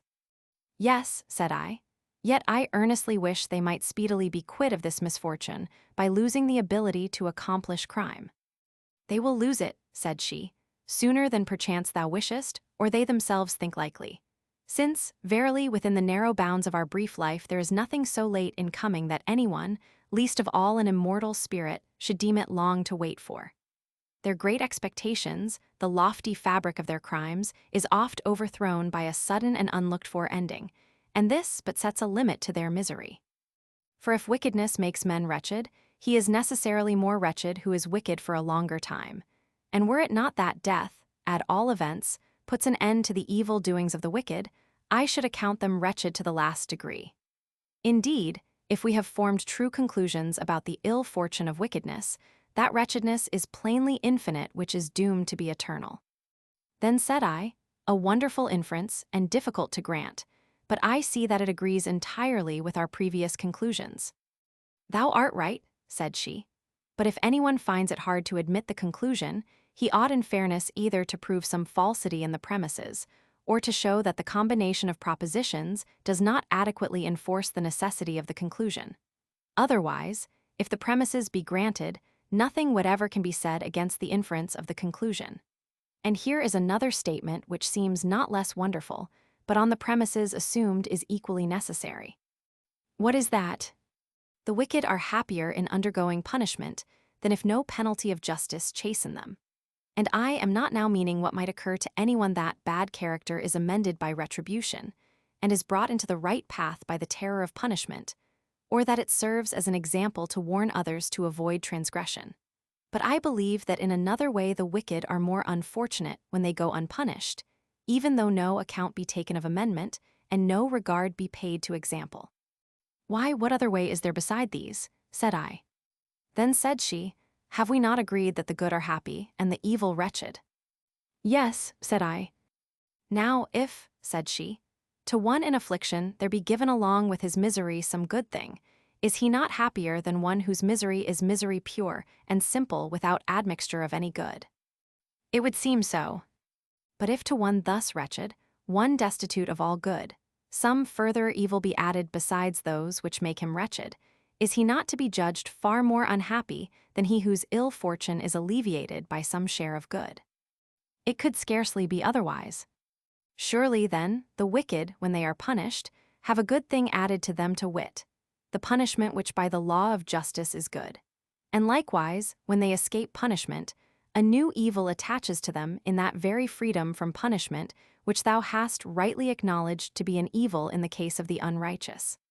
I cannot deny it.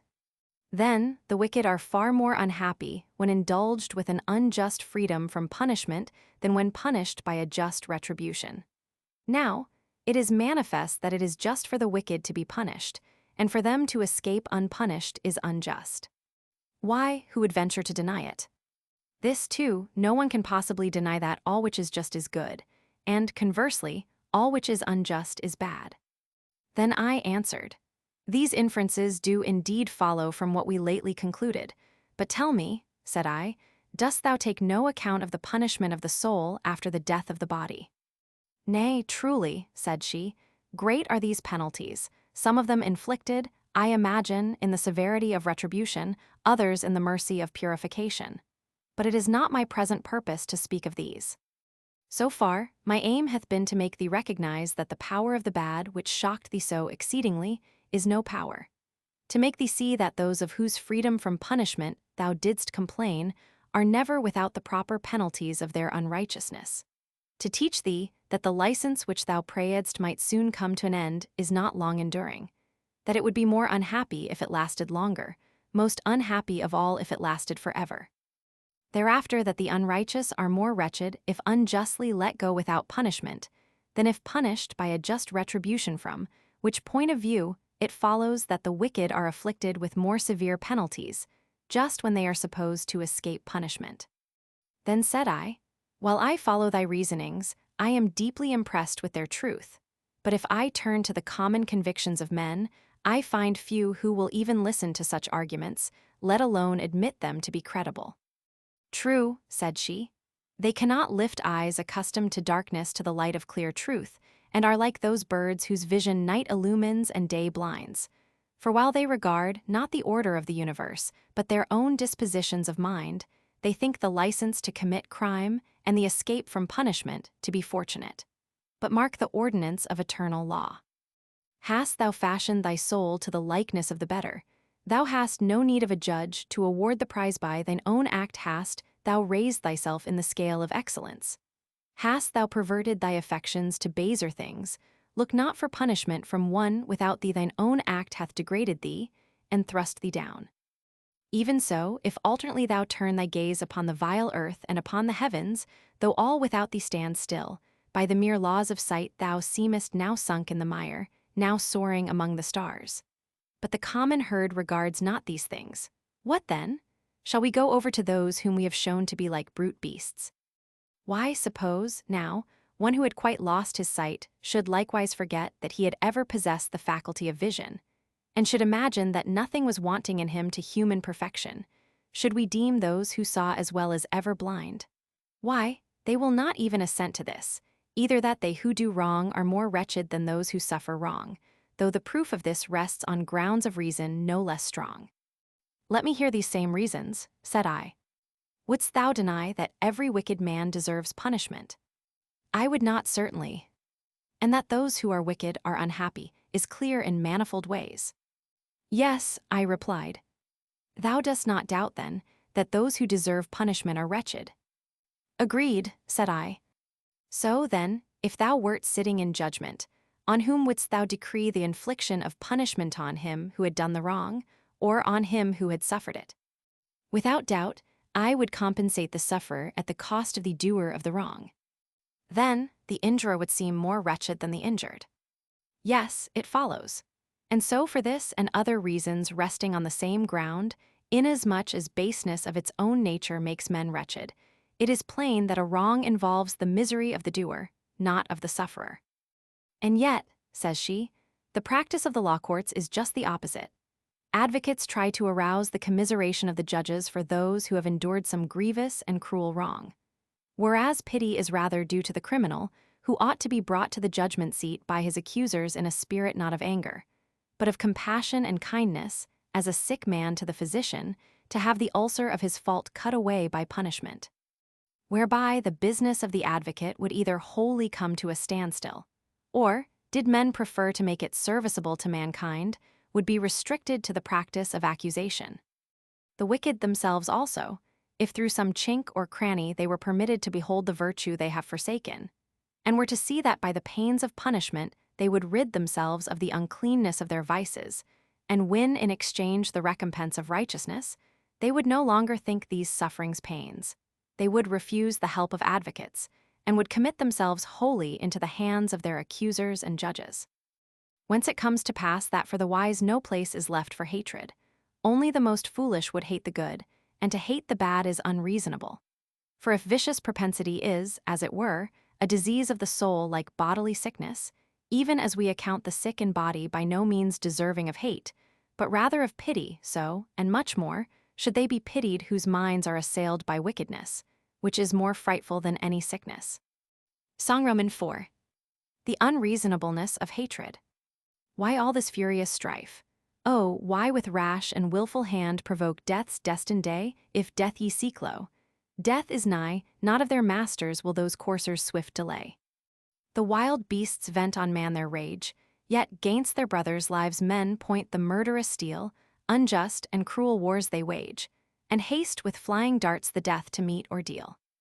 No right nor reason can they show, tease, but because their lands and laws are not the same, wouldst thou give each his due, then know thy love the good must have, the bad thy pity claim. 5. On this I said, I see how there is a happiness and misery founded on the actual deserts of the righteous and the wicked. Nevertheless, I wonder in myself whether there is not some good and evil in fortune as the vulgar understand it. Surely, no sensible man would rather be exiled, poor and disgraced, than dwell prosperously in his own country, powerful, wealthy, and high in honor.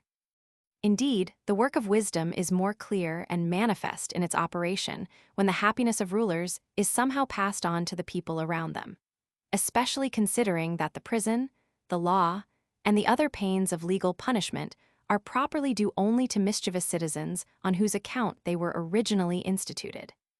Accordingly, I do exceedingly marvel why all this is completely reversed, why the good are harassed with the penalties due to crime, and the bad carry off the rewards of virtue, and I long to hear from thee what reason may be found for so unjust a state of disorder. For assuredly, I should wonder less if I could believe that all things are the confused result of chance. But now my belief in God's governance doth add amazement to amazement. For seeing that he sometimes assigns fair fortune to the good and harsh fortune to the bad, and then again deals harshly with the good, and grants to the bad their heart's desire, how does this differ from chance, unless some reason is discovered for it all? Nay, it is not wonderful, said she, if all should be thought random and confused when the principle of order is not known. And though thou knowest not the causes on which this great system depends, yet forasmuch as a good ruler governs the world, doubt not for thy part that all is rightly done. Songvi. Wonder and ignorance. Who knoweth not how near the pole boot's course doth go, must marvel by what heavenly law he moves his wain so slow, why late he plunges, neath the main, and swiftly lights his beams again, when the full-orbed moon grows pale in the mid-course of night, and suddenly the stars shine forth that languished in her light astonied nations stand at gaze, and beat the air in wild amaze. None marvels why upon the shore the storm-lashed breakers beat, nor why the frost-bound glaciers melt at summer's fervent heat, for here the cause seems plain and clear, only what's dark and hid we fear. Weak-minded folly magnifies all that is rare and strange, and the dull herd's o'erwhelmed with awe at unexpected change. But wonder leaves enlightened minds when ignorance no longer blinds. Footnotes. To frighten away the monster swallowing the moon, the superstition was once common. See Tyler's Primitive Culture, pp. 296-3-2. 6. True, said I. But, since it is thy office to unfold the hidden cause of things and explain principles veiled in darkness, inform me, I pray thee, of thine own conclusions in this matter, since the marvel of it is what more than aught else disturbs my mind. A smile played one moment upon her lips as she replied, Thou callest me to the greatest of all subjects of inquiry, a task for which the most exhaustive treatment barely suffices. Such is its nature that, as fast as one doubt is cut away, innumerable others spring up like Hydra's heads, nor could we set any limit to their renewal did we not apply the mind's living fire to suppress them. For there come within its scope the questions of the essential simplicity of providence, of the order of fate, of unforeseen chance, of the divine knowledge and predestination, and of the freedom of the will. How heavy is the weight of all this thou canst judge for thyself. But, inasmuch as to know these things also is part of the treatment of thy malady, we will try to give them some consideration, despite the restrictions of the narrow limits of our time. Moreover, thou must for a time dispense with the pleasures of music and song, if so be that thou findest any delight therein, whilst I weave together the connected train of reasons in proper order. As thou wilt, said I. Then, as if making a new beginning, she thus discoursed. The coming into being of all things, the whole course of development in things that change, every sort of thing that moves in any wise, receives its due cause, order, and form from the steadfastness of the divine mind. This mind, calm in the citadel of its own essential simplicity, has decreed that the method of its rule shall be manifold. Viewed in the very purity of the divine intelligence, this method is called providence, but viewed in regard to those things which it moves and disposes, it is what the ancients called fate.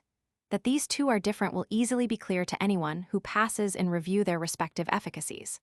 Providence is the divine reason itself, seated in the supreme being, which disposes all things. Fate is the disposition inherent in all things which move, through which providence joins all things in their proper order. Providence embraces all things, however different, however infinite. Fate sets in motion separately individual things and assigns to them severally their position, form, and time. So the unfolding of this temporal order unified into the foreview of the divine mind is providence, while the same unity broken up and unfolded in time is fate. And although these are different, yet is there a dependence between them, for the order of destiny issues from the essential simplicity of providence. For as the artificer, forming in his mind beforehand the idea of the thing to be made, carries out his design, and develops from moment to moment what he had before seen in a single instant as a whole, so God in his providence ordains all things as parts of a single unchanging whole, but carries out these very ordinances by fate in a time of manifold unity. So whether fate is accomplished by divine spirits as the ministers of providence, or by a soul, or by the service of all nature, whether by the celestial motion of the stars, by the efficacy of angels, or by the many-sided cunning of demons, whether by all or by some of these the destined series is woven, this, at least, is manifest. That providence is the fixed and simple form of destined events, fate their shifting series in order of time, as by the disposal of the divine simplicity they are to take place. Whereby it is that all things which are under fate are subjected also to providence, on which fate itself is dependent, whereas certain things which are set under providence are above the chain of fate, viz. Those things which by their nearness to the primal divinity are steadfastly fixed and lie outside the order of fate's movements. For as the innermost of several circles revolving round the same center approaches the simplicity of the midmost point, and is, as it were, a pivot round which the exterior circles turn, while the outermost, whirled in ampler orbit, takes in a wider and wider sweep of space in proportion to its departure from the indivisible unity of the center, while, further, whatever joins and allies itself to the center is narrowed to a like simplicity, and no longer expands vaguely into space even, so whatsoever departs widely from primal mind is involved more deeply in the meshes of fate, and things are free from fate in proportion as they seek to come nearer to that central pivot. While if aught cleaves close to supreme mind in its absolute fixity, this, too, being free from movement, rises above fate's necessity. Therefore, as is reasoning to pure intelligence, as that which is generated to that which is, time to eternity, a circle to its center, so is the shifting series of fate to the steadfastness and simplicity of providence. It is this causal series which moves heaven and the stars, attempers the elements to mutual accord, and again, in turn, transforms them into new combinations. This which renews the series of all things that are born and die through like successions of germ and birth. It is its operation which binds the destinies of men by an indissoluble nexus of causality. And, since it issues in the beginning from unalterable providence, these destinies also must of necessity be immutable. Accordingly, the world is ruled for the best if this unity abiding in the divine mind puts forth an inflexible order of causes. And this order, by its intrinsic immutability, restricts things mutable which otherwise would ebb and flow at random. And so it happens that, although to you, who are not altogether capable of understanding this order, all things seem confused and disordered, nevertheless there is everywhere an appointed limit which guides all things to good. Verily, nothing can be done for the sake of evil even by the wicked themselves. For, as we abundantly proved, they seek good, but are drawn out of the way by perverse error. Far less can this order which sets out from the supreme center of good turn aside anywhither from the way in which it began. Yet what confusion, thou wilt say, can be more unrighteous than that prosperity and adversity should indifferently befall the good, What they like and what they loathe come alternately to the bad. Yes, but have men in real life such soundness of mind that their judgments of righteousness and wickedness must necessarily correspond with facts? Why, on this very point their verdicts conflict, and those whom some deem worthy of reward, others deem worthy of punishment. Yet granted there were one who could rightly distinguish the good and bad, yet would he be able to look into the soul's inmost constitution, as it were, if we may borrow an expression used of the body? The marvel here is not unlike that which astonishes one who does not know why in health sweet things suit some constitutions, and bitter others, or why some sick men are best alleviated by mild remedies, others by severe. But the physician who distinguishes the precise conditions and characteristics of health and sickness does not marvel. Now, the health of the soul is nothing but righteousness, and vice is its sickness. God, the guide and physician of the mind, it is who preserves the good and banishes the bad. And he looks forth from the lofty watchtower of his providence, perceives what is suited to each, and assigns what he knows to be suitable. This, then, is what that extraordinary mystery of the order of destiny comes to, that something is done by one who knows, whereat the ignorant are astonished. But let us consider a few instances whereby appears what is the competency of human reason to fathom the divine unsearchableness. Here is one whom thou deemest the perfection of justice and scrupulous integrity. To all-knowing providence it seems far otherwise.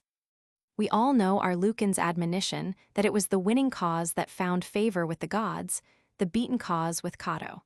So, shouldst thou see anything in this world happening differently from thy expectation, doubt not but events are rightly ordered. It is in thy judgment that there is perverse confusion. Grant, however, there be somewhere found one of so happy a character that God and man alike agree in their judgments about him, yet is he somewhat infirm in strength of mind. It may be, if he fall into adversity, he will cease to practice that innocency which has failed to secure his fortune. Therefore, God's wise dispensation spares him whom adversity might make worse, will not let him suffer who is ill fitted for endurance.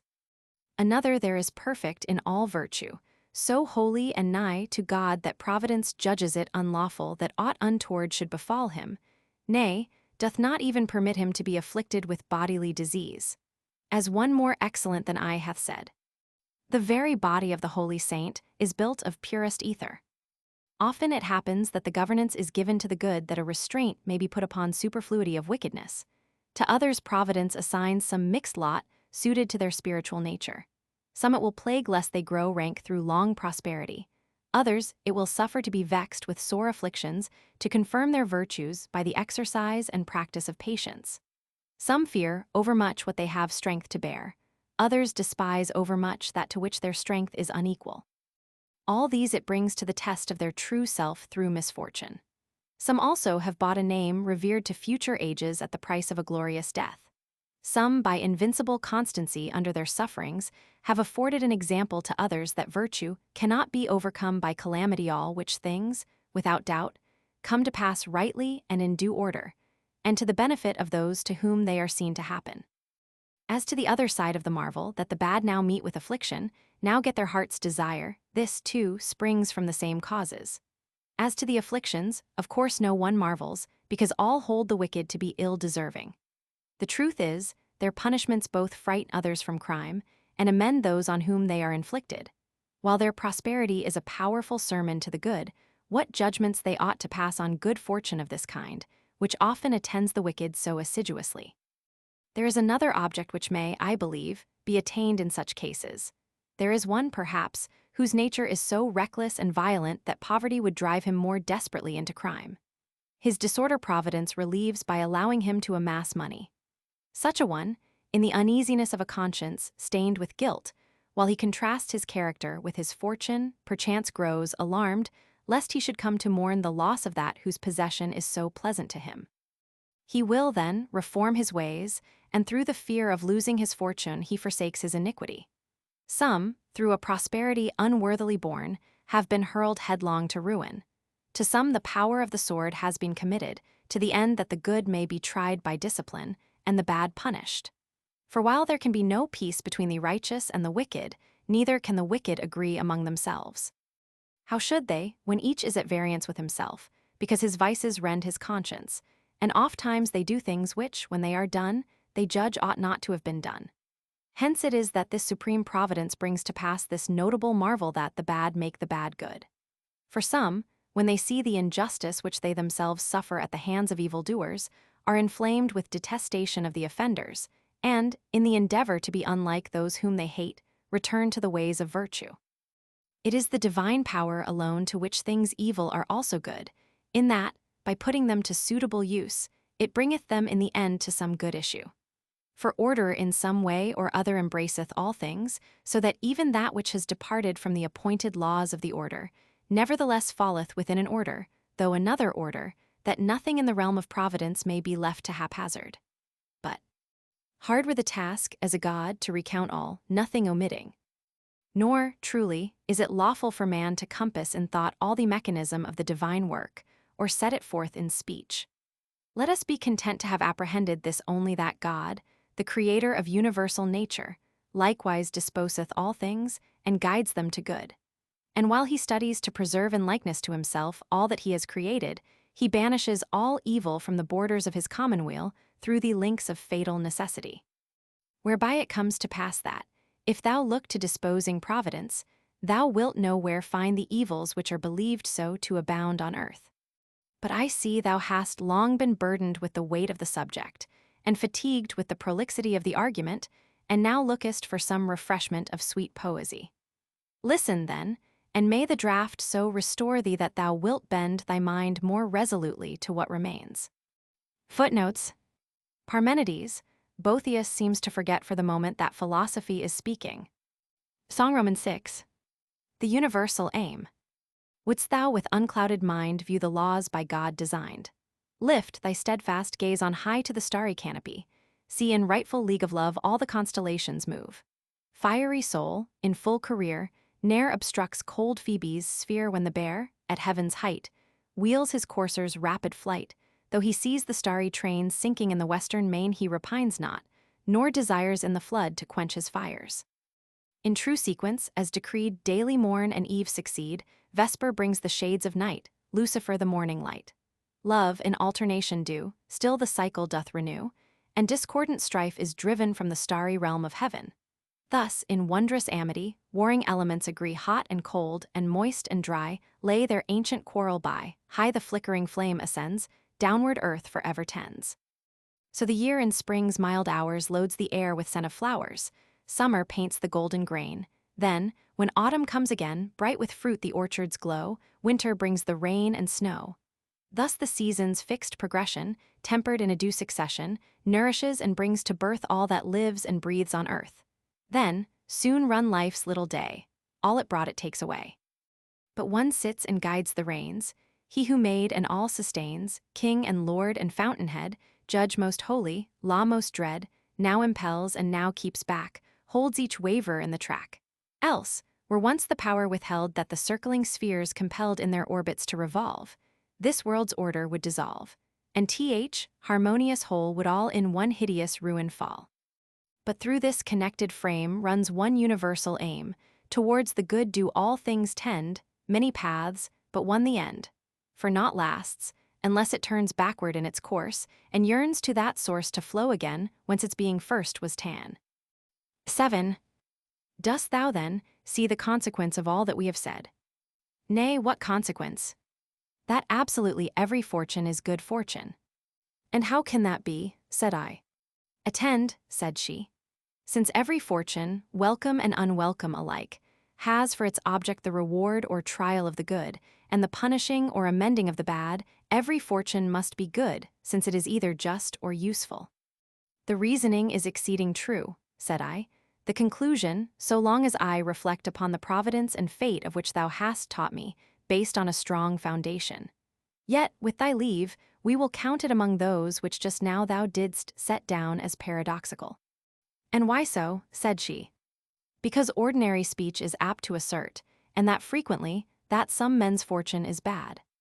Shall we, then, for a while approach more nearly to the language of the vulgar, that we may not seem to have departed too far from the usages of men? At thy good pleasure, said I. That which advantageth thou callest good, dost thou not? Certainly. and that which either tries or amends advantageth. Granted. Is good then? Of course. Well, this is their case who have attained virtue and wage war with adversity, or turn from vice and lay hold on the path of virtue. I cannot deny it. What of the good fortune, which is given as reward of the good do the vulgar adjudge it bad? Anything but that, they deem it to be the best, as indeed it is. What then of that which remains, which, though it is harsh, puts the restraint of just punishment on the bad does popular opinion deem it good? Nay, of all that can be imagined, it is accounted the most miserable. Observe, then, if, in following popular opinion, we have not ended in a conclusion quite paradoxical. How so? Said I.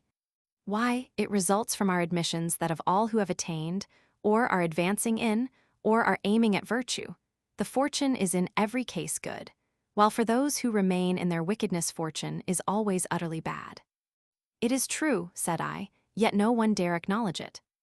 Wherefore, said she, the wise man ought not to take it ill, if ever he is involved in one of fortune's conflicts, any more than it becomes a brave soldier to be offended when at any time the trumpet sounds for battle.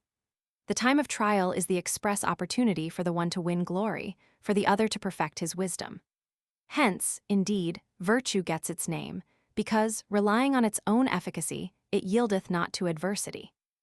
And ye who have taken your stand on virtue's steep ascent, it is not for you to be dissolved in delights or enfeebled by pleasure. Ye close in conflict, yea, in conflict most sharp with all fortune's vicissitudes, lest ye suffer foul fortune to overwhelm or fair fortune to corrupt you. Hold the mean with all your strength. Whatever falls short of this, or goes beyond, is fraught with scorn of happiness, and misses the reward of toil. It rests with you to make your fortune what you will. Verily, every harsh-seeming fortune, unless it either disciplines or amends, is punishment. Song Romans 7. The hero's path. 10 years a tedious warfare raged, ere Ilium's smoking ruins paid for wedlock stained and faith betrayed, and great Atride's wrath assuaged. But when heaven's anger asked a life, and baffling winds his course withstood, the king put off his fatherhood, and slew his child with priestly knife. When by the cavern's glimmering light his comrades dear Odysseus saw in the huge Cyclops' hideous maw engulfed, he wept the piteous sight. But blinded soon, and wild with pain and bitter tears and sore annoy, for that foul feast's unholy joy grim Polyphemus paid again. His labors for Alcides win a name of glory far and wide. He tamed the centaur's haughty pride, and from the lion reft his skin. The foul birds with sure darts he slew, the golden fruit he stole in vain the dragon's watch, with triple chain from hell's depths Cerberus he drew. With their fierce lord's own flesh he fed the wild steeds, Hydra overcame with fire. 'Neath his own waves in shame, maimed Achelous hid his head. Huge Cacus for his crimes was slain, on Libya's sands Antaeus hurled, the shoulders that upheld the world the great boar's dribbled spume did stain. Last toil of all his might sustain the ball of heaven, nor did he bend beneath. This toil, his labor's end, the prize of heaven's high glory gained. Brave hearts press on, lo, heavenward lead these bright examples. From the fight turn not your backs in coward flight, earth's conflict won, the stars your meed. Book 5. Free Will and God's Foreknowledge. Summary.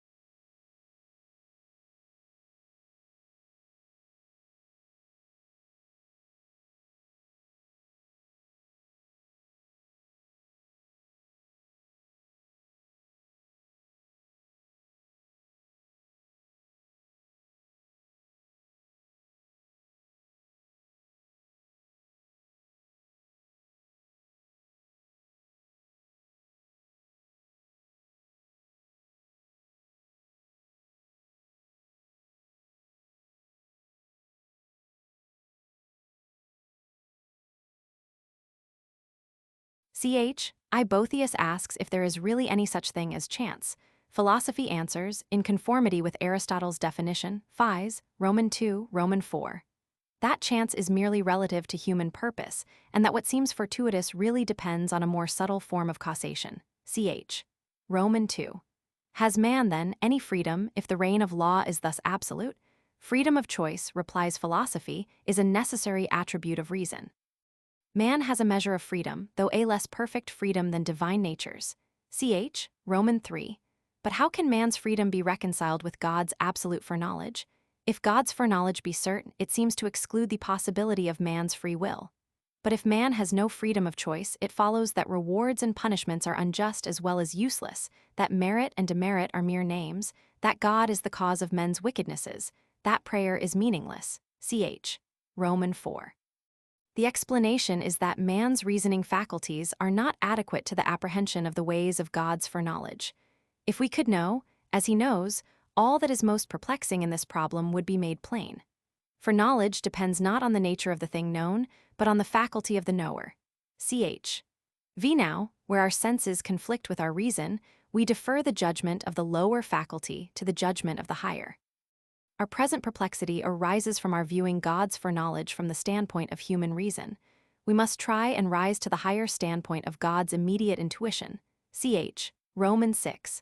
To understand this higher form of cognition, we must consider God's nature. God is eternal. Eternity is more than mere everlasting duration. Accordingly, his knowledge surveys past and future in the timelessness of an eternal present. His foreseeing is seeing. Yet this foreseeing does not in itself impose necessity, any more than our seeing things happen makes their happening necessary. We may, however, if we please, distinguish two necessities, one absolute, the other conditional on knowledge. In this conditional sense alone do the things which God foresees necessarily come to pass. But this kind of necessity affects not the nature of things. It leaves the reality of free will unimpaired, and the evils feared do not ensue.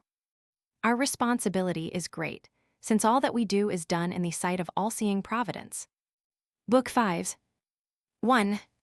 She ceased and was about to pass on in her discourse to the exposition of other matters, when I break in and say, Excellent is thine exhortation, and such as well beseemeth thy high authority.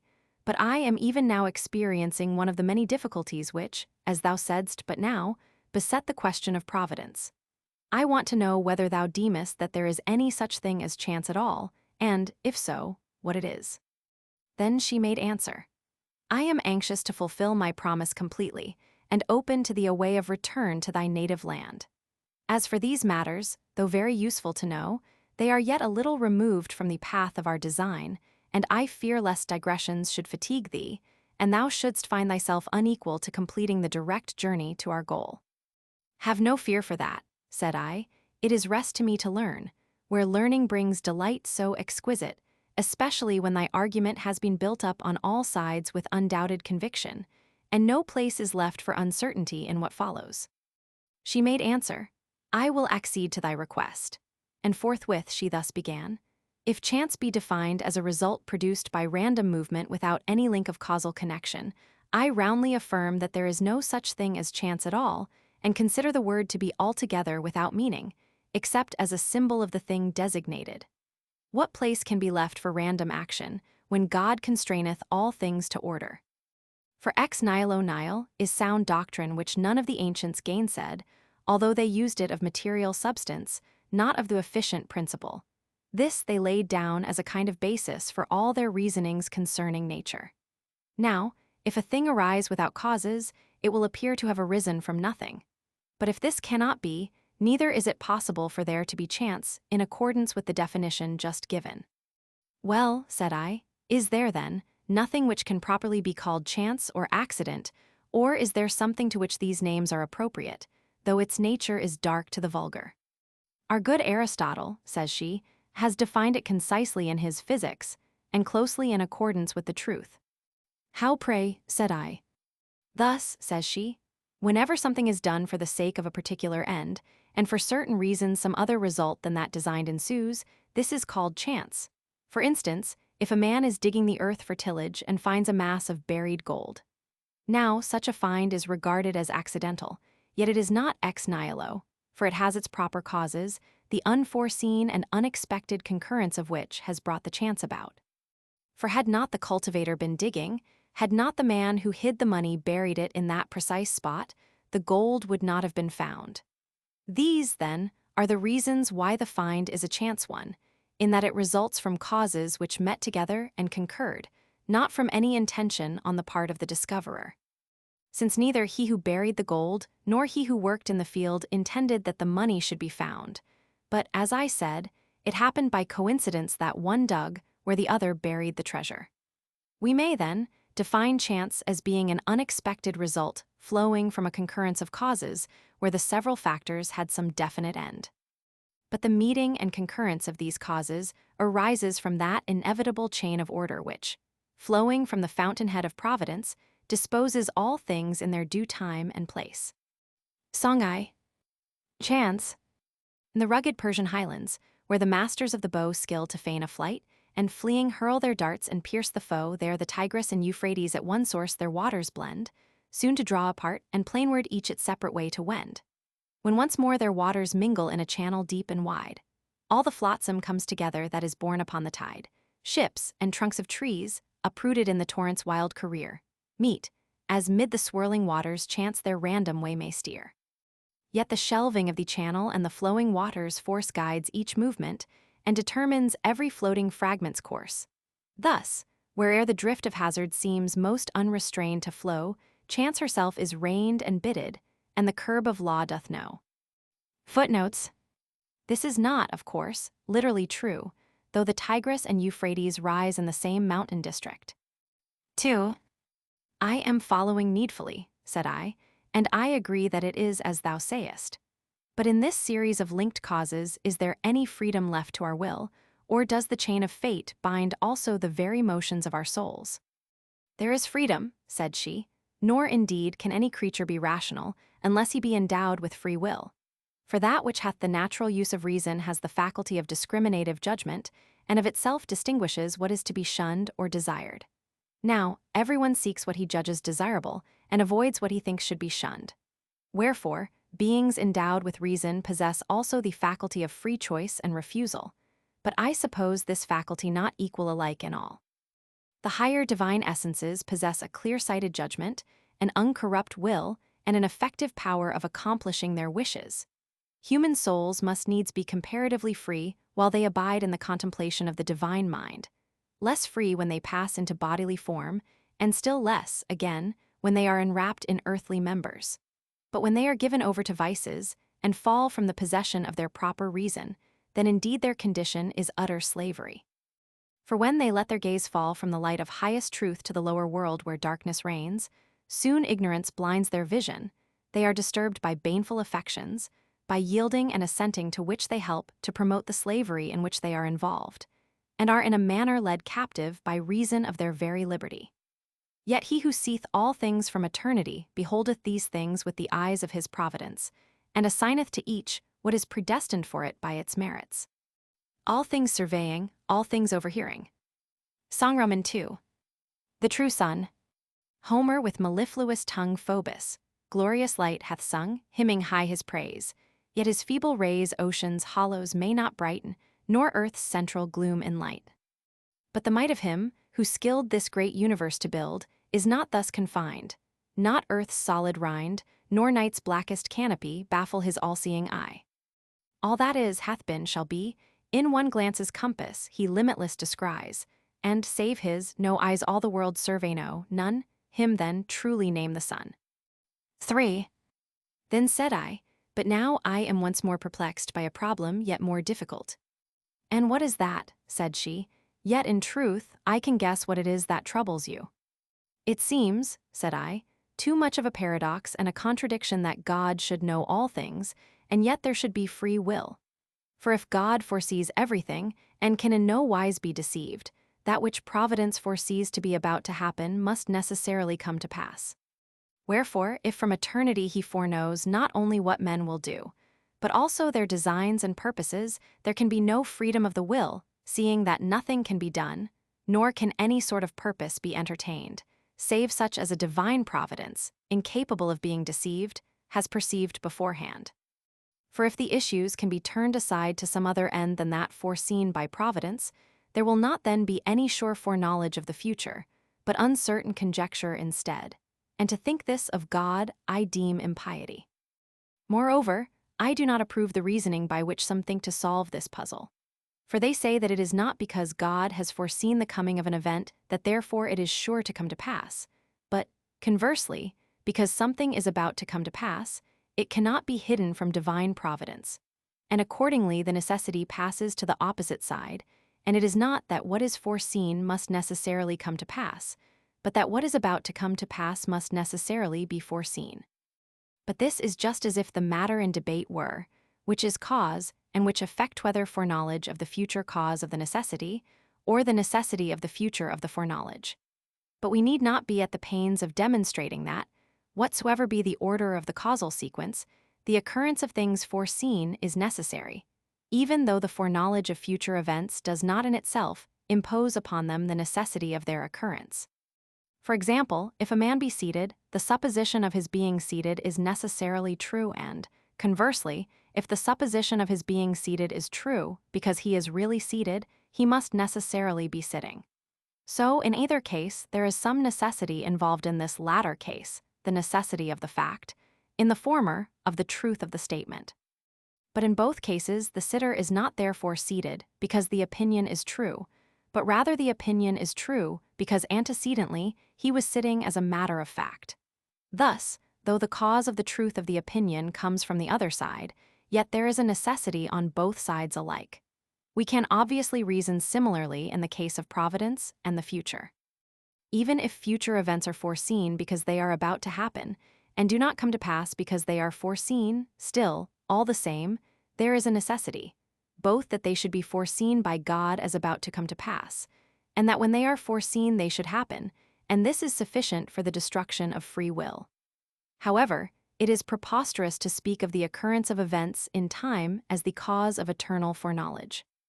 And yet, if we believe that God foresees future events because they are about to come to pass, what is it but to think that the occurrence of events is the cause of his supreme providence? Further, just as when I know that anything is, that thing necessarily is, so when I know that anything will be, it will necessarily be. It follows, then, that things foreknown come to pass inevitably. Lastly, to think of a thing as being in any way other than what it is not only not knowledge, but it is false opinion widely different from the truth of knowledge. Consequently, if anything is about to be, and yet its occurrence is not certain and necessary, how can anyone foreknow that it will occur? For just as knowledge itself is free from all admixture of falsity, so any conception drawn from knowledge cannot be other than as it is conceived. For this, indeed, is the cause why knowledge is free from falsehood, because of necessity each thing must correspond exactly with the knowledge which grasps its nature. In what way, then, are we to suppose that God foreknows these uncertainties as about to come to pass? For if he thinks of events which possibly may not happen at all as inevitably destined to come to pass, he is deceived.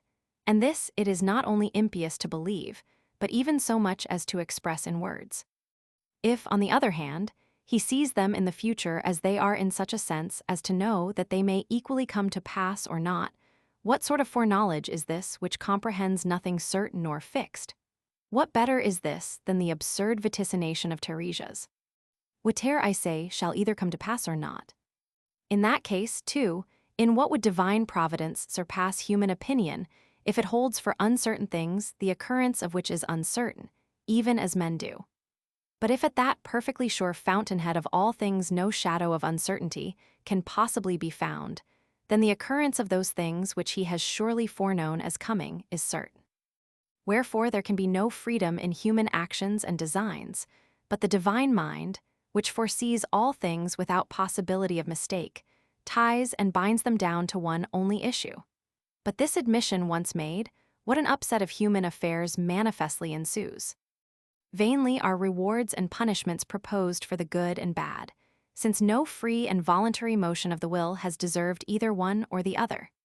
Nay, the punishment of the wicked and the reward of the righteous, which is now esteemed the perfection of justice, will seem the most flagrant injustice, since men are determined either way not by their own proper volition, but by the necessity of what must surely be. and therefore neither virtue nor vice is anything, but rather good and ill desert are confounded together without distinction. Moreover, seeing that the whole course of events is deduced from providence, and nothing is left free to human design, it comes to pass that our vices also are referred to the author of all good a thought, than which none more abominable can possibly be conceived. Again, no ground is left for hope or prayer, since how can we hope for blessings, or pray for mercy, when every object of desire depends upon the links of an unalterable chain of causation? Gone, then, is the one means of intercourse between God and man, the communion of hope and prayer, if it be true that we ever earn the inestimable recompense of the divine favor at the price of a due humility. For this is the one way whereby men seem able to hold communion with God, and are joined to that unapproachable light by the very act of supplication, even before they obtain their petitions. Then, since these things can scarcely be believed to have any efficacy, if the necessity of future events be admitted, what means will there be whereby we may be brought near and cleave to him who is the supreme head of all? Wherefore it needs must be that the human race, even as thou didst erstwhile declare in song, parted and dissevered from its source, should fall to ruin. Footnotes, i.e., the necessity of the truth of the statement from the fact. Song Roman 3. Truth's paradoxes. Why does a strange discordance break the ordered scheme's fair harmony? Hath God decreed, twixt truth and truth there may such lasting warfare be, that truths, each severally plain, we strive to reconcile in vain? Or is the discord not in truth, since truth is self-consistent ever, but, close in fleshly wrappings held, the blinded mind of man can never discern, so faint her taper shines the subtle chain that all combines. Ah, then why burns man's restless mind truth's hidden portals to unclose? Knows he already what he seeks? Why toil to seek it if he knows? Yet, haply if he knoweth not, why blindly seek he knows not what? Who for good he knows not sighs? Who can an unknown end pursue? How find? How e'en when haply found hail that strange form he never knew? Or is it that man's inmost soul once knew each part and knew the whole? Now, though by fleshly vapors dimmed, not all forgot her visions past, for while the several parts are lost, to the one whole she cleaveth fast. Whence he who yearns the truth to find is neither sound of sight nor blind. For neither does he know in full, nor is he reft of knowledge quite. But holding still to what is left, he gropes in the uncertain light, and by the part that still survives to win back all he bravely strives. Footnotes. Compare Plato, Meno, 80 Jowett, Volume Roman 2, pp. 39-40. 4. Then said she, this debate about providence is an old one, and is vigorously discussed by Cicero in his Divination. Thou also hast long and earnestly pondered the problem, yet no one has had diligence and perseverance enough to find a solution. And the reason of this obscurity is that the movement of human reasoning cannot cope with the simplicity of the divine foreknowledge. For if a conception of its nature could in any wise be framed, no shadow of uncertainty would remain. With a view of making this at last clear and plain, I will begin by considering the arguments by which thou art swayed. First, I inquire into the reasons why thou art dissatisfied with the solution proposed, which is to the effect that, seeing the fact of foreknowledge is not thought the cause of the necessity of future events, foreknowledge is not to be deemed any hindrance to the freedom of the will. Now, surely the sole ground on which thou arguest the necessity of the future is that things which are foreknown cannot fail to come to pass. But if, as thou wert ready to acknowledge just now, the fact of foreknowledge imposes no necessity on things future, what reason is there for supposing the results of voluntary action constrained to a fixed issue? Suppose, for the sake of argument, and to see what follows, we assume that there is no foreknowledge. Are willed actions, then, tied down to any necessity in this case? Certainly not. Let us assume foreknowledge again, but without its involving any actual necessity. The freedom of the will, I imagine, will remain in complete integrity. But thou wilt say that, even although the foreknowledge is not the necessity of the future event's occurrence, yet it is a sign that it will necessarily happen. Granted, but in this case it is plain that, even if there had been no foreknowledge, the issues would have been inevitably certain. For a sign only indicates something which is, does not bring to pass that of which it is the sign. We require to show beforehand that all things, without exception, happen of necessity in order that a preconception may be a sign of this necessity. Otherwise, if there is no such universal necessity, neither can any preconception be a sign of a necessity which exists not. Manifestly, too, a proof established on firm grounds of reason must be drawn not from signs and loose general arguments, but from suitable and necessary causes. But how can it be that things foreseen should ever fail to come to pass? Why, this is to suppose us to believe that the events which Providence foresees to be coming were not about to happen, instead of our supposing that, although they should come to pass, yet there was no necessity involved in their own nature compelling their occurrence. Take an illustration that will help to convey my meaning. There are many things which we see taking place before our eyes, the movements of charioteers, for instance, in guiding and turning their cars, and so on. Now, is any one of these movements compelled by any necessity? No, certainly not. There would be no efficacy in skill if all motions took place perforce. Then, things which in taking place are free from any necessity, as to their being in the present, must also, before they take place, be about to happen without necessity. Wherefore there are things which will come to pass, the occurrence of which is perfectly free from necessity. At all events, I imagine that no one will deny that things now taking place were about to come to pass before they were actually happening. Such things, however much foreknown, are in their occurrence free. For even as knowledge of things present imports no necessity into things that are taking place, so foreknowledge of the future imports none into things that are about to come. But this, thou wilt say, is the very point in dispute whether any foreknowing is possible of things whose occurrence is not necessary. For here there seems to thee a contradiction, and, if they are foreseen, their necessity follows. Whereas if there is no necessity, they can by no means be foreknown. And thou thinkest that nothing can be grasped as known unless it is certain. But if things whose occurrence is uncertain are foreknown as certain, this is the very mist of opinion, not the truth of knowledge. For to think of things otherwise than as they are, thou believest to be incompatible with the soundness of knowledge. Now, the cause of the mistake is this, that men think that all knowledge is cognized purely by the nature and efficacy of the thing known. Whereas the case is the very reverse. All that is known is grasped not conformably to its own efficacy, but rather conformably to the faculty of the knower. An example will make this clear. The roundness of a body is recognized in one way by sight, in another by touch. Sight looks upon it from a distance as a whole by a simultaneous reflection of rays. Touch grasps the roundness piecemeal, by contact and attachment to the surface, and by actual movement round the periphery itself. Man himself, likewise, is viewed in one way by sense, in another by imagination, in another way, again, by thought, in another by pure intelligence. Sense judges figure clothed in material substance, imagination figure alone without matter. Thought transcends this again, and by its contemplation of universals considers the type itself which is contained in the individual. The eye of intelligence is yet more exalted, for overpassing the sphere of the universal, it will behold absolute form itself by the pure force of the mind's vision. Wherein the main point to be considered is this: the higher faculty of comprehension embraces the lower, while the lower cannot rise to the higher. For sense has no efficacy beyond matter, nor can imagination behold universal ideas, nor thought embrace pure form. But intelligence, looking down, as it were, from its higher standpoint in its intuition of form, discriminates also the several elements which underlie it. But it comprehends them in the same way as it comprehends that form itself, which could be cognized by no other than itself. For it cognizes the universal of thought, the figure of imagination, and the matter of sense, without employing thought, imagination, or sense, but surveying all things, so to speak, under the aspect of pure form by a single flash of intuition. Thought also, in considering the universal, embraces images and sense impressions without resorting to imagination or sense, for it is thought which has thus defined the universal from its conceptual point of view. Man is a two-legged animal endowed with reason.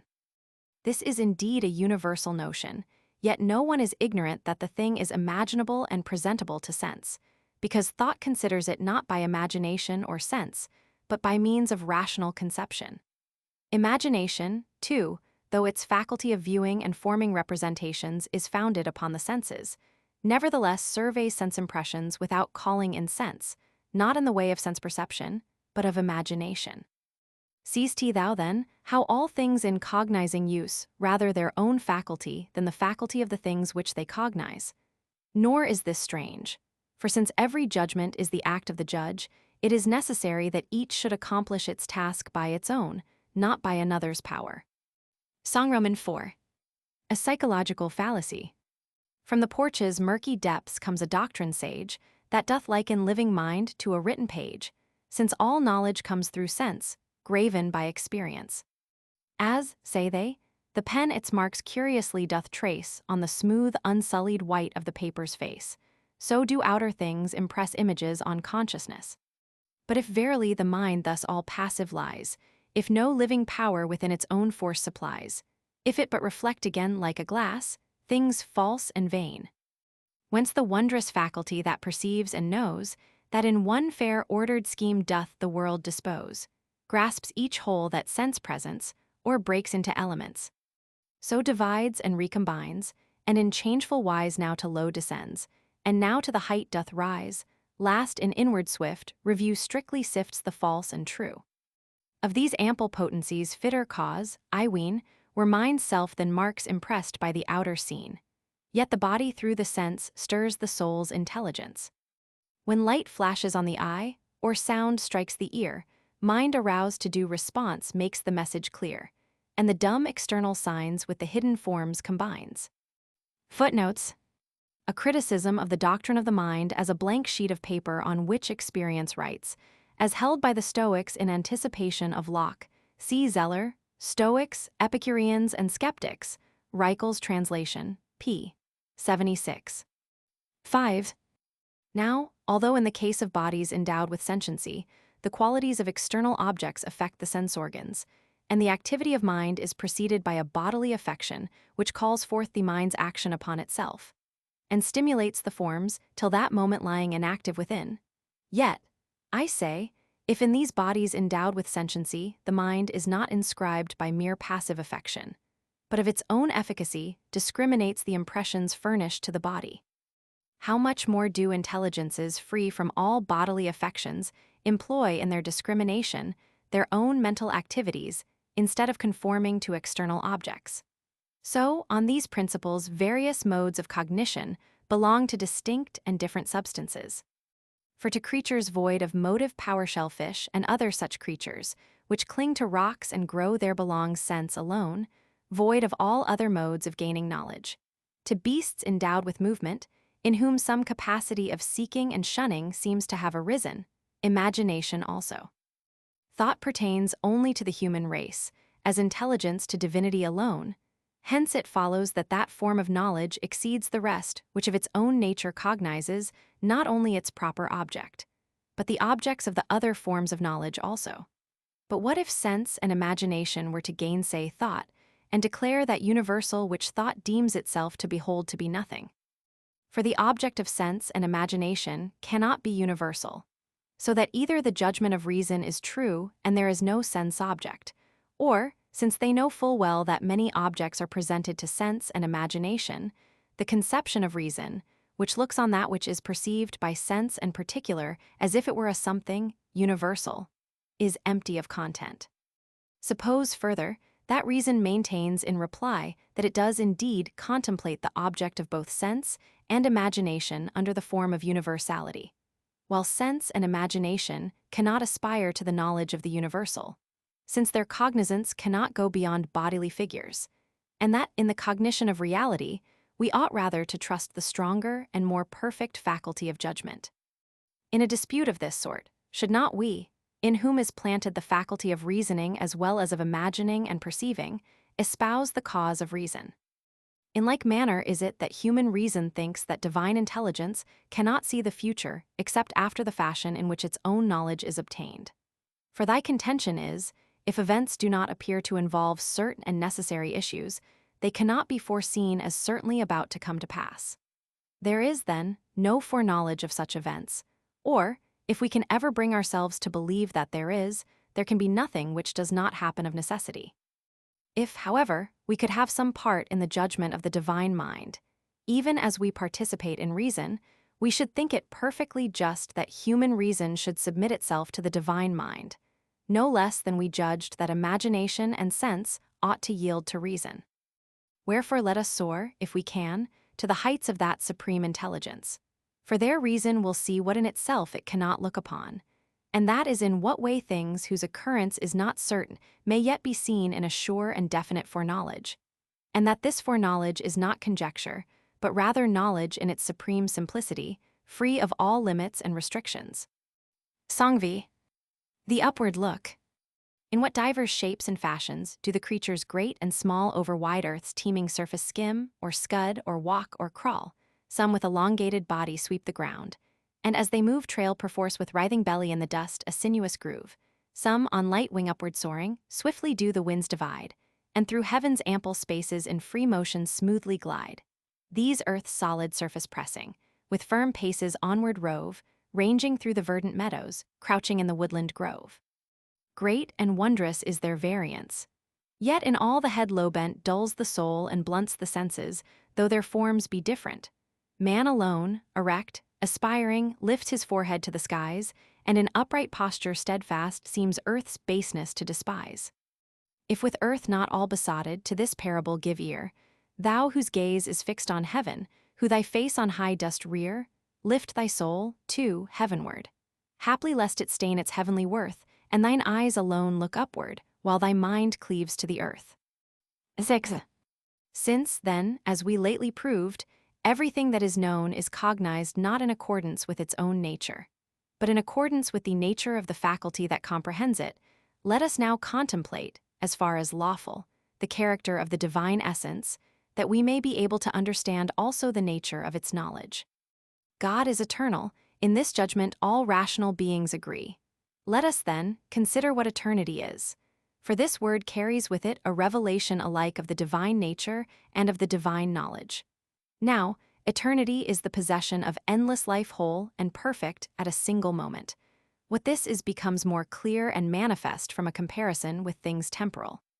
For whatever lives in time is a present proceeding from the past to the future, and there is nothing set in time which can embrace the whole space of its life together. Tomorrow's state it grasps not yet, while it has already lost yesterday's. Nay, even in the life of today, ye live no longer than one brief transitory moment.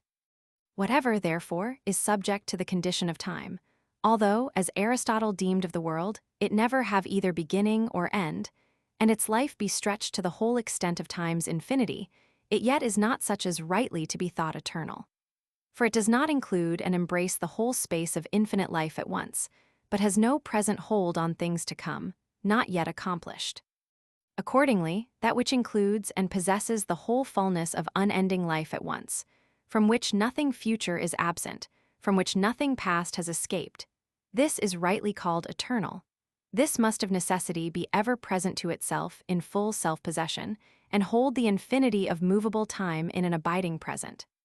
Wherefore they deem not rightly who imagine that on Plato's principles the created world is made co-eternal with the Creator, because they are told that he believed the world to have had no beginning in time, and to be destined never to come to an end. For it is one thing for existence to be endlessly prolonged, which was what Plato ascribed to the world, another for the whole of an endless life to be embraced in the present, which is manifestly a property peculiar to the divine mind. Nor need God appear earlier in mere duration of time to created things, but only prior in the unique simplicity of his nature. For the infinite progression of things in time copies this immediate existence in the present of the changeless life, and when it cannot succeed in equaling it, declines from movelessness into motion, and falls away from the simplicity of a perpetual present to the infinite duration of the future and the past. And since it cannot possess the whole fullness of its life together, for the very reason that in a manner it never ceases to be, it seems, up to a certain point, to rival that which it cannot complete and express by attaching itself indifferently to any present moment of time, however swift and brief. And since this bears some resemblance to that ever-abiding present, it bestows on everything to which it is assigned the semblance of existence. But since it cannot abide, it hurries along the infinite path of time, and the result has been that it continues by ceaseless movement the life the completeness of which it could not embrace while it stood still. So, if we are minded to give things their right names, We shall follow Plato in saying that God indeed is eternal, but the world everlasting. Since then, every mode of judgment comprehends its objects conformably to its own nature, and since God abides forever in an eternal present, his knowledge, also transcending all movement of time, dwells in the simplicity of its own changeless present, and, embracing the whole infinite sweep of the past and of the future, contemplates all that falls within its simple cognition as if it were now taking place. And therefore, if thou wilt carefully consider that immediate presentment whereby it discriminates all things, thou wilt more rightly deem it not foreknowledge as of something future, but knowledge of a moment that never passes. For this cause the name chosen to describe it is not provision, but providence, because, since utterly removed in nature from things mean and trivial, its outlook embraces all things as from some lofty height. Why then dost thou insist that the things which are surveyed by the divine eye are involved in necessity, whereas clearly men impose no necessity on things which they see? Does the act of vision add any necessity to the things which thou seest before thy eyes? Assuredly not. And yet, if we may without unfitness compare God's present and man's, just as ye see certain things in this your temporary present, so does he see all things in his eternal present. Wherefore this divine anticipation changes not the natures and properties of things, and it beholds things present before it, just as they will hereafter come to pass in time. Nor does it confound things in its judgment, but in the one mental view distinguishes alike what will come necessarily and what without necessity. For even as ye, when at one and the same time ye see a man walking on the earth and the sun rising in the sky, distinguish between the two, though one glance embraces both, and judge the former voluntary, the latter necessary action. So also the divine vision in its universal range of view does in no wise confuse the characters of the things which are present to its regard, though future in respect of time. Whence it follows that, when it perceives that something will come into existence, and yet is perfectly aware that this is unbound by any necessity, its apprehension is not opinion, but rather knowledge based on truth.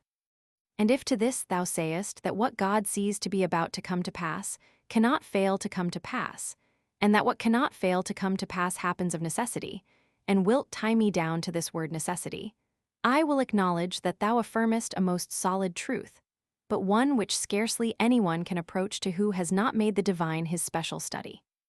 For my answer would be that the same future event is necessary from the standpoint of divine knowledge, but when considered in its own nature, it seems absolutely free and unfettered. So, then, there are two necessities, one simple, as that men are necessarily mortal, the other conditioned, as that, if you know that someone is walking, he must necessarily be walking. For that which is known cannot indeed be otherwise than as it is known to be, and yet this fact by no means carries with it that other simple necessity. For the former necessity is not imposed by the thing's own proper nature, but by the addition of a condition. No necessity compels one who is voluntarily walking to go forward, although it is necessary for him to go forward at the moment of walking. In the same way, then, if Providence sees anything as present, that must necessarily be, though it is bound by no necessity of nature. Now, God views as present those coming events which happen of free will. These, accordingly, from the standpoint of the divine vision, are made necessary conditionally on the divine cognizance. Viewed, however, in themselves, they desist not from the absolute freedom naturally theirs. Accordingly, without doubt, all things will come to pass which God foreknows as about to happen, but of these certain proceed of free will. And though these happen, yet by the fact of their existence they do not lose their proper nature, in virtue of which before they happened it was really possible that they might not have come to pass. What difference, then, does the denial of necessity make, since, through their being conditioned by divine knowledge, they come to pass as if they were in all respects under the compulsion of necessity? This difference, surely, which we saw in the case of the instances I formerly took, the sun's rising and the man's walking, which at the moment of their occurrence could not but be taking place, and yet one of them before it took place was necessarily obliged to be, while the other was not so at all. So likewise the things which to God are present without doubt exist, but some of them come from the necessity of things, others from the power of the agent. Quite rightly, then, have we said that these things are necessary if viewed from the standpoint of the divine knowledge, But if they are considered in themselves, they are free from the bonds of necessity, even as everything which is accessible to sense, regarded from the standpoint of thought, is universal, but viewed in its own nature particular. But, thou wilt say, if it is in my power to change my purpose, I shall make void providence, since I shall perchance change something which comes within its foreknowledge. My answer is, thou canst indeed turn aside thy purpose, but since the truth of providence is ever at hand to see that thou canst, and whether thou dost, and whither thou turnest thyself, thou canst not avoid the divine foreknowledge, even as thou canst not escape the sight of a present spectator, although of thy free will thou turn thyself to various actions. Wilt thou then say, shall the divine knowledge be changed at my discretion, so that, when I will this or that, providence changes its knowledge correspondingly? Surely not. True, for the divine vision anticipates all that is coming, and transforms and reduces it to the form of its own present knowledge, and varies not, as thou deemest, in its foreknowledge, alternating to this or that, but in a single flash it forestalls and includes thy mutations without altering. And this ever-present comprehension and survey of all things God has received, not from the issue of future events, but from the simplicity of his own nature. Hereby also is resolved the objection which a little while ago gave the offense that our doings in the future were spoken of, as if supplying the cause of God's knowledge. For this faculty of knowledge, embracing all things in its immediate cognizance, has itself fixed the bounds of all things, yet itself owes nothing to what comes after. And all this being so, the freedom of man's will stands unshaken, and laws are not unrighteous, since their rewards and punishments are held forth to wills unbound by any necessity. God, who foreknoweth all things, still looks down from above, and the ever-present eternity of his vision concurs with the future character of all our acts, and dispenseth to the good rewards, to the bad punishments. Our hopes and prayers also are not fixed on God in vain, and when they are rightly directed cannot fail of effect. Therefore, withstand vice, practice virtue, lift up your souls to right hopes, offer humble prayers to heaven. Great is the necessity of righteousness laid upon you if you will not hide it from yourselves, seeing that all your actions are done before the eyes of a judge who seeth all things. Footnotes. Plato expressly states the opposite in the Timaeus, 28b, though possibly there the account of the beginning of the world in time is to be understood figuratively, not literally. See Jowett, Volume Roman 3, pp. 448-449, 3rd edit. Epilogue.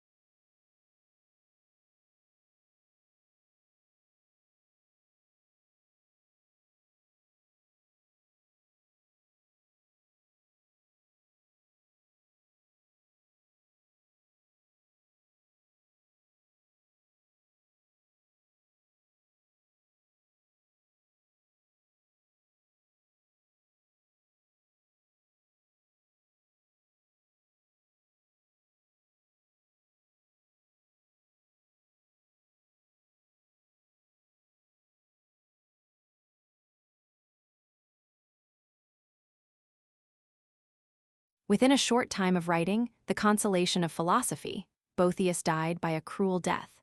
As to the manner of his death there is some uncertainty. According to one account, he was cut down by the swords of the soldiers before the very judgment seat of Theodoric. According to another, a cord was first fastened round his forehead and tightened till his eyes started. He was then killed with a club. Eliot Stock, Paternoster Row, London. References to quotations in the text.